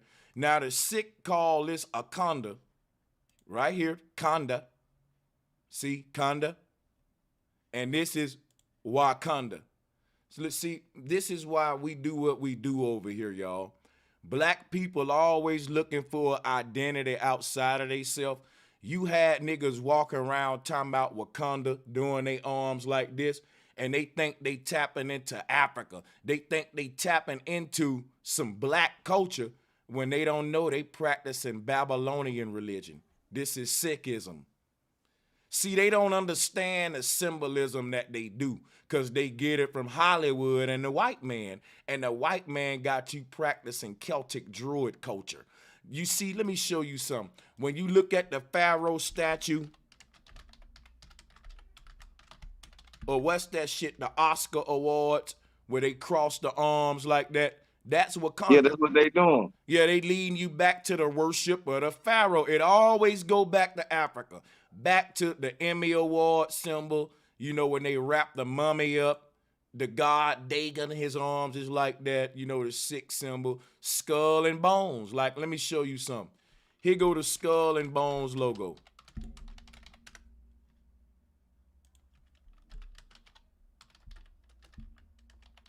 Skull and bones logo. When you looking at the skull and bones fraternity, what do you think it's based on? Allah, Sikhism, Mesopotamian, Babylonian religion. Here it go. The shit that the Pharaoh started, Freemasonry, occultism, boom. And they giving it to you in Wakanda. They got niggas walking around doing Kabbalah symbols and the niggas don't know it. And them niggas will argue with you that they know about Africa and we black people and you a coon, brother Sanchez. And nigga, you're a motherfucking witch and you don't even know it. You part of the same cabal you condemn, but you too blind to be open-minded to see that you can be wrong. How you gonna be learning from the enemy and shoot your brother down to repeat to him, I got a degree from the white man that we both arguing is the lie to us, but you wanna re-give me the lie. How this makes sense? This is what happens. Like the last niggas that need to be talking is the degree niggas when it come to the white man, black man, and who we are. Cause if we ask them who we are, they gonna tell you what the white man told them, who looked over their paperwork and made sure that the nigga said the right way. Man, You gotta hit him with Becky, man. Yeah. Yeah, man. Yeah, I'm dropping them all day. Y'all go ahead, salutes to the panel. I'm dropping bombs for y'all too. Y'all can't hear them, but they being dropped. Yeah, that's the. Now go ahead, bro. Oh yeah, all I was gonna say is that like what Bobby was talking about, right? The comedians have always been the jesters of the court. They are always the ones that play out and portray the propaganda the king and actually the cardinals had in store for the next nation they were about to overthrow. So when we were talking about the comedians always joking about, because you joke about the truth. And they're joking about you all black niggas, every nigga think they got some Indian in their blood. Yeah, because we do. And so they'll then put out entertainment to counter that common sense wave of knowledge that's flooding over the people. And that happens every time the propaganda begets the actual slaughter. And so I just wanted to throw that out there that Umar Johnson, it seems like he's an agent because he should know better. And so I instantly skip over all the nonsense because we got past that in high school, knowing where we really come from. Like, I know what tribe I come from. If I was to get a tattoo, it'd be the sigil of the Hollywood Saponi Indians on my mother's side. But my father's side, they really don't know because they did a number on us here in Richmond, but we know we're definitely from this dirt. And up under VCU, Virginia Commonwealth University, they paved over one of our ancestral burial grounds over here up under 95 a few years back, and they just washed that up under the news. So just wanted to point that out, that it's obvious when we do a little bit of research that we from here. Mm-hmm. Look at all the scary movies they made where some big corporation build his company on an Indian ground and shit, and the spirits go to fucking them up. It's a lot of scary movies like that. But nigga don't never stop and say they telling you that a little truth about who grounds they building on. But yeah, that was just interesting. Y'all can cut in at any time, man. It's casual. Salutes to the sisters. Salutes to everybody joining. Just letting the people build with me, you know what I'm saying, about this whole situation here with Umar versus the Aboriginals and just Pan-Africans who don't live in Africa. Like, let me ask y'all something. If a person is attached to a land and they saying they spiritually attached, mentally attached, their heart is there, they fucking eat, sleep, drink it, when you think when it's time for them to buy land, that's gonna be the first place they think of? Brother Sanchez? Yeah. Can you hear me? This is Queen Angel. Salutes to Queen Angel. Welcome back. Your mic is right. That's what's up. Yes, perfect. Great. That's what I wanted to make sure of before I started talking.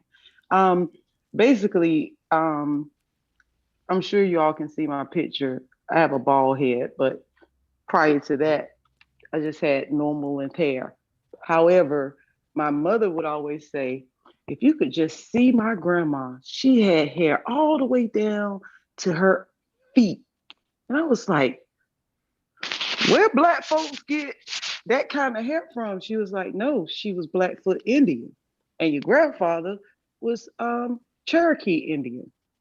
And I said, so how did we get African? She said, we're not African. And the whole concept of that came from when it was decided that Black women needed help taking care of their children, whether they had a husband or not. Before you could get them benefits, you was about to change your nationality. I mean, you was gonna check that Negro or that Black, well, I guess it was Negro back then. You're gonna check that box opposed to checking Native American because you're not gonna get any assistance. And so it was kind of like people had been coerced not only to taking the Black man out, that was later, not having a Black man in the household in order to get benefits, but even to get help, you had to change your nationality. You had to be Negro opposed to, because I said, Mom, how is it that your parents and both my mother's parents, not just her grandmother, but my grandmother, which is my mother's mother, is Indian. She's Blackfoot Indian and she's Native, and she's Cherokee Indian because she's mixed with two different Indians. And I'm like, well, Mom, that makes you Indian. How did you get Negro or Black? And I mean, how did it get changed? And until you study the idea and the concept that everything was a project, and these projects that's now being regendified, this was a part of the plan. Move everybody to the inner city, take away what they need, which is a Black man in the household, and let them feel like they're, the woman is the queen of the house and she doesn't need a Black man, and the system will help take care of her as long as she don't have a Black man in there. Move them to the inner city, put them in projects, and after that, the next phase of the plan is now disrupt that living, take them from the inner city, regentrify that, and put them in the suburbs. Well, people have got accustomed to the city life.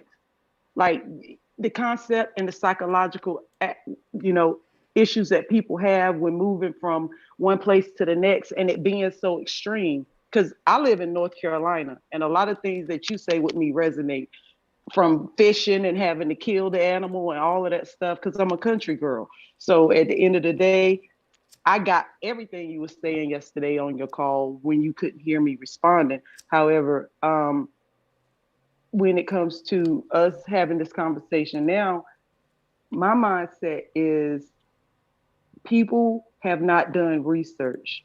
They don't know and they don't study. And until you can, that is why I appreciate Sister Bethany so much, because she researches, and I'm a double doctorate working on my third doctorate. So I know about research. I know where you can get it from, I know how the whole concept and process goes.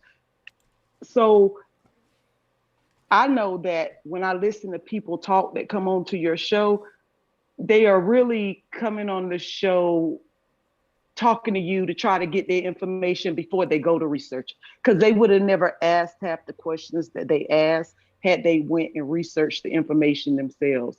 It didn't make sense. That Suju guy that you had yesterday, he was killing me. I was like, this guy's breaking my heart about this eating meat and eating meat is healthier than eating vegetables, and the debate on the babies and the children and whether they could kill the animal. It was just like, somebody get this guy off the phone, because he is wasting my intellectual time with Bro Sanchez right now with this stupidity, honestly. But I couldn't get in because my phone was being, I don't know what was happening. And that's a good bill, because the conversation is meat eating natural and unnatural? And no one can win that debate if you're a meat eater and you think it's natural. Because you can't even eat meat, process it, or even begin to catch your animal without using technology. And once you implement technology, ain't nothing natural about it. I can tell you this from personal experience. I raised both of my children all natural. I breastfed. I went and bought organic fruits and vegetables. I blended them, mushed them up, had the baby magic, all of that good stuff. When I attempted to introduce my daughter to meat, I tried to put it in rice. And if you know anything about chicken breast, when you pull it, it's kind of stringy. I took one of the strings off, cut it in half, and mixed it in the rice and put it in my daughter's mouth after she had just ate just some plain rice. My daughter wouldn't eat it. She put it in her mouth and she's like holding it. Like it's something off about what just went in my mouth. And she wouldn't eat it. And I said, okay, spit it out. She spit it out.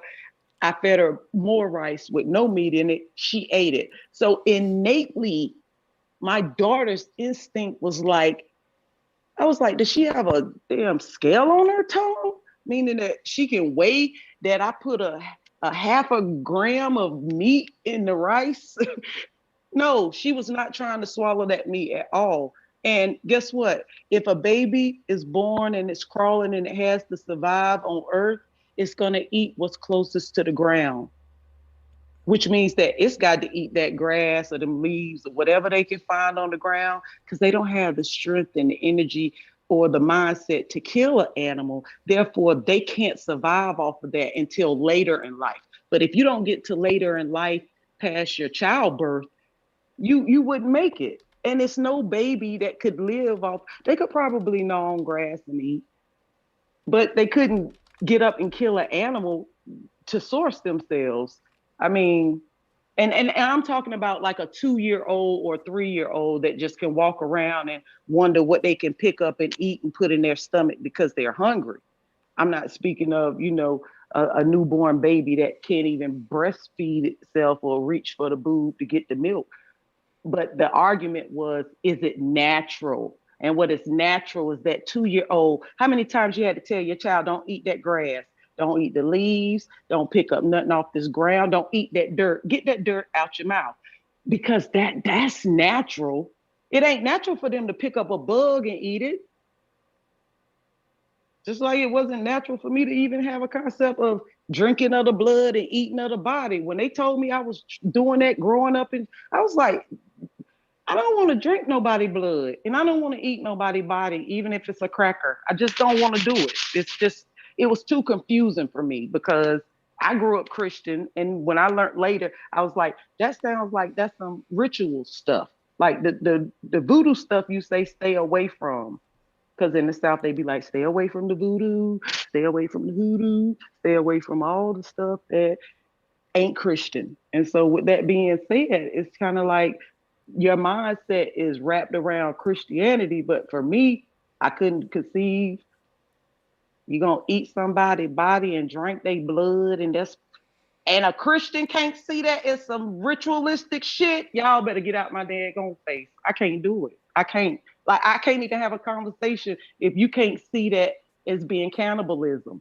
Why couldn't I just sit down and meditate and let him into my heart and my mind and into my body and just try to feel his essence? Why do I have to eat of his body and drink of his blood? That's some voodoo to me, because they say the power's in the tongue. And I know that to be a fact, that you could call me anything, but at the end of the day, I don't need to cut no frog legs, put no herbs in no pot, boil no water. If I want to fuck with you because my mouth has power and power is in my tongue, the curse, people don't get. A curse and a spell are simple things that you spit out of your mouth that you wish upon people that you have no clue that you're saying. That's why they say the tongue is sharper than the sword, because people curse people without even knowing it. Simple things are curses because you used your mouth, and people curse themselves every day. Man, if I ain't have good luck, I wouldn't have no luck at all. If I ain't take one step forward, I take 10 steps backwards. You can't talk around me like that, period, point blank, because I know you jinxy. And just your conversation alone lets me know the energy that you allow in your life. And I am very, very keen on verbiage. I don't want to hear what you're trying. You need to say I'm in the process of. Because when you ask someone, how you doing? What's going on with your life? Man, I'm trying to get this business started. Man, but when he say, I'm in the process of starting my own business. Oh shit, really? Now it sounds different because you say I'm in the process of, which means a forward moving action, which means that you're moving into that. Not I'm trying. Try is a word to set up to be okay with failure. Yeah, That's all that word means. that's true. That's true. But I'm a yield the floor. Trying sounds like you gambling and you hope you get it one day versus That part. planning for it. Yeah. But I'm gonna yield the floor and let other people Yeah, speak. that And I was thank you, and I'm glad I'm clear tonight. And I'll be clear from now on. Thank you all so much, and I appreciate your patience with me. oh no problem. That was powerful. Go ahead. Let Sister Bethy go with her presentation. Salutes to everybody. Hey, bro Sanchez, I was busy when you was getting in on Omar Johnson, and I know it was hilarious, so I got to go back and watch it. But all I got to say about to Omar Johnson. How is his first cousin a member of my tribe and he Cherokee? Can I get a bomb drop? Oh wow. Bomb dropped. Okay, that's bomb drop number one. Now bomb drop number two. These are the owners of Foxwoods. I ain't even playing. And I'm not even finished. Okay? Do them look like Africans to you? No, not at all. Okay. These are their ancestry is here. And they're the owners of Foxwoods, right? These are all copper colored people from here. And their ancestors fought on the side of the British during the Revolutionary War. And they lost, the British.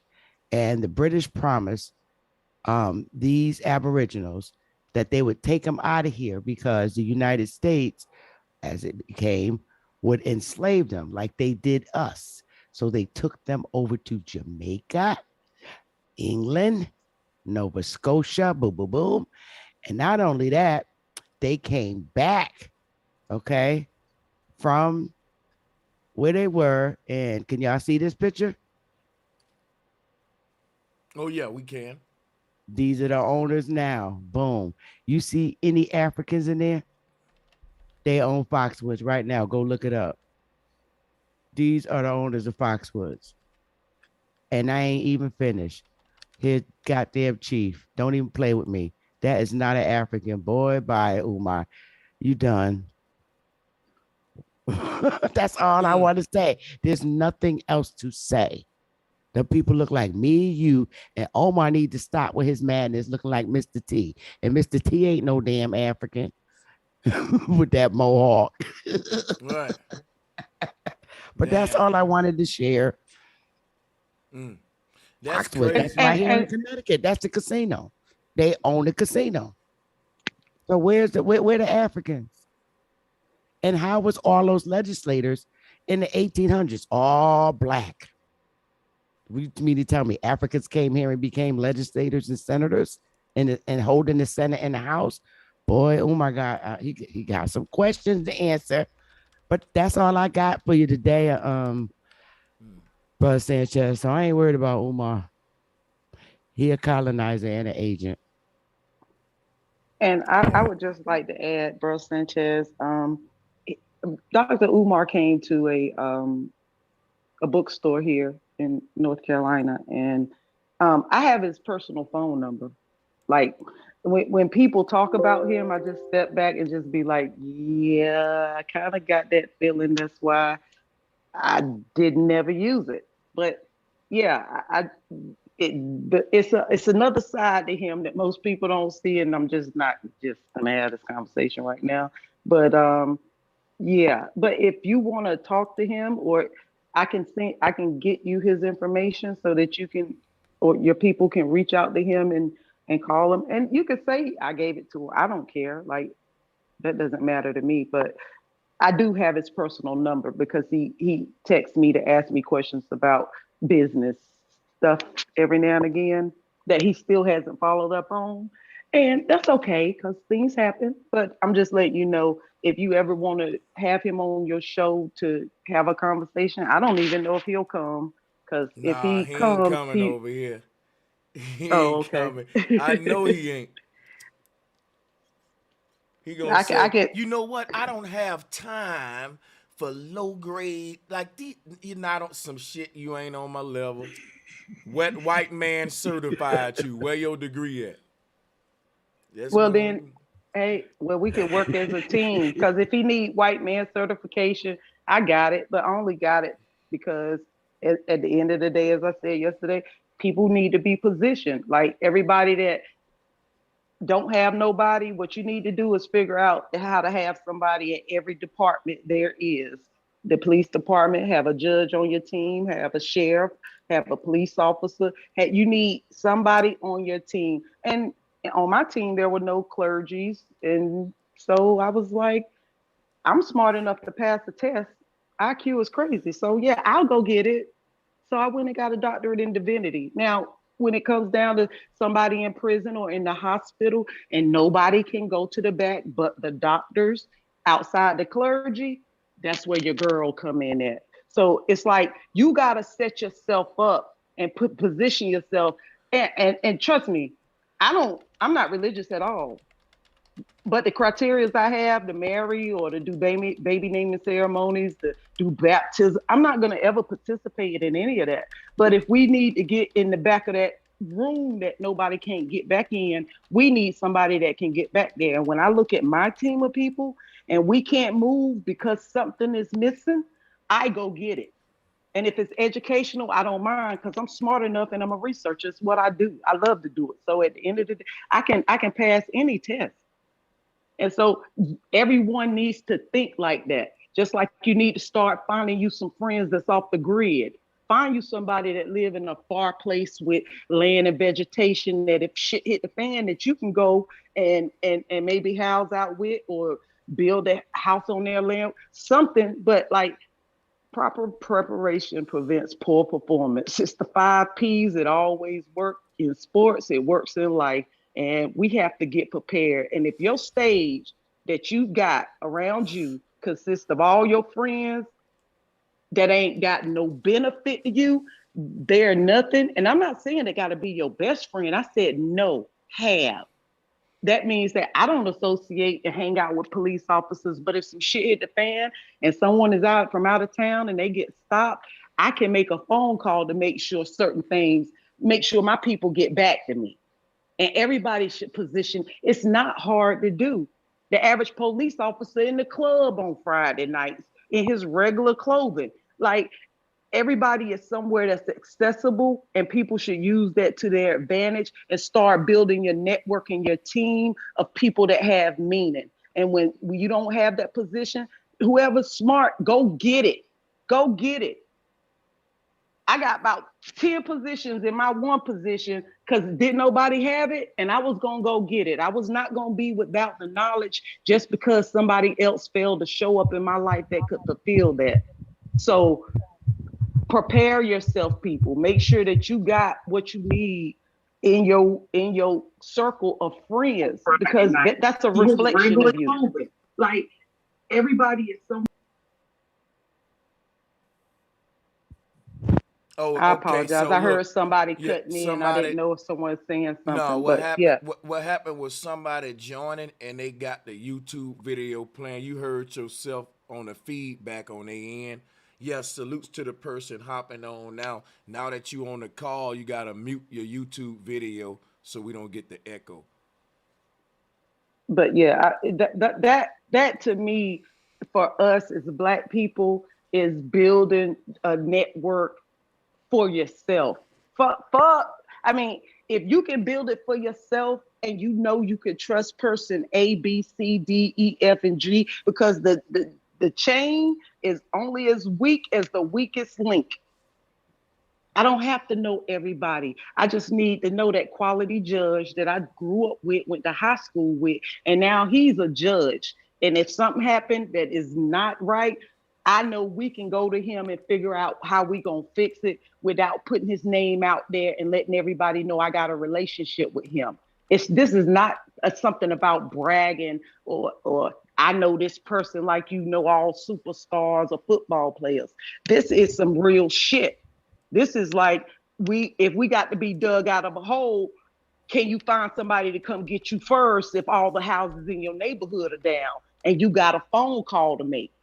Like it's that type of thing. And people don't think like that. That's why they say, look at your 5 closest friends to see where you're going to be in life. And if your 5 closest friends ain't shit, you better get it together. And sitting around smoking weed, getting high, drinking, or whatever people like to do, that birds of a feather flock together. So you got to recognize if you're going to have a reputation by hanging around these people where you can't even meet a judge. Me, I can go from the crack house to the White House. I don't smoke crack and I'm not the president. And I'm going to let that go. Hey, I got a question for the panel. I want to see what y'all think about this, if I can. Okay. Don't y'all think that the Aboriginals or Indigenous is somehow related to Africans in some kind of way? Are Because I see the a lot of Aboriginals related to Africans? I think there's a human family on Earth, and at some point, every fucking human is related. But I think when we deal with the concept of race relations, you will have to rephrase. Like, do I think the Africans are related to Aboriginals? I do. I think we all related, boo. But I think what you're trying to say though is like, do I think that they share the same sort of culture? Like, are the Aboriginals Africans and are the Africans Aboriginals? Am I confusing this shit or what am I doing? nah. That's exactly what I'm saying. Because like if you look at all of their attire and stuff, it's basically the same thing. Feathers on the head, beads, you know what I'm saying, face paint and stuff like that. So I think they pretty much they either share the same ideology or the same religion or spiritual practices, Well, or look, they somehow related. the feathers on the head is how you get the Statue of Liberty with all the spikes coming out like that too. And then when you go to Egypt, yeah, there's a concept of a feather on top of the head of Ma'at. And Ma'at got her arms out like Jesus, representing the cross. And what landed on top of the cross? A bird. They just put the bird on the cross is Ma'at with the feather on top. If you look at the Indian totem pole, you'll see that sacred bird at the top of the cross. I was going over that. But look, here's why they all can find similarities. At some point on earth, religion was born. When religion was born, they call that the birth of civilization, starting with Adam and Eve. First man, first woman, man, the first president on earth, Norma. This guy was worshipped all over the world. So these things that you point out right now, and you're saying, look, they all look the same. Everybody got these same symbols. That's like the New World Order. That's what I just did with the Wakanda symbol when I showed you how I can show you this same symbol everywhere. And it'll go back to the whole shit that started in Egypt. This religion, not spirituality. So the one symbol that we all now I know you pointing out the Indian feathers, all ain't nothing wrong with the Indian feathers. I'm showing you at some point that became corrupted though. Like that's why I pointed out the fucking Statue of Liberty. That's their version of an Indian chief, you know, with all the feathers around the head. But you know they got another god with the sun crown, all of the spikes around his head. Like I'm showing you, you can find these similarities because they start to sink all these different practices into what we call this this Abrahamic religion that's on the world in the world today. They took all of the symbols of our forefathers, which was the symbols of the goddess with her arms up, the trident. They turned that to the devil. See, our ancestors talked about, if you want to say God, our ancestors would say, okay, there's a God and a goddess that exists, right? And that would have been the yin and the yang. And these two work together for our benefit, like mama and daddy, sun and moon. What the Christians did, they came and they took away God and the goddess and made the goddess the devil. And they turned into God and the devil and made them go against each other like a household with mom and daddy fighting. And that is what we're under now, that type of, we don't see how the polarities complement and unite.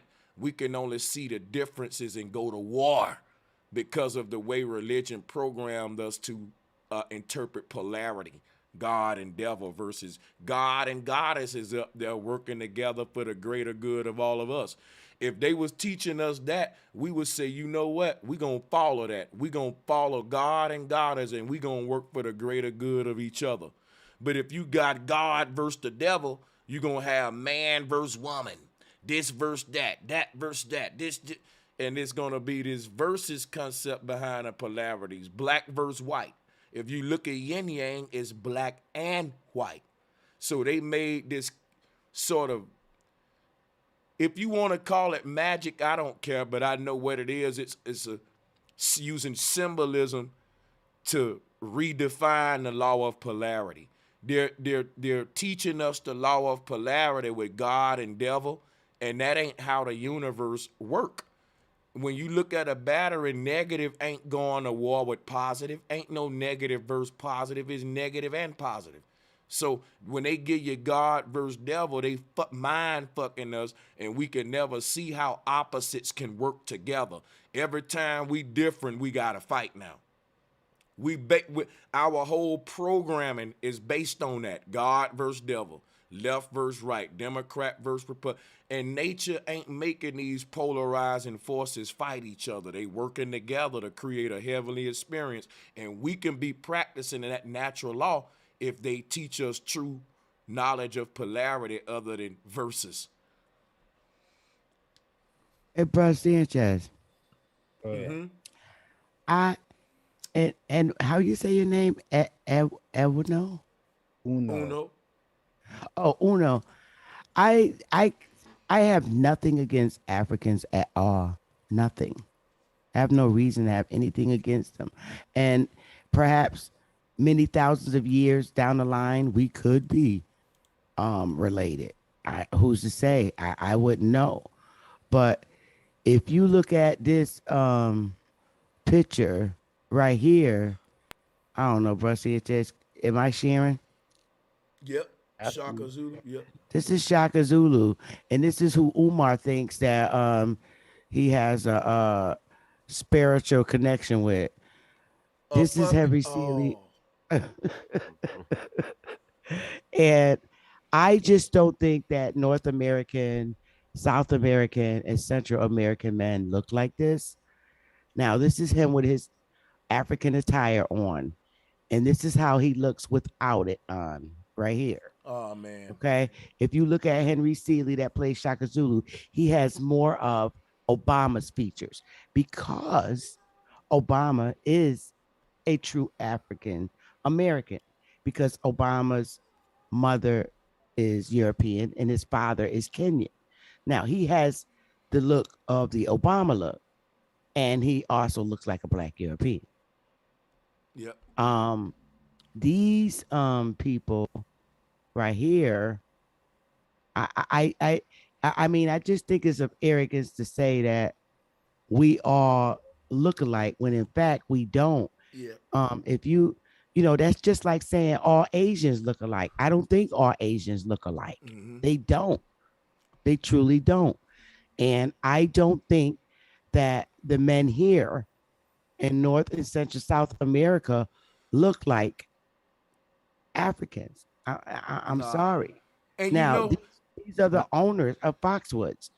Somebody in the audience said it's a mixed crowd. Yes, they had marriages, but you don't know if this white woman right here has a copper colored grandmother. She probably do, or she could be married in. But these people you see are the current owners of Foxwoods, and they do not look African, and they don't look like Mongolians. These are, if they take off their regular clothes, these clothes, Indian clothes, and put on jeans and sneakers, they regular Black people walking around. So, and this guy, he definitely does not look like the chief. He's not Mongolian. This is a Black man. Let me Guy say on something. his regular clothes. Let me say something. Somebody in the chat said you look African, Betty, but let me say something. Fine, you gotta, if you want to hold say on, that. I know I don't look hold African. on. Hold on. Wait a minute. Wait a minute, everybody. It's thousands of tribes in Africa, and all of them look different, they will even tell you that Africa is the most diverse place on the land, which means ain't no set way for an African to look. You got to specify a tribe, because Nigerians are the tallest people in Africa. They are tall as fuck. But the Pygmy are the shortest people in the world, and they both from Africa. The people that's called a Bushman tribe look totally different than the Baba Naga tribe. The Baba Naga tribe look totally different than the Dogon tribe. And like, these tribes are fucking have dynamic differences. And you just going a few miles away, and it's like you in a whole nother world. Even the animals look different. That's why they said Africa the motherland, because it's so diverse. But to me, that ain't enough proof to prove that, because every land has its own expression of diversity. But that's another story. I had to say this, that if she want to say Sister Betty look Africa, she will have to specify which tribe, because you got white people that's born and raised in Africa. They are Africans. They speak the language. They born and raised in Africa. They are more African than you. And she don't look like them do it. So just saying a person look African, what are you saying? Because that don't make no sense. That's like saying you look American. Yeah, go ahead. But hold on, brother Sanchez. That's kind of naive. I got haters in that audience. But honey, I got my federal government paperwork. I'm Cherokee and Creek, so I know who I am. Go find who you are. But don't white people don't count as Africans. They just live there. Nah, look, Nipsey Hussle don't look nothing like the Kimbe Mutombo. I gotta holler at Bryce. Yeah, there you or go. Michael Good Blackson. point. I got to holler at Bryce, right? Bryce, you saying that a white person born and raised in Egypt is not an Egyptian? No. Yeah, so correct. I'm saying that. They're not an No, Egyptian. Okay. they are, because it's not, you're not what you are because of a color. You're what you are because of where you was spit out out your mama's coochie. Okay? When you are born, There you go. You are born of that nation. I need to break that it down country. to him, sister. Hold on. Let me holler at him a minute. I got you, Queen Angel. Let me break this down for him. The sister is saying, you are where you at, not where anybody in your family was from. Because just say my daddy was from Nigeria, and he talked like this, like Nigerian, but my mama was from Queens, and she like, you know, what up, son? You know what I'm saying, or whatever. Now, they come together, right? Depending on which one of my parents' land that I'm born in is going to determine which one I talk and act like. If I grow up in my daddy land of Nigeria, just listen, brother. If I grow up in my daddy's land of Nigeria, I'm going to have a Nigerian accent, all that, with Nigerian food I'm like and all that. If I happen to be raised by my mom in Queens, I'm going to be a nigga who ain't going to sound Nigerian. I'm going to sound like nigga from Queens. I'm telling you, we get our culture as a result of growing up in our environment, which why we say we're a product of our environment. The reason I talk the way I'm talking right now, because I'm a Alabama boy. I'll talk different if I was from Compton, right? And if I give birth to, I'm telling you where we get our, he want to laugh at this shit like I'm lying. And this is why it start to be crazy to me. Like, we literally get our culture from the environment we born in, brother. Like right, he right. I'm listening. I'm just high. I thought he was like laughing at me, but no, salute to you. I won't. No, I'm high. No, you can take the mic. You go ahead.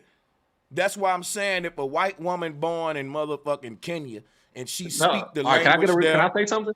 Okay, go ahead. Yeah, go ahead. I just got 30 seconds. Now, take your you time. said your culture and your ethnicity. All right, ethnicity. I'm kind of driving out, but ethnicity and culture, right? Those two different things. So yeah, you can be an Egyptian by culture because you was raised there and you were brought into the world there, right? But if you went down to some ancestry.com, they're gonna say, "Oh no, you just a white ass European." Okay, yeah, you happen to, that's your place of birth, But that doesn't Oh dictate your man, ethnicity. nah. You See, can't use ancestry.com because that's a joke anyway. When you look at the But bottom all and right, the all right, fine not print, not it says for entertainment look, purposes hold only. up, all right, hold You up, gotta hold up. not them per se, but Hold that on. Here's system the of problem. looking up your DNA type. Hold on, brother. Here's the mistake you making. A person is not an African because of anything that got to do with blood. The title of African is a continental identity. Africa is a continent. Now, a white person born on that continent is an African because it's hold Continental on, identity. What's that? bro. You can't if you now I got a rule. If I get cut off too many times, I gotta let you go. I'm gonna let you get the mic and I ain't gonna cut you off. But if you cut me off, it make me think you ain't listening to me. Let me cut my camera on so you ain't talking to just an image. And we can be brothers and we can look at each other and just hear me out, my brother. I want to hear from you. I can be wrong. I've been wrong. Niggas came with the smoke correcting me. You seem intelligent, so I'm open ears. But I don't think you hearing me out enough to really understand where I'm coming from. Just listen to me. And when you get the mic, take your time and we're going to listen to you. So check this out. Africa is a continent. A continent is a general, a continental title, such as North America, the Americas. All right, that's the name of the continent. A Canadian is still an American to a person overseas. They're not gonna specify that that's a Canadian and that's a South American. They're gonna say he's from the Americas. And they would be right because the entire landmass is called the Americas, and that includes Canada too. So we're dealing with a continental title to generalize a whole bunch of people on one rock. That's what Africa is. It's just a continental title. Anybody born on that rock can be called an African, but they can't be saying they from the Dogon tribe because the tribal identity is what you're referring to, the bloodline. You can be born on this continent and be an Africa, but that don't mean you born into our tribes. You got several Africans who don't belong to no tribe. That's the white people there. They get their title of Africa for simply being born on a continent. They can't say I'm a Dogon member though. They'll be lying because that's the blood part. You got to be born into the tribe. You can be called an African just simply born on the land. But to be saying you from a particular tribe, your bloodline now got to go to that. That's the part you're confusing. All right, so I got a question then. Check this. I got my cousin. He black. He moved over to Russia. He had a kid from Russia, right? So his black son is a Russian. All right, but check it. All right, hold on, no, my bad. If you got two black people, they go to Russia and they have a baby, that baby gonna be Russian? No, that's not the way the law works. The law works is that if you're in a foreign country and one of the U.S. parents, one of the parents are a United States citizen, the child is entitled to American citizenship. Right. So these are just simple things that would, if you knew that law, then your mindset wouldn't even have the mindset to be able to conceptualize what you're thinking. All right, let me get 60 seconds of a little spill real quick, because Brother Sanchez, you really was harping on, not interrupting me. You're right. You're right. Go ahead. I think y'all might have to come with a different word and calling them Africans. You gotta just maybe kind of, if you want to say something, because that seems real baiting when you call somebody a white ass person African, because somebody's gonna say something automatically, and you're gonna be saying, "Oh, that's because you're a nigga. You always gotta react." But no, it's the way you're using the word. Can I ask you a quick question though? No. All right, I'm sorry. Go ahead. You can't. Cool. That's fine. So then, place of birth. You guys didn't say like your place of birth was African. Right. So if you're looking at basically, because it sounds like y'all talking about Steve Nash. Like, it sounds like a Steve Nash scenario where he from South Johannesburg, right? But he Canadian. This nigga don't wear right. Would he walk into the Nets arena with some motherfucking Kunte cloths talking about I'm an African? Would he say that? That ain't what we talking about, man. No, that's what I'm talking about though. I'm giving that scenario to your. What you saying, the title, identity, Nah, he don't wear. He would be an showing. African, but his All right. ass don't wear no motherfucking Clinton cloth. All right, man. Okay, so what do you say Can to I the girl that hold say, up. "Meet me outside"? The Hold little up, white hold up, girl hold up. that's Wait, like, wait, wait, "Meet wait. me I'm about to outside," get that him. want to be black. You don't say that she's That's a cultural. black No, American. No. Wait, Cultural influence. I got him. I wouldn't even say that's black. Hold on. Give me 1 minute. 1 minute. Watch this. Hey, brother, are there white Americans? You can unmute your mic. I'm asking you. Yes. Are Yes, it is. are there black Americans? Yeah. Are there Chinese Americans? Yeah, they are. So there can be multicolored Americans, and America is dealing with the continental title, like I said, but there can't be multicolored Africans, even though Umar just talked, and Pan-Africans teach that the word human is synonymous with African, since all humans come from Africa. If you believe the out of Africa theory that all humans come from Africa, if you come from a place, you should be saying, God damn it, you're an African. That's why, like, you're disagreeing with your own shit, and I'm happy to teach it to you. So I'm showing you how they identify people in lands. You can have a black Asian. You can have a white Asian, because you know why? You're just saying a person with white skin who was born on the continent of Asia. Now, if they start saying, I'm part of this, the Wong family, that family. No, that's the tribal aspect. That's the blood aspect. The continental aspect is universal. That's just because it took place here. And you got to understand that, my brother. I think you kind of just playing with the words a little bit. I'm showing you how it really works. How it works, you tripping brother. People, but you kind of. Like, I think with the intellect. I think with the intellect, a lot of y'all with the intellect and understanding that y'all have, and brother sense that you have, right? I'm I feel teaching like you the truth, brother. I feel no with the intellect. I ain't saying you is, but with the intellect y'all all have, and I've seen on the show before.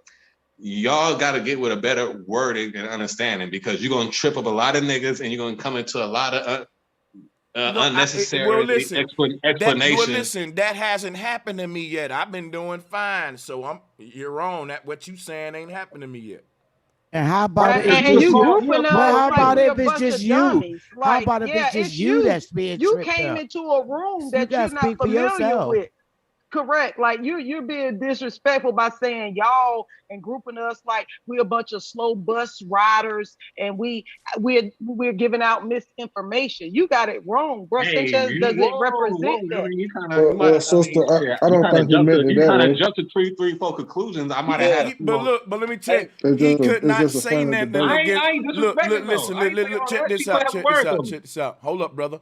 The brother didn't push back on my argument, because he even admitted that he ain't saying I'm lying, but he's saying that his argument is I could confuse a lot of people. That ain't my fault. If you agree that I'm not lying to people, then I'm telling them the truth. And if the truth can set them free, I don't mind if a few of them get confused, brother. I'm gonna keep telling the truth, because most of them get it, contrary to what you believe. But you can why you don't bring no evidence? I mean, y'all kill me when y'all don't bring no evidence. You just come up here and say something, right? But like, you drag them to to a believe slow it. country. But I got a but quick I question. showed you. I literally showed you that brown people that look like my ass on Foxwoods, when everybody else thinking that Mongoloids own it, when it's not when that's not true. I just proved what Trump said, that the ones that's up there owning it now don't look like Indians to me, because they don't. So where's your proof? Where's your proof?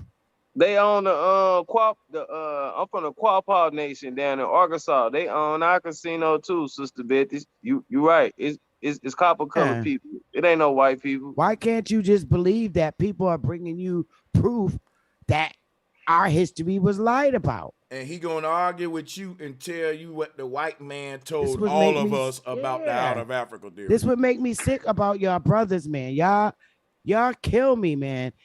They telling you African so they can keep your fucking land. You probably got 160 acres somewhere, but your ignorance keep you from going to look for it. And if he thought he was from Africa, why they ain't in Africa looking for their land? Exactly. That's what I don't understand. Why have not y'all gone back? It don't y'all cost that much to fly. What we gonna do with some land right now? Matter of fact, they don't even like land. y'all. What you gonna do with land? Did he just say what we gonna do? I'm done. I'm done. Me either. I'm done. Because you done got it. You done got it. Look for ancestry.com to give you your history.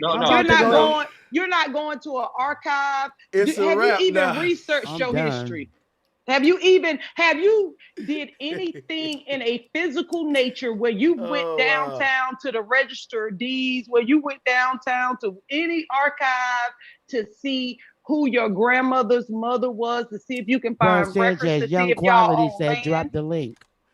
Have you done question for sister? Have you done it, Mr. Bryce? Have you done any of that research other than the fake ass ancestry.com that had two twins being born in two different lands and they're identical twins? Like, let's not play no games here, sir. It doesn't sound like you're a researcher. And I think that what we have to do is we have to stop. We have to stop entertaining people that don't take the time to do their homework. You cannot be lazy and come on the show. I'm gonna tell you why I don't think you researching with all due respect. I don't think you're researching because you just said, what are we gonna do with land? I know 15-year-olds that'll answer that. I know a 14-year-old that'll be up here for 2 hours telling you how that land can empower you. Bro, and you asked that, it was cringy. At that point, I would have stopped like, fuck, I let that slip out. Shit. Like, even if, like, you would have to explain even that question before you go any further, because you had a very moment. I would like to. I'll give you the flow, man. What are we going to do with land? Go ahead. I'm saying where y'all want to use. Basically, I was getting to say where y'all want to use this land at, because the white folks got these big land states sold up. North Dakota, South Dakota, they got big ass states, but they done been running for years already. You mean sold up? What do you mean? You can buy land anywhere you want it. No, I'm talking about where they basically said this whole state is about just niggas owning land and doing shit with land for white people, right? They done that. Where we go? So are we gonna take a whole new state, because we can't do this shit in the same Atlanta? We can't do this shit in Tennessee. We can't do this shit in all these nigga states. Let me show you something. I got them. All you got to do is listen to Sister Bethany, find your Indian ancestry, and get your damn land back. See, you being slow. You talking about what you gonna do with land? You gonna grow food on land. If you eat meat and you want to have animals on your land, you're gonna do that. And the USDA will give you fucking money to buy a house and give you money to buy tractors and all the things you need to plow that land in order to make it work in a loan. But y'all ain't did that. But y'all don't even have no experience of doing that now. I do. Who is y'all, sir? Please speak for yourself. I'm in the process. Hey, hold on. Wait, hold on. Hey, I just want to say one thing. Before do that shit all day, your whole life. Hold on. Wait, hold on, G. Hold on. Hey, let me just say one thing, YG. This is the only thing that killed me. When he said, okay, if you're American and you're an American and you come from any other land, are you still an American or whatever you is? You said yeah, but then when he said it for Africa, you was like, nah. You killing me, I was G. showing him, man, that he don't he don't want to agree with the continental aspect, that the word Africa is only naming the continent. Yeah. Within that, it's a whole bunch of shit, bro. It's so many nations in Africa, and every nation got damn thousands of tribes in it. So hold on. So if two ghetto black people from Crenshaw go on a trip to Europe and have their baby in Europe, their baby is a European. No, their baby's in America. No. Please. Hold on. I'm gonna show him something real quick. If they move to Europe, see, he tried. Hold on, because he tried to sneak me on that one. I thought about it, right? If they just go to Europe on vacation and have a baby there and come back, no, they ain't a European. If two black parents from Atlanta move to Europe, apply for citizenship there, and now they got dual citizenship. When they have a baby there and they have it in a European hospital, they're gonna do the birth certificate process, do all that. That baby is a European. I'm gonna tell you why. Continentally, it's born in Europe. I'm not saying it's white. I'm gonna tell you the problem we're having now. We're equating continental regions to skin tone. And that's why niggas think there were no black Roman soldiers. TV has fucked y'all mind up. They show you Rome with a bunch of white boys, not knowing Athens, Greece was founded by blacks. In fact, they named it after the god Aten, which was a black god in Kemet. Now check how deep this is, right? In all of these empires, what made them thrive was that they were multicultural. Some of the biggest world empires were huge because they welcomed all nations in. One of the biggest world empires was Babylon in its day. And what did they say about Babylon? That it was a great whore. Why? Because it let everybody come in. America tried to make itself powerful based on the same shit the Babylonians did, being multicultural. And that's why America is a melting pot with the Statue of Liberty, the symbol of Babylon, and it's saying what make it great in its power numbers, fact that everybody come here is allowing everybody in like a whore Babylon. So this ain't a new system we in. And what we talking about when we talking about identifying people, there are so many parts of your identity, and one aspect of that is the continental aspect, and that has nothing to do with skin tone, but we confuse that.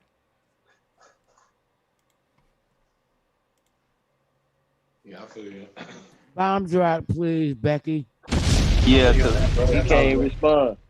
Hey, I feel you on that, bro. I'm not here to disagree. That sounds good. So, bro Sanchez, I was looking at a message in our personal chat, and a comment was that someone's family member was born in another country of two parents that were from America, and they told him that they could be extradited. Do you know anything about that?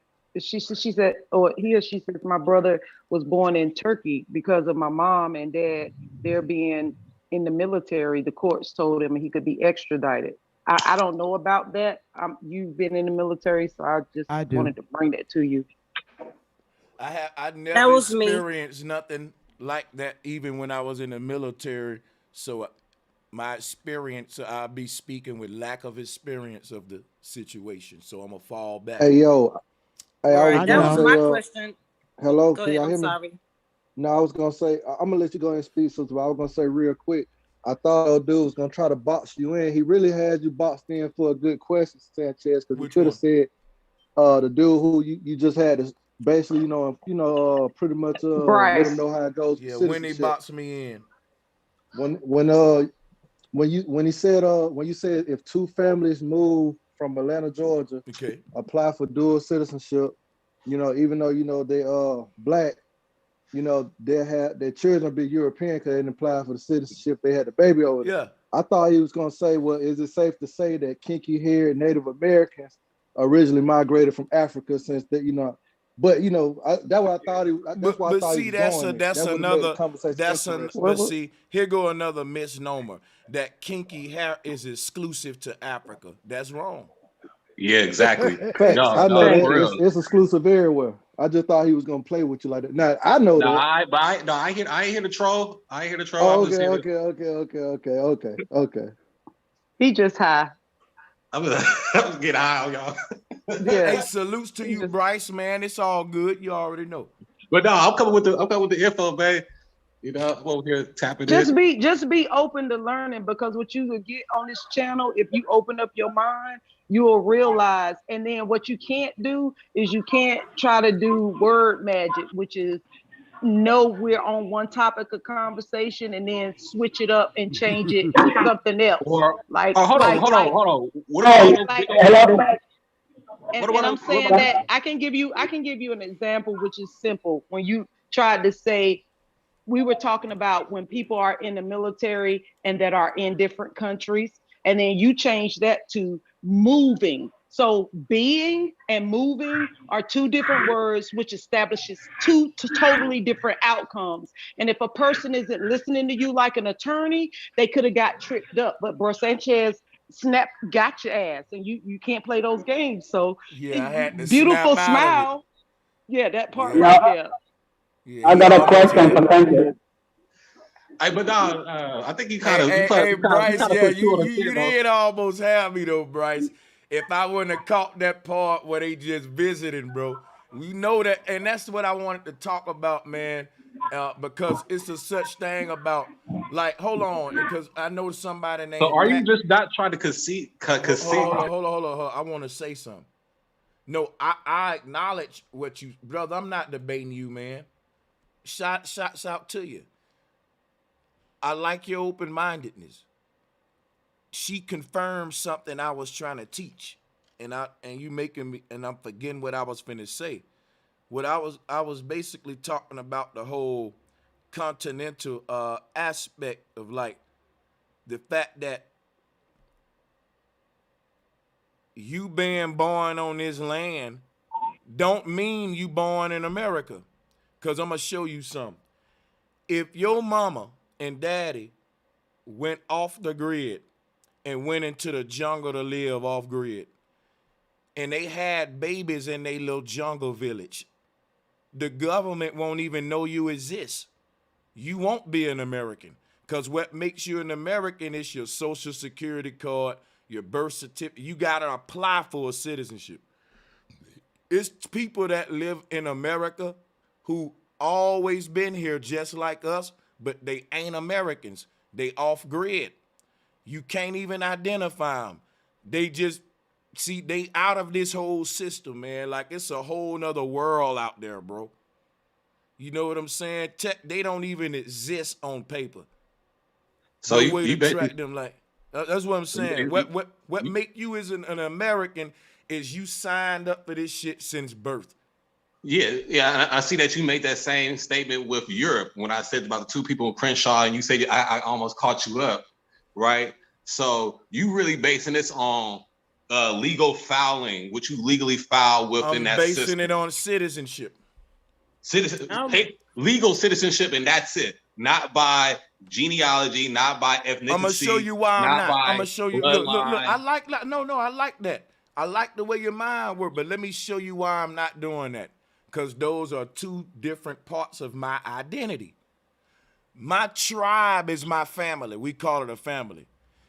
A person that's born in America can say they're an American. They won't be lying because they continentally, that's a continental title we all share just by born on this continent. But they can't say they part of my family, which is my tribe, because they weren't born into it. So the DNA and genealogical aspect is the family aspect, the tribal aspect. Yeah, everybody born here ain't a part of my tribe or my family, but that don't mean they ain't American. That just means something they are on a continental title we all share based upon the act of birth happening right here.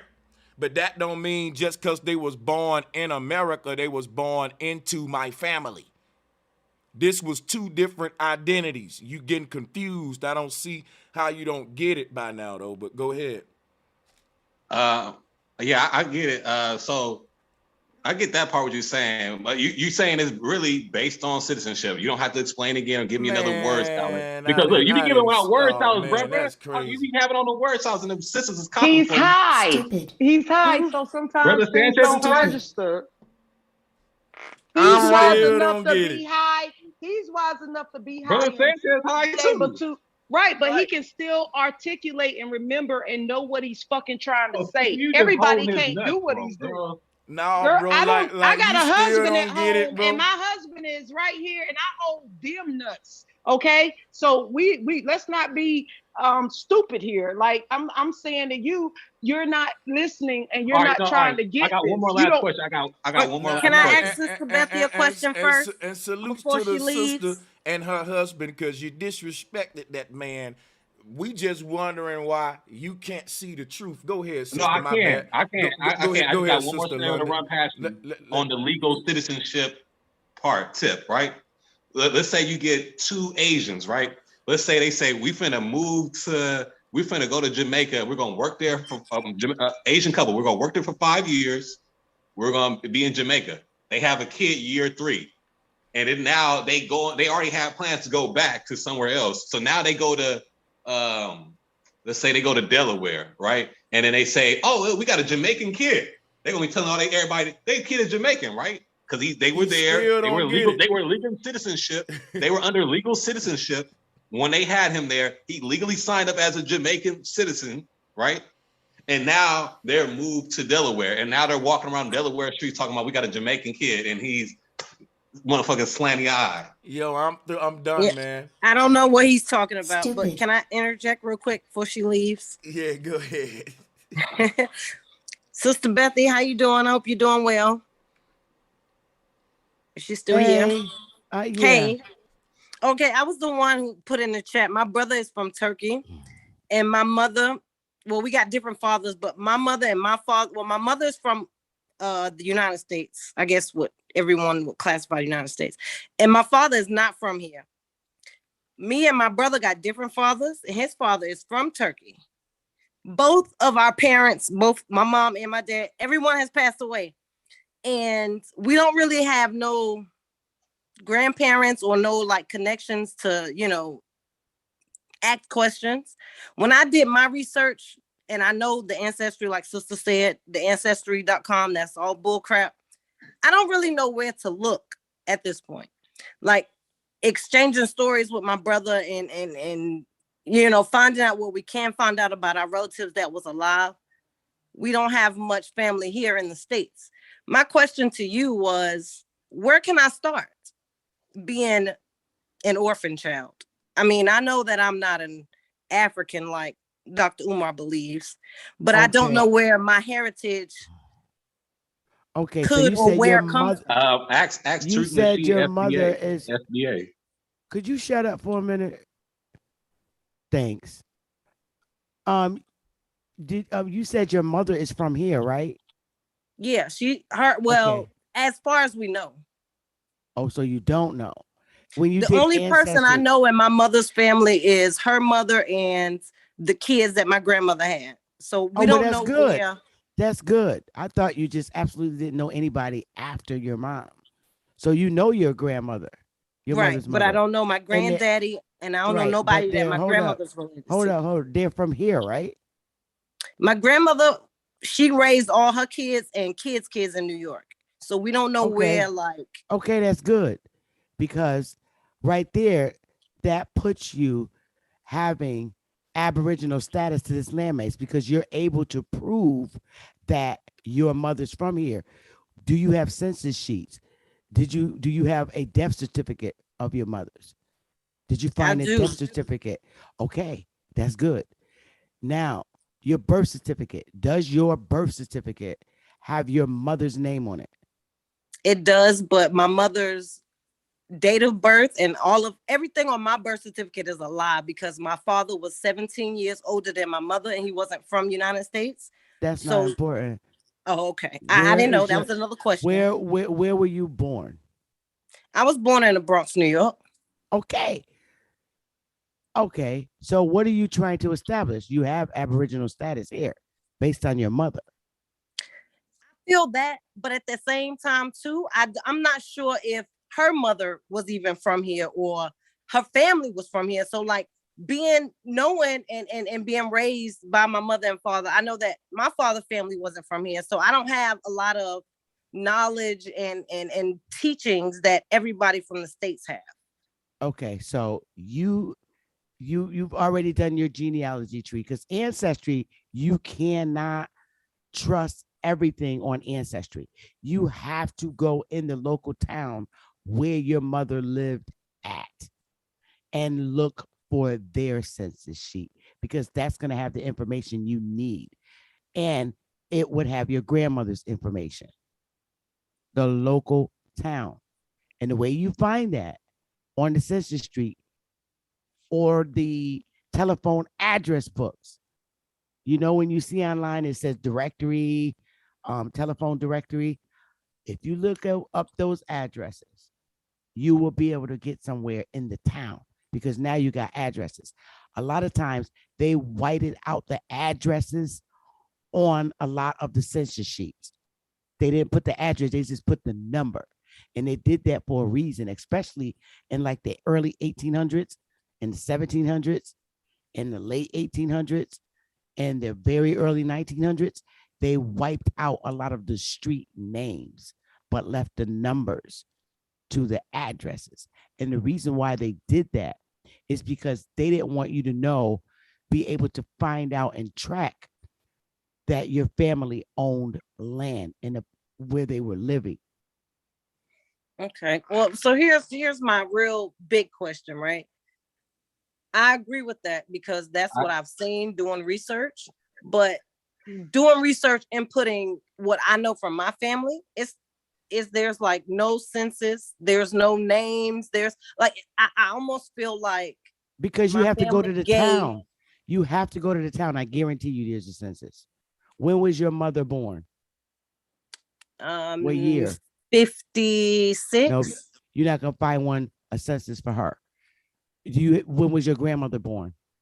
But again, like I said, I don't know if that's her real birthday because they lied on my birth certificate. Are you sure you want to be telling all your birthdays and all that out over here? One thing I tell my people. I don't care. Can't nobody find me, and if they do find me, they're gonna have trouble. Hold up. Okay, I don't want to argue with this brother. One thing I tell people when I do their genealogy is you got to answer my questions. You can't give me your answers. Again, I'm going to ask you again. Okay. When was your grandmother born? You're not going to find a census sheet. There's no 1950 census sheet. Okay. My grandmother. The next census sheet was the 2020 from all that time.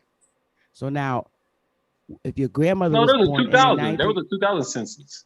2000. The 2000 census was the last census sheet. There was not one in the 90s. There was not one in the 80s. There was not one in the 70s. There was not one in the 60s. There was not one in the 50s. Okay, that's why I'm census was in the 1940s. And from the 1940s, they jumped to 2000. And what's crazy is my father used to tell me stories like he don't know when his real birthday was because they gave him a birth certificate that just said 1942. Okay. All I can tell you is when your grandmother, first of all, because your father's not from here, you said.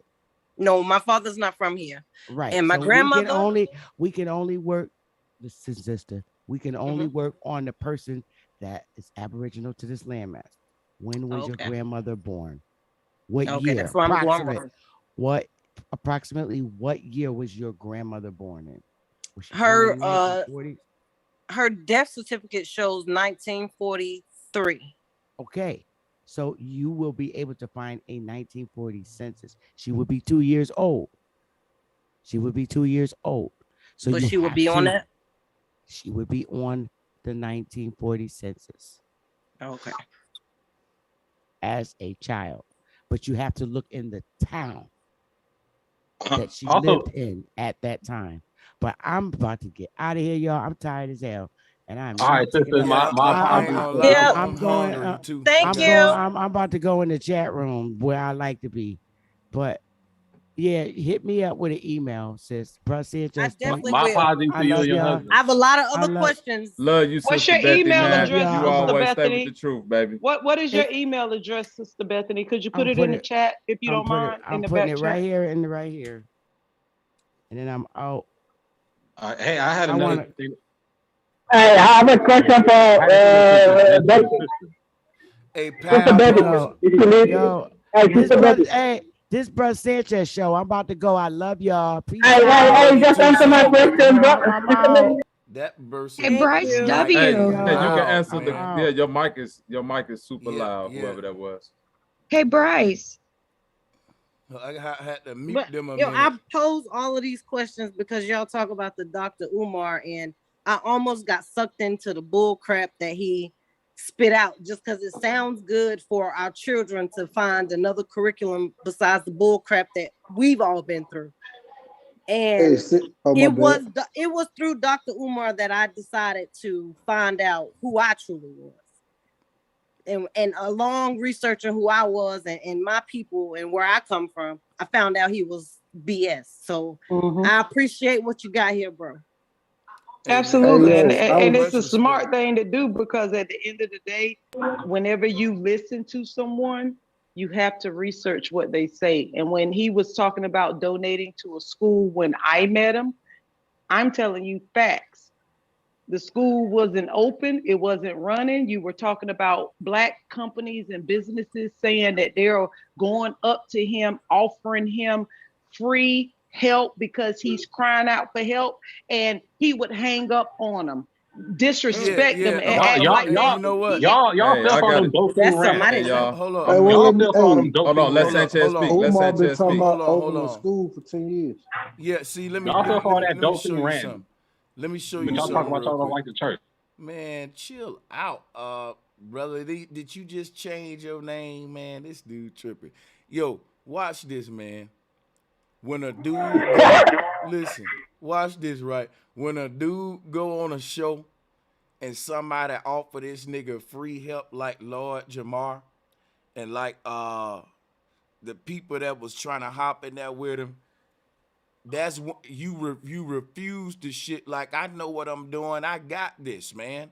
But later on, you'll go and yell that the people ain't helping you because deep down inside, you don't want to say, I just need the money from your ass for real.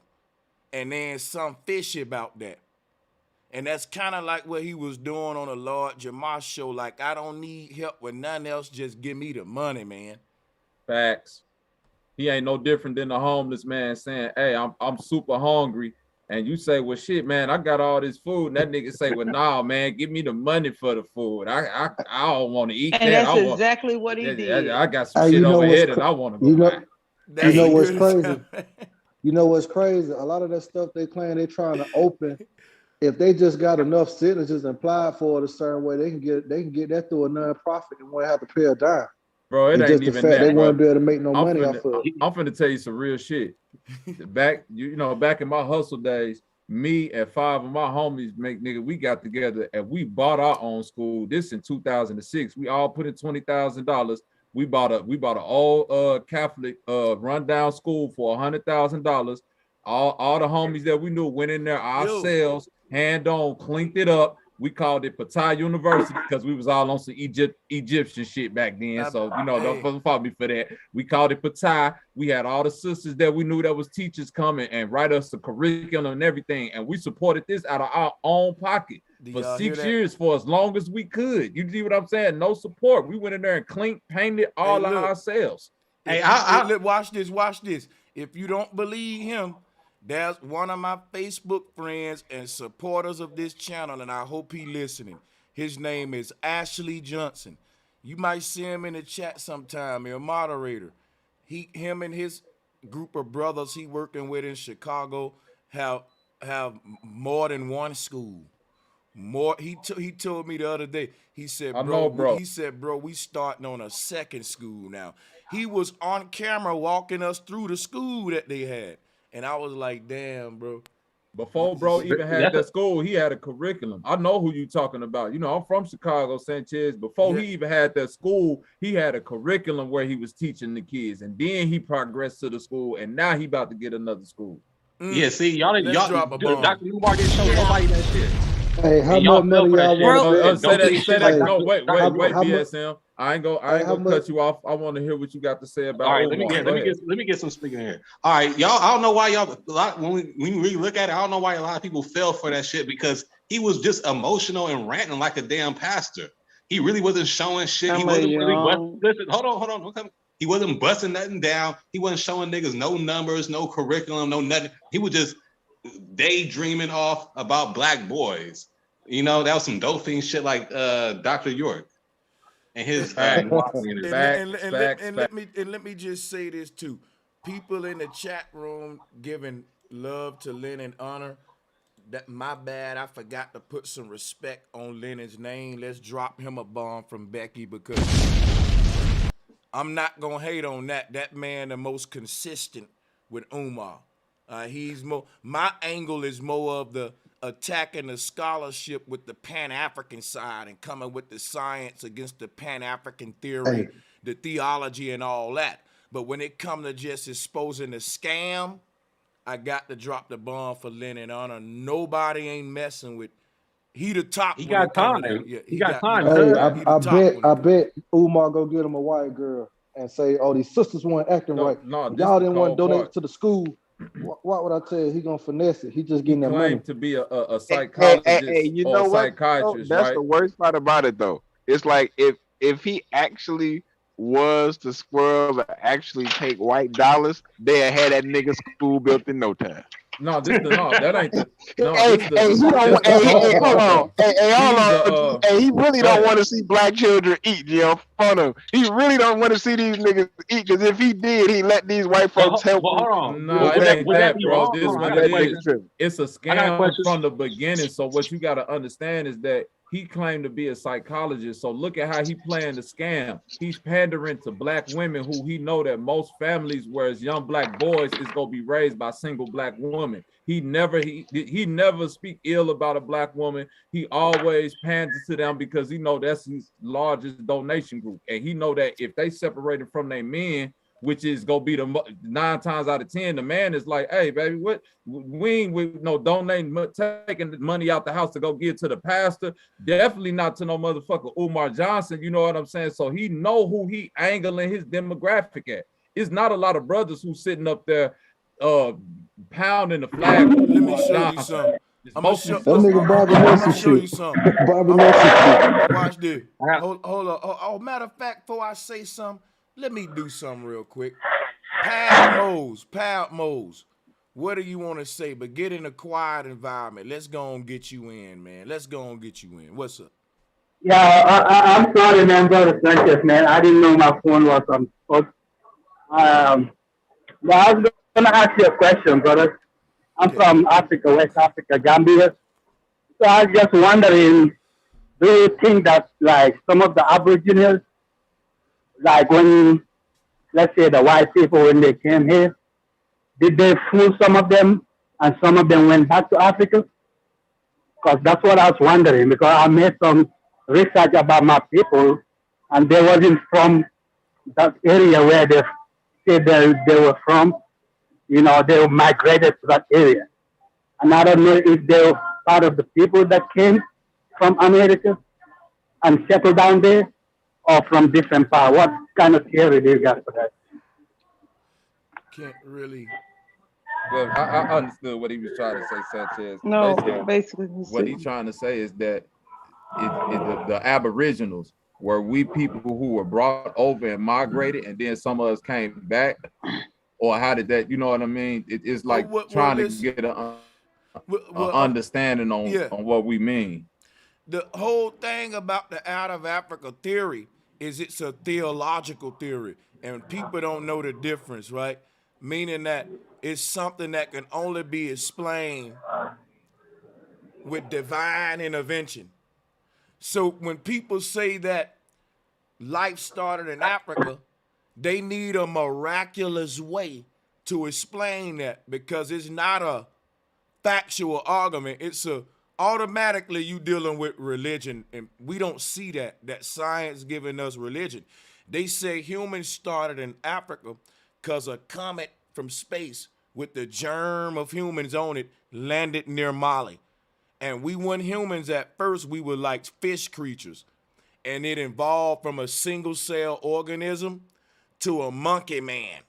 And a monkey man evolved to a nigga like me with a fitted cap on and this kind of swagger. And I say bullshit. See, you need bizarre explanations for bizarre theories. The truth's so boring. One thing about the truth that you might not like, though, the truth boring. It's just the truth. It's so simple. 2 + 2 = 4. But if a nigga say, but bro, what if 2 + 2 can be 7? No, you never know. That's the fun part. That's the fun stuff. The facts is boring. Hey, That's I got a true. question. Hey, I got a question. Yeah. Can I ask you something real quick? Hold on, real quick. Being Yeah, that go ahead. you're a brother that's born and raised in Africa, am I correct? Yeah, yes, sir. Okay, You're right. can I ask you this? Being born Go and raised for in it. Africa, were you taught and were you raised or educated in school or otherwise that slavery was a thing? Like, were you taught that your people was brought over to America as slaves in school and things like that? Was that something taught to you? Exactly. Exactly, my brother. That's one thing that didn't make sense to me. Because my grandparents and my father and my mother, they never tell us nothing about slavery, nothing about the bullshit they're talking about, There bro. you go. There you go. There you go. That's why I'm asking Sanchez. Is it possible that some of the Aboriginals, like the white people, feel them, you know? No, It's not that I'm not Palmo, slow down. That's why, now why I asked you that question is because we going into factual history. The reason why Right. your grandparents never and your parents never said nothing to you about this is because there's no history of this. You got to think we're oral tradition people. So traditionally, orally, my grandparents told me, being that we born here, is that this is where we always from. Just like your people, being that you born there, told you they never mentioned nothing about slavery to you because that was never a part of their history. It was never known that white people came over there to them, the part as far as their knowledge goes, and stole millions of people from your indigenous land where you from in Africa and brought them here. That's not a history that's orally passed down. And it's not something that's taught in y'all schools. That's just something that's taught here to us. Right. You see what I'm saying? That's something that's only taught here to us. And then as you get older, you figure this out. And then you start to feel like, oh, this is something that the white man kept me from, not knowing that, no, it's been the truth the whole time. Now you being indoctrinated into the lie. Now you being indoctrinated into, yeah, your people came from Africa and all this other bullshit, instead of knowing that, no, you from where you from, Gambia, I'm from here. No, yeah. But that's what I'm trying to say. We're not from Gambia, you know. Our people told us that we migrate over there, you know? So that's what I'm saying. Is it possible that some of the Aborigines, I mean, the story might have been told too, you know? No, what you're saying is right. People always travel. Travel is Right. not a new thing. You know what I'm saying? So when you say migration, when you say migration, what you got to understand, when you're dealing with humans, you're not dealing with migration. You're dealing with travel, brother. You see what I'm saying? Right, Migration right. hold on. Migration is for animals. You see what I'm saying? We got to break out of this concept that that Aboriginal people is just like people in America who stayed in teepees, and people in Africa who stayed in huts. And then when all this weather phenomena or bullshit happened, we just got up and migrated like animals so we could go seek water sources, like we didn't know how to farm and tame nature. You see what I'm saying? Like we lived in buildings. We didn't live like, you know, this primitive shit that they try to get us to believe. So we traveled, yes, but it wasn't millions. It's not millions of people that just upped and left from where you from and came over here, and then, you know, vice versa. No, we just people traveled the same way they travel today. You know what I'm saying? It's just people who that's it. I really appreciate it, Bobby, for real. I mean, I just wanted to come in and just, you know, support Sanchez. Even though I'm a Muslim and I think I'm gonna die a Muslim, but I do think that what Sanchez is saying does make sense. And I think that the art is flat too. Salutes to this brother. Salutes to the brother, man, because guess what? Even you people saying, yeah, your mic is a little loud. I ain't gonna tell you to mess with it, because I'd rather you be too loud than we can't hear you. So check it out, right? I'm saluting this brother. Now I want to point something out, right? This brother's from Africa, but you're telling me you agree with me that all humans ain't come from Africa. Am I hearing you right? Yes, sir. You're right. All humans ain't come from Africa. That's a bomb moment. That's a bomb, because you know why that's a bomb moment? You know why that's a bomb moment? Because this is a good moment for me to make us. This is so fucking golden right here. Let me show y'all something, right? This is why this is golden. You got a brother in Africa telling you Umar wrong. Like, he's from Africa, bro. And he's saying all humans ain't come from Africa. And bro, they don't want these kind of Africans on the mic. Think about it. Why wouldn't Pan-Africans be showing up with Africans like him saying, oh, you niggas don't believe you from Africa? Listen to my boy here from Kenya, from Ghana. Listen to this Dogon. They can't do it. None of them folks will stand with them. They telling you they learned that shit from their university with their credentials and shit, like Umar did. The man from Africa don't agree with what Umar learned in that university. But who do we go with? Omar don't know what the hell he's talking about, Sanchez. You don't want him in trouble. Yeah, man. Y'all better off listening to L. Ron Hubbard. Hold on. Salute Not to this only- brother here, L. Ron man. Hubbard, bro. Big salutes to you, brother, because not only is you saying that, Sanchez, he's saying that his parents, grandparents don't even got no history of this shit. So even if you don't believe him, you could go back to his generations. And he said, hey, I wasn't even taught this shit growing up. They weren't my parents, my grandparents wasn't even saying this shit. Like I'm gonna show you why it's crazy, right? Why this is a golden moment, and we saluting this brother. Cause check this out. If we were taken from Africa and we have a memory of that we documented in history, so that we say, right? And they pushing that false memory on us. We were taken from Africa. That's a two-way memory. That means if we were taken away from Africa, then the people in Africa that's still there would also have a record and history and memory of their people being taken away.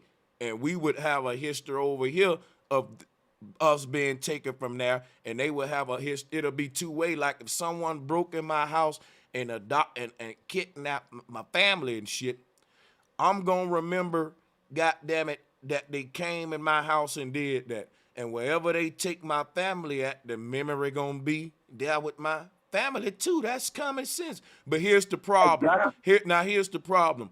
When we go to Africa, the people there don't remember you being taken. They can't even tell you what tribe you was taken from, which is why niggas come back here and just say, we Africans. They don't tell you what tribe, because no tribe want to link you with their bloodline. They can track everybody born into their tribe, and there's no history of you ever being taken from them. They would know that that's their family. Facts. Exactly, brother. I'm gonna say this and I'm gonna drop off, and go back to the chat. My father told me stories about my great-grandfather and all that shit, bro. And all those people, they was living way back, way past the time they was talking about slavery, this, slavery, that. And he never tell me a story about nothing about slavery. And he was telling me specific things about the fight my great-grandfather got and the other fight he got over there and this and that. You mean to tell me he's not going to tell me about the most important thing? Come on, man. That's some bullshit, bro, for real. I don't believe that shit. Becky, hey, Sanchez, where Becky at, man? She needs to drop 4 bombs. Hell yeah. Becky not working. I had some, bro. I was saying, like, y'all sitting here, y'all willing to listen to Dr. Umar, but I don't think y'all took Dianetics seriously, though. We ain't took Dianetics seriously with Ron L. Hubbard and Scientology. Because I feel like he had more of a curriculum built up than Dr. Umar ever did. Let me explain something to you about Ron L. Hubbard. Hell no. I'm gonna show y'all something. Hold on, wait. But listen, I'm gonna show y'all why he's saying that. I'm gonna show you why. He ain't too far off. Listen, remember, the Nation of Islam agree with the out of Africa theory, but they also, their religion dates them to the Middle East, but they teach we Africans though, which is something you need to think about. Because right there. Now check this out. The other thing is Ron L. Hubbard, Aleister Crowley, all them got the whole Kabbalah Kemetic mystery school shit going. So that's the other side of the NOI of them getting that. Remember now, when you talk about the Middle East, one of the key empires was Egypt, and it would have influenced the Iraq, ancient Sudan, all them areas. So this is why the Nation of Islam agree about the Egyptian shit, civilization starting there out of Africa, because all of these religions, they got the Greek come back to the motherland. It's the birthplace of world religion, not the birthplace of humanity. And that's why the Bible start off with in the beginning with Adam and Eve. See, there's a theological concept and there is a reality historical concept, and that ties into we knowing who we are, but the Bible telling you who you is. And basically a cat like Umar's pushing that same religion on you to make you identify with the progenitors of Ham in the Bible, which is the African, the shit that make you link to slavery. But linking to that is why we never can't be free. We're going back to identify to when we became slaves versus identifying to who we were prior to our enslavement, hence the term Pan-African theory. And if you look at where that theory leads to for black people in America in modern times, it's with the slave ships coming from Africa. So you can ultimately explain how your butt got here, because just like Umar said, there are no original Americans. There were no humans in America until Africans came from Africa and populated this land with the human seed, which is the dumbest shit you can believe. Now, guess what? That's a theological debate, like I said. But when the science started agreeing with the church, the theological argument becomes a theory. But it's the same thing. A theological argument becomes a theory now in your science book, and they ain't telling you is a fact. Science today is based on an agreement. If we agree that this is where it all started, in the beginning, there we go, in the beginning, nigga. And doing that is how you basically identify with being a slave, and you identify with being a slave because you're a foreigner, you're an alien. If you agree with your enemy's historical timeline of how you came to be, he's telling you why and how you are a slave, and even the reasons why it's justified. And that's why the NOI and all these guys believe the same shit the KKK believe, that your slavery is a divine act. All the way from the point of you being a primitive monkey man in Africa. Starting there, it becomes a divine act. When the comet landed in Mali, this is God doing. Who's God? White folks' God. The pygmy don't worship no God that teach about life starting with a comet. And they Africans. That's what I'm telling you. The thing with the church and the science is all in the same page, and they'll see that the scientific theology, the scientific theoretical narrative is also equivalent to the church's theology, theory and theology, but it's two heads of a double-headed serpent caught together. I'm telling you, man, like I always say, let there be light in the Bible is just the Big Bang theory in science. They not gonna debunk each other. Science would never tell you the Bible fake. Why would they do that? They would be shooting themselves in the foot. Everything science proved got to go with what religion said. And if science debunk religion, they doing our job for us. We trying to debunk religion. Why would they work with us? Science and religion telling you the same shit and we don't see it is what I'm saying. They can't debunk each other. If our scientists really got busy trying to debunk religion, nigga, I'll be on their side. I'll say them some real niggas. What you think my beef with science is that it's just the church all over again. like that's something to think about, y'all. You know, I went on a rant for no reason, man. I gotta hit the laugh button. Y'all go ahead, man. No, that's good shit to kick it, Sanchez. Oh, but yo, dude asked about Dianetics, right? What's weird is that I'm real deep into like the old school, like 1980s, 1990 prophets, right?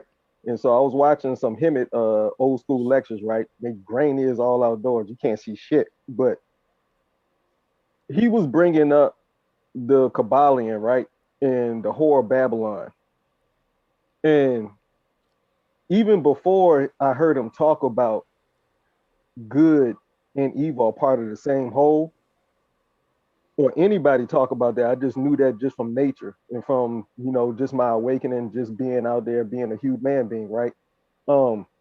He was saying that there's a black dot that Aleister Crowley, and I forget L. Ron Hubbard's teacher. L. Ron Hubbard's teacher blew himself up. It was said that they were supposedly trying to reach that other upper echelon level, but when they got there to the seven-headed serpent with a crown of 10, that it threw them insane. And on their deathbed, specifically both of them, L. Ron Hubbard and the father Satanism. It's not. Yeah, It's his not name. Aleister Crowley I and know who you're yeah. talking about. You know what I'm That talking the about? dude, Yeah. LeVay. Thank you. LeVay and Alistair went insane on their deathbed. And they were screaming out, I got it wrong, something's off. So it was another level that they did not and were not able to tap into. So I just want to throw this out there to everybody listening, and everybody's coming into this new conscious level and starting to take back our true understanding, our true chemistry, which is just the study of blackness and what that truly means, right? But there's a good and evil to everything. Never blank out your mind in deep meditation. Always have a focal point, because if you don't, anything's allowing in that open door. That's it. That's all I wanted to put out there. Thank you, my brother, and thank you to the chat for his name is Anton LeVay. Yeah, that's the first name. Hey, them big facts you just dropped, boy. Them big facts you just dropped, boy. He dropped some facts, yep. I ain't gonna lie, I dropped the bomb too. You know I got him. Becky on working hard, man. This is what we do, man. Y'all hit the like button. Real talk. Salutes to the entire panel, man. If we had like a standoff with anybody panel versus my panel, bro, I had a quick question for me myself. When he talked about that black dot, what black dot were you referring to specifically? You're not talking about look, they call it the Ben stone in Kemet. But that's really that's really Rupes Nigra in the middle of Mercator's map. But when they started to personify the Pharaoh as the source of all power, we stopped looking at where the compasses was pointing at Mercator's map to the black stone, and we started calling the Pharaoh the black stone, which is why they call Jesus today the rock, the stone. And that same black stone is what scientists tell you landed near Mali to seed human life. So they giving you they giving you the truth, but cloaking it in a lie. Because the Pygmy did teach that life started from a black stone in the middle of the earth, but they telling you the black stone landed out of heaven from their God, out of space, and it landed in Africa.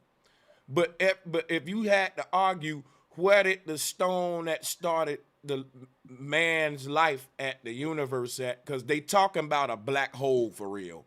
But where did that shit there you go. So yeah, you would have to say, who can prove who's right? Guess what? The compass is proving that the seed of creation is in the middle of the earth or the North Pole and not Africa, because if that was true, all the compasses are point to Africa. Now they teach y'all that Africa is mounted to the earth core, but no other continent is. If that was the case, all the compasses would point to Africa. It would be the most magnetized place, because the core's supposed to be magnetic according to NASA. But the most magnetized place is still the North Pole, where the Pygmy said. So this is a good conversation, how the Egyptians started to alter the true science and get into ego and religion under the Pharaoh.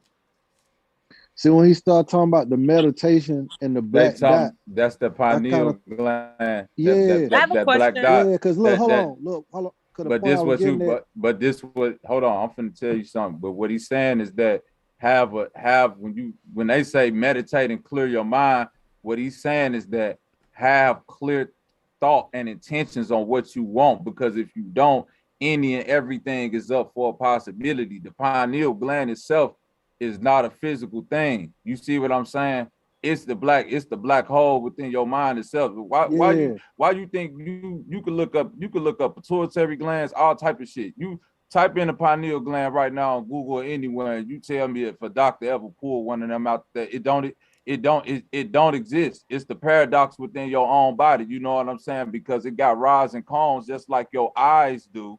Because it got, you know what I'm saying? It's technically a visionary gland, and it leave an imprint of this pine cone, but the actual thing that's supposed to be there isn't there. You see what I'm saying? So Yeah, it's that. that's I dope. agree. But I have a Yeah, 'cause question to that. Go ahead. Go ahead, sis. So y'all can say, like,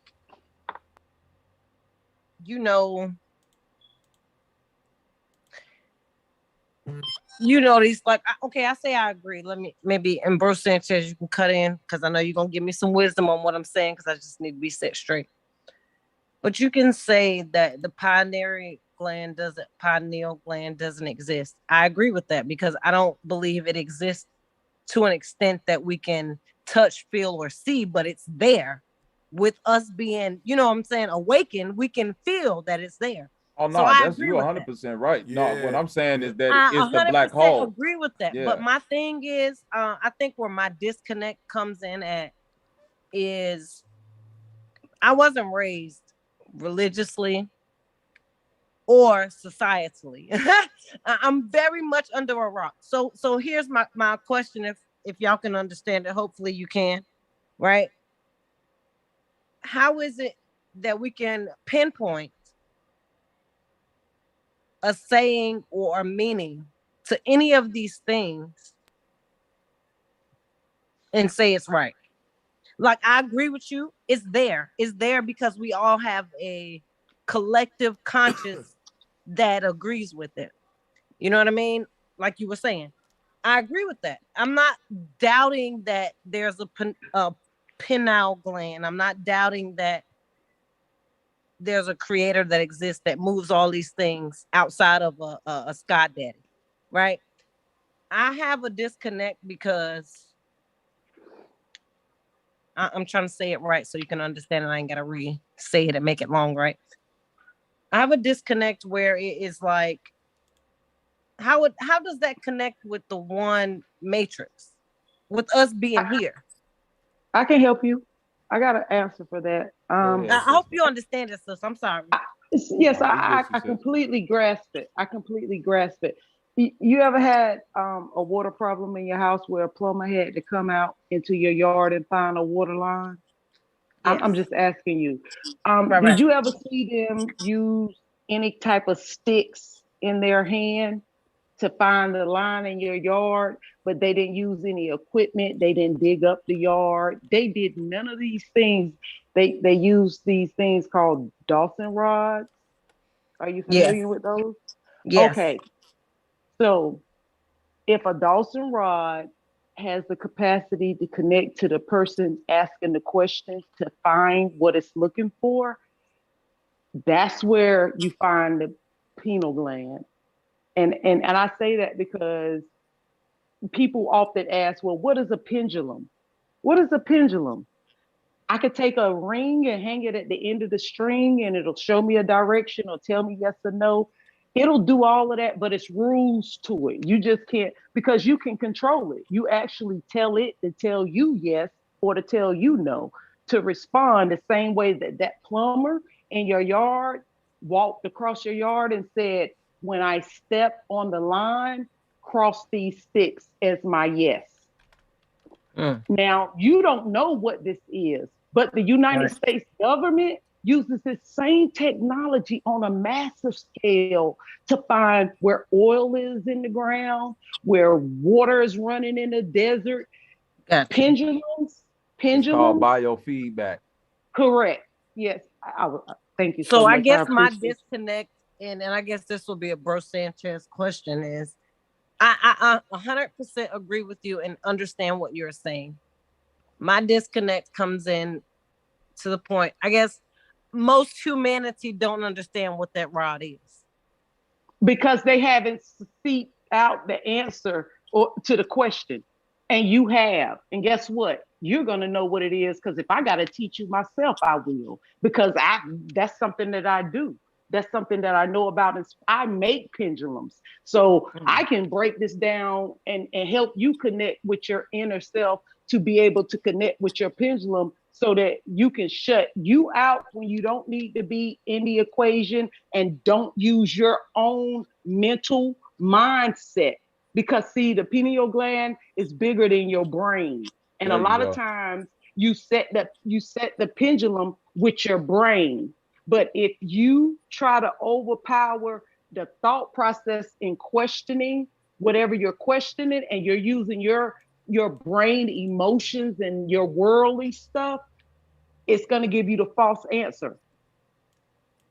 And what I do is I show you how to sit down and resonate and get one with that. So I can teach you how to talk to that pineal gland in your head if you don't know, because it's not there. But I'm telling you, it's your discernment. It's what you get when you are somewhere and you like, I need to get the fuck out of here. I need to leave fast, in a hurry. I don't need to stay. I need to go. And everybody else want to stay. And as soon as you leave, they call on your phone, talk about, can you swing back through and pick me up? Something happened. No, I can't. I'm so sorry.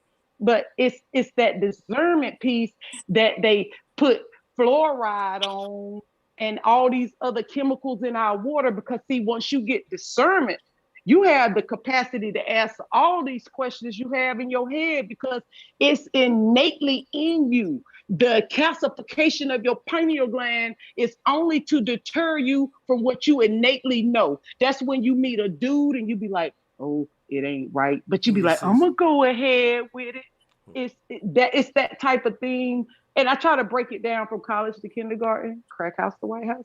I'm just saying. Yeah. Okay. Yeah, let me say one thing. I gotta get ready to get out of here. This is a powerful bill, though. I hate to do it, but I'm starving, yo. I've been going 6 hours and shit. And yeah, I got to get me something to eat at this point. But y'all is killing it, man. This shit. Like, I gotta drop a bomb for the panel, man. And the sisters was going in as well, man. So, but we definitely will continue this. But I got to get up out of here real quick. But before I get out of here, I'm gonna let Rachel Photon go ahead and speak because they've been waiting for a minute with the hands raised, just out of respect. But salutes to the panel. It was dope, man. It was awesome. Salutes What's to the up, panel? What's good, Rachel? You got the floor. Talk to him. Yes, thank you for allowing me to speak real quick. I just wanted to give y'all a few pieces of wisdom. I've been listening. I believe Bryce, I have a few pieces. I'm trying to go as fast as possible. So I was overhearing like Bryce speaking about, you know, how would you classify a person that lives in one area and goes to another area? What would their, you know, citizenship be, things of that nature. And then we were speaking on Dr. Umar and, you know, the fraudulent theory. I call it the fraudulent out of Africa theory. You know, a lot of it is a theory. And from my own personal research from using ancestry.com and other sources, from what I've seen, they explain that the way that they come up with the genetic results is they test a whole bunch of people, right? Everybody that sends in their DNA and things of that nature. And they categorize where people come from who send in their DNA. And so they find commonalities within the DNA, right? So within all of that, they cannot say specifically that someone came from a particular area. The genetic results are basically telling you, okay, well, your DNA that we tested resonates with people from this particular area. You understand, right? And so basing that back to, you know, the traveling and going back and forth, yes, people can be in another country and be from another area, right? And have completely different genetics, but pop up on a genetic test as saying, let's say, for instance, that they are a certain percentage of Nigerian. And that's because a particular part of their DNA matches with those from Nigeria. But the thing is, the question is, are those people who your DNA is matching with from Nigeria, are they originally from Nigeria? Or are they originally from somewhere else? And so, you know it's let me yeah. just break something down. The science of what they call a DNA match, you gotta ask yourself, what is that? They're Right. basically saying y'all got you basically what they should be saying is your DNA is similar, more similar to these people and more similar to these people. They saying we got a match, but that's like a bogus language they use to kind of trick people. It's more like they saying your DNA is more similar to this particular group of type of people than any others, and they'll just say you match from this region or whatever. Correct. And so that would prove, just that alone would prove what you're stating about out of Africa theory, right? Because they have no way to, the only way they've claimed to determine that everyone originated in Africa was stories and skeletons, right? But the thing is, if not everyone agrees that, like, for instance, I have the belief that, you know how they say Pangea was split up millions of years ago? I don't believe it was that long ago. I believe it was way sooner that it was broken apart, right? And they're actually having to backtrack some of their own theories, like, for instance, that indigenous people of the Americas came from Asia, because they're finding, that's why I brought up Lucia woman in the comments, they're finding bones down in South America of people who, yeah. You know what? I don't mean to cut you off, but the way you worded that really hit me in a way, because it was like stories and skeletons. Now it kind of makes science seem like some folklore shit. Stories and skeletons. And that is the truth though. That's true. We really into folklore, not real science, man. Damn. That's what that's what it's become to me. You know what I'm saying? Like, I've delved so deep because I started to notice, I messed around and got the ancestry test, right? And some of it was accurate, but there were some things when I actually started looking into my real ancestry, like records, family members and things of that nature. I was able to literally track down thousands. I can't even make this up. Thousands of family members. And out of thousands of family members, I only found 2 family members that were actually documented to have come from Africa as slaves. That should be impossible. Bro Sanchez, this is why I came on here. I know your chat got a lot to say because the motherfuckers think they strong, but they ain't, because they don't come up here. But besides that point, I've looked up my ancestry and I've done research beyond, like, along the lines of what you've done and a lot of brothers on your panel have done. And my ancestry don't show anything of my people, I guess, of what they've told me.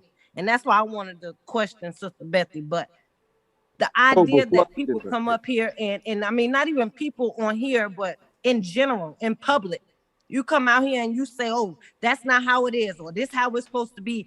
I come from a line of motherfuckers who ain't got no paperwork, nothing.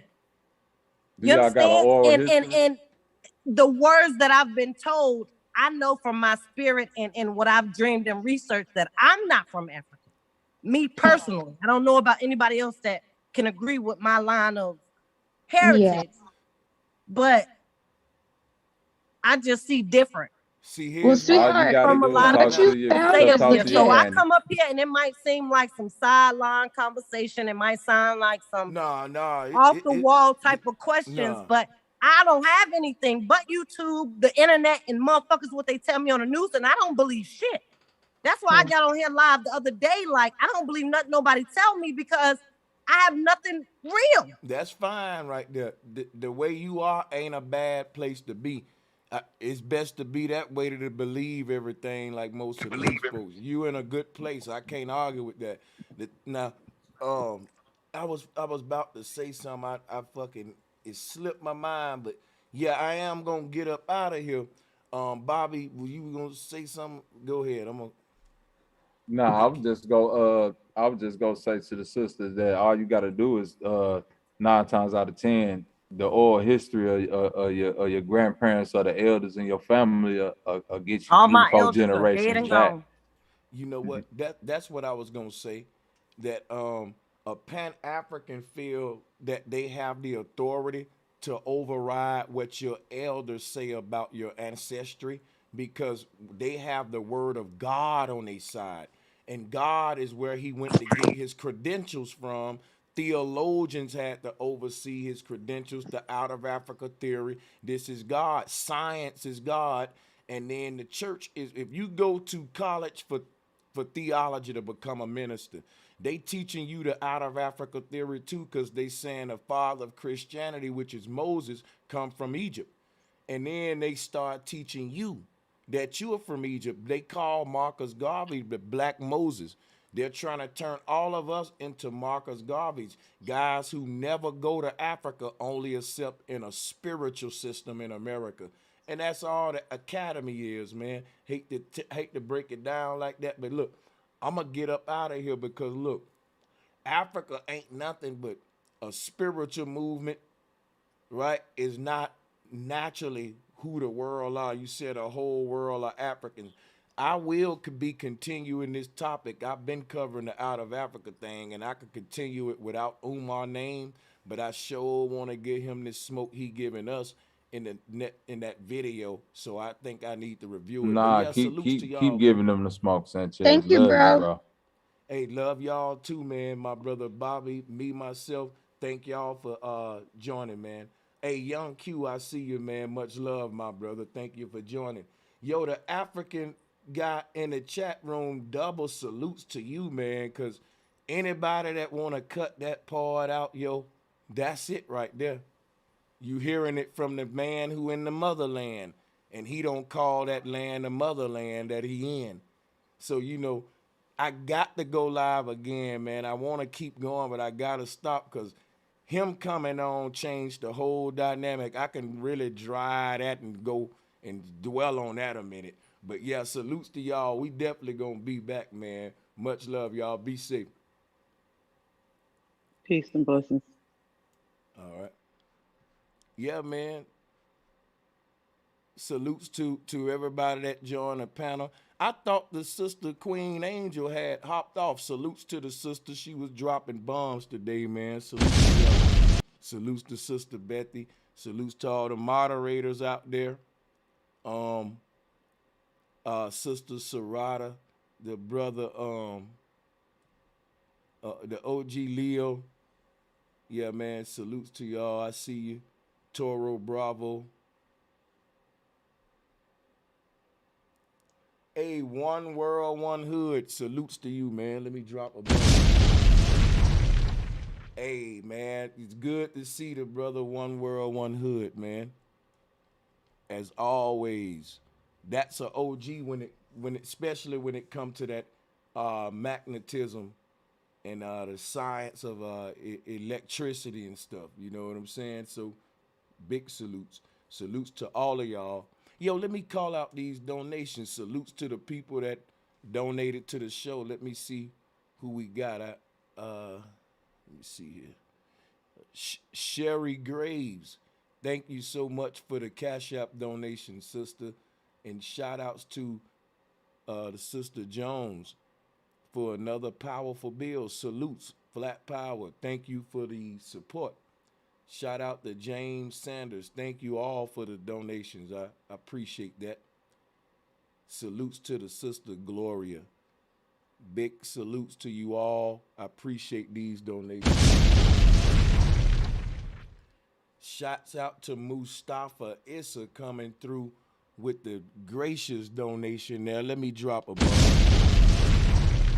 Yo, I really appreciate the love, guys. Salutes to Lola Noble, Rob Cleveland, and Nari Beauty Studio. And salutes to my brother, DJ Troopy, man. Where you been, my brother? Salutes to y'all. I really appreciate the support, guys. Salutes to everybody that's downloading the stream that I took down for safety reasons. And again, what I'm going to do at the end of this video is put that link out there one more time for the people who was looking for it. That was a dope stream, man. I think y'all ought to check it out. I'm going to leave y'all with that link. Peace and